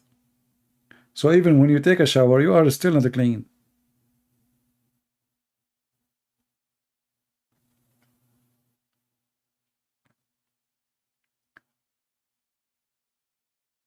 There is boogers in your nose, there is wax in your ears, there is a sweat under your arm, there is a poo-poo in your belly, and I mean, there's food in your stomach, there's a crazy stuff there.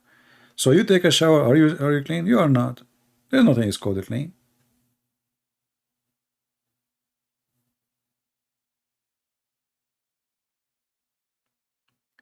Any idea when Rockstar will release? Who is Rockstar? Are you asking me to ban you? A boy?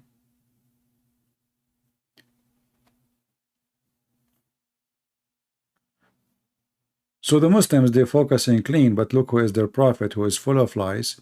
I remember once a guy, his name is Abdullah, what is his name? I forgot his name. I think Osama Abdullah, something like this. Yeah, he came, Christian Prince, you Christians, you don't do ablution, you have lice. I said, well, so lice is bad? He said, sure. Why anyone will have lice if if he's not dirty? So I said, okay, so are you sure? He said, yeah. So and then I showed him that he's a prophet is full of lies. And then he made a video.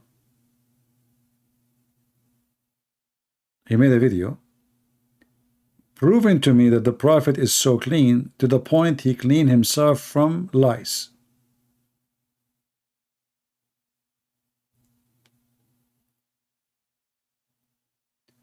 He's asking when a video game is released. What does this have to do with me?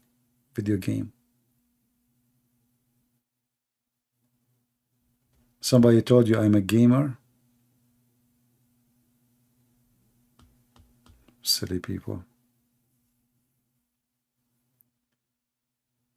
Osama Abdullah, yeah. So he made a video, and he like the video is made by 5 Muslims to refute me, refuting the lies of a Christian prince. The prophet was so clean, and even he cleaned himself from lice. Do you see how clean he is? He is so clean, and even, I'm just quoting him, and even he cleaned himself from lice. And now supposedly they are refuting me and proving me to be wrong. But you just admitted that he is full of lies. And he is the same person who said to me, people who have lies are dirty. Otherwise, why they have lies? Right? But it's not because if they eat pork or not, they will go to heaven. It's not eating pork will make you go to heaven or not to go to heaven. Food is not a reason to be bad. You see, when the Bible speaks about the apple, Adam, he ate an apple. Are we allowed to eat apples? Yes, correct. But apple is dirty? No. Is it a pork? No. So when God, he put Adam in the garden, he said to him, you eat from everything. Do we agree? You did not mention anything about pork. Anything, eat from everything you want. Don't eat from that tree. So the tree is an apple tree, supposedly. But is it really the apple the problem, or disobeying God is the problem? Was the apple dirty?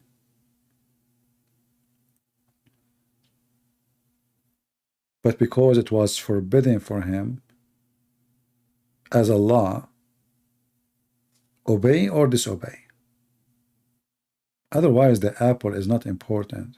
It's an apple. What is important is you obey me or you disobey me. That is sin, not the food you eat. So if God, he said, if Jesus, he said to us, don't eat pork, even if there is no reason, even if pork is very good, even if there is no health issue, and he said don't eat pork, and then you know that Jesus, you have to obey him, then you have to obey. Either you believe in him or you don't.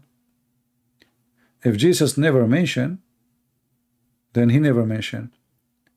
If God, he says that this is a covenant between me and Israel, then this is a covenant between me and Israel. If he say this is a covenant between me and all mankind, then all mankind have to follow. It's not me who decide, it's not you, it's what God said. And the top of that, food is the last thing to make you. From their fruit you shall know them. You know, did Jesus broke the Sabbath? He did. Is that correct? The Sabbath. I mean, what is a greater, eating pork or breaking the Sabbath? Not the man was made for Sabbath. And this is what you need to understand. All the rules in the Old Testament or in the New Testament is made for the benefit of the man, not the opposite. But the rules is not your salvation. The rules is for your survival.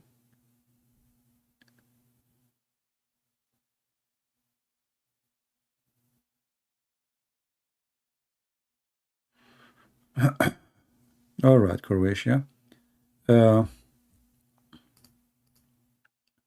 But again, you know, if you want to be the same as the Pharisees, the Jews, they focus on silly stuff, you know, not like, you know, when the Jews, they come to Jesus and they said to him, should we pay tax to Caesar?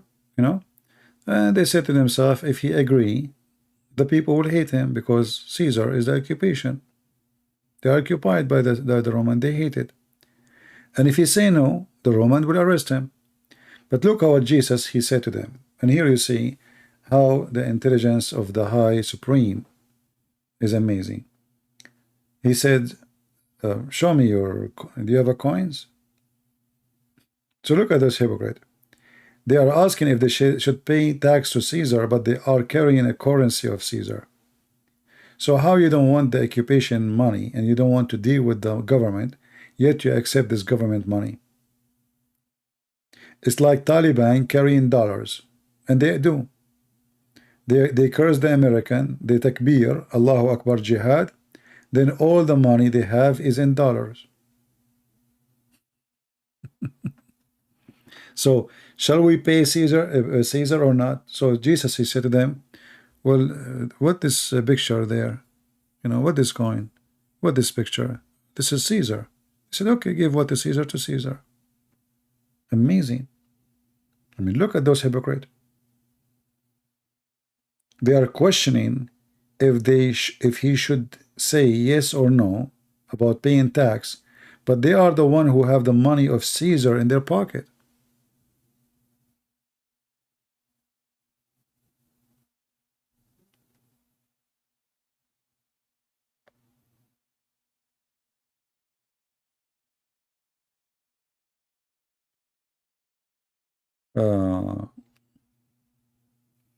So anyway, I mean, don't be like a child who focus on things. It's not really what make life better, what make life worse. Pork is the last problem we have in this earth, and God did not send his son to save us from pork. That is not a reason. In Islam, no. Jesus will come back to kill the pig. This is how silly Islam is. Yeah, we can. You know, we will see when we can do Bible study. But you see, I focus more in Islam because I believe that there is many people, they can do Bible study maybe better than me, way better than maybe. You see, Bible study, you need a better fluent language in English because the book is more deep. And, you know, I find myself sometimes limited in the way I want to explain the Bible. But in Islam, it's way easier. I mean, it's a shallow, stupid book. It's a lot easier to, you know, to deal with it.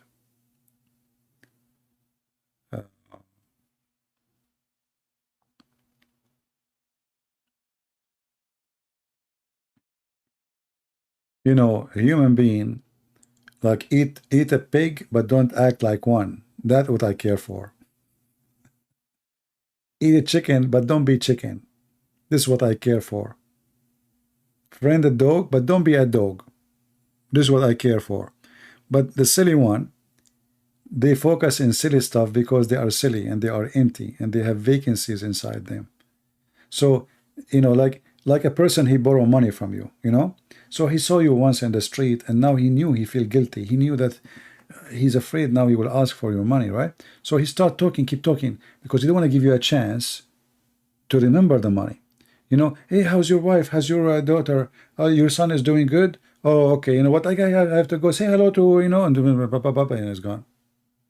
He knew that he don't want you to think straight. He don't want you to question him. So he throw things at you in order not to do it.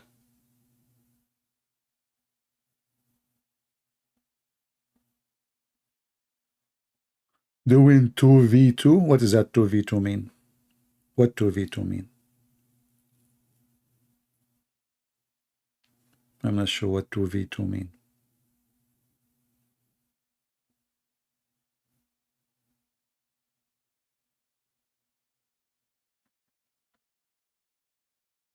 Yeah, we explain what as unclean mean. Unclean is for a reason. And you know, just to show you the hypocrisy of all people, including even the Jews, the Muslims, and all mankind. So if you want to go by the book, do you eat shrimp? Do Jewish people in Israel, they eat shrimp? Maybe the Orthodox, they don't. But everybody eats shrimp. Do you eat lobster? They spend a lot of money for it. Do you eat shells? Do you eat crab?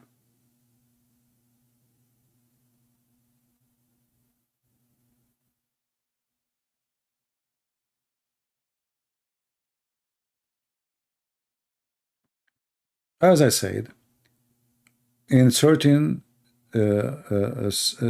position of the life of the Jews, they've been given order not to eat, for those things are not clean and not safe.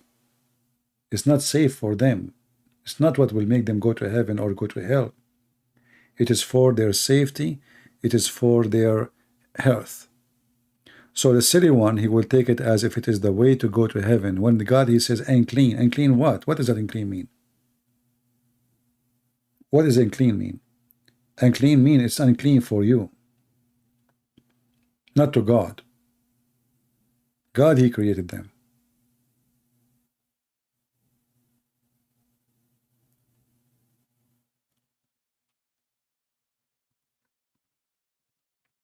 And you know, if you ask, do God knows at that time what is best for those people to survive? They are coming from the desert, running away from the Pharaoh. They lost their way in the desert for many years. People get sick. People, they you know, just to change the water, you will have diarrhea. Is that correct? People, they change water. If you go from town to town and you drink different water, you will have diarrhea. You will get sickness just for changing the water.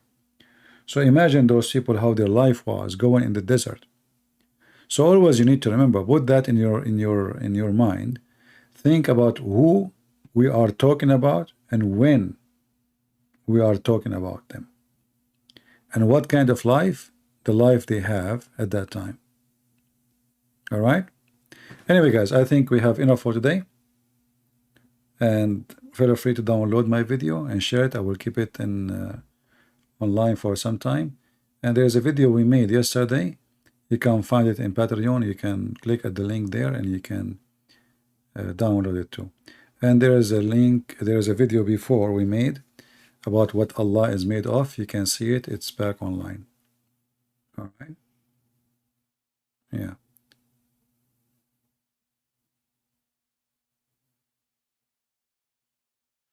Anyway, I want to say thank you for being here. May the Lord bless you. And until we see you soon again, Christ is Lord. And remember, from their fruits you shall know them. And Islam is a very ugly fruit cult. We don't care what the Muslims eat. I don't care even what the Buddhists eat. I care if they have good fruits or not. And if you ask me which one is better, a Muslim who don't eat pork, or a Buddhist? Which one I trust to live between? Which one I trust to sleep in his house? Which one I can feel secure and safe with them? I say to you, the Buddhist, not the Muslims. Because those Buddhists, they've never been taught that you should hate someone he is not a Buddhist, or kill somebody is not a Buddhist, or lie to somebody is not Buddhist. So even those who they are pagan, the Buddhist, they were more supreme with their pagan cult religion from the evil of Islam. Have you ever heard of a Buddhist he do suicide bombing? Have you? Have you ever heard of a Buddhist kidnapping somebody, cutting his head, screaming Buddhist Akbar? Have you? Buddhist is, we cannot compare them to Muslims following the cult of Muhammad. Millions of people, they go every year to Thailand. The only one who make a trouble in Thailand is Muslims in the south of Thailand. This is the truth. And why they do make trouble? Because of Islam. You go around all of Thailand, it's safe. You go to the Muslim area, it's not. You go around all the Philippines, it's safe. You go to the Muslim areas, it's not.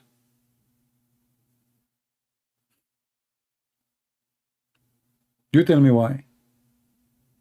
And then they want to tell us Islam is a wonderful religion.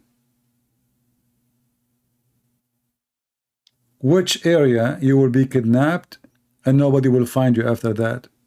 Muslim area in Philippines.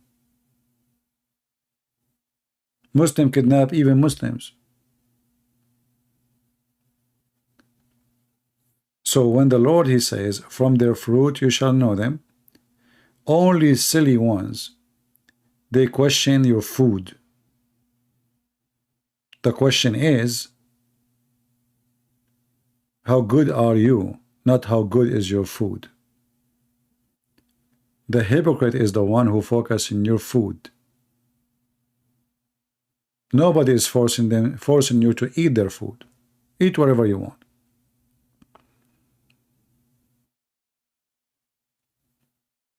And this is what the world is about. It's about hypocrisy. They focus on silly stuff. The same as the Jews, you know, they swallowed the elephant, you know. They swallowed the camel. They didn't see it in the cup, you know. And if there is little thing in your cup, look, you have, look, you know, you have a needle, you know, you have little thing, you know. They see a needle in your eye, but they didn't see the piece of wood in their eye. So don't be like those people. Are you going to be staying in the channel, or you will go back to Christian Prince account? Both of them are my channel. It doesn't matter. Doesn't matter for you? I mean, it's just a stupid YouTube channel. Who care about? This is not a physical address, right? Doesn't matter. Here or there, subscribe for both. If we like that one, we have, I think, 90,000. I think this one maybe 80 something. I'm not sure. You know, who care? It's just a place where we meet. If we lose this channel, we meet different place. Who care? Right?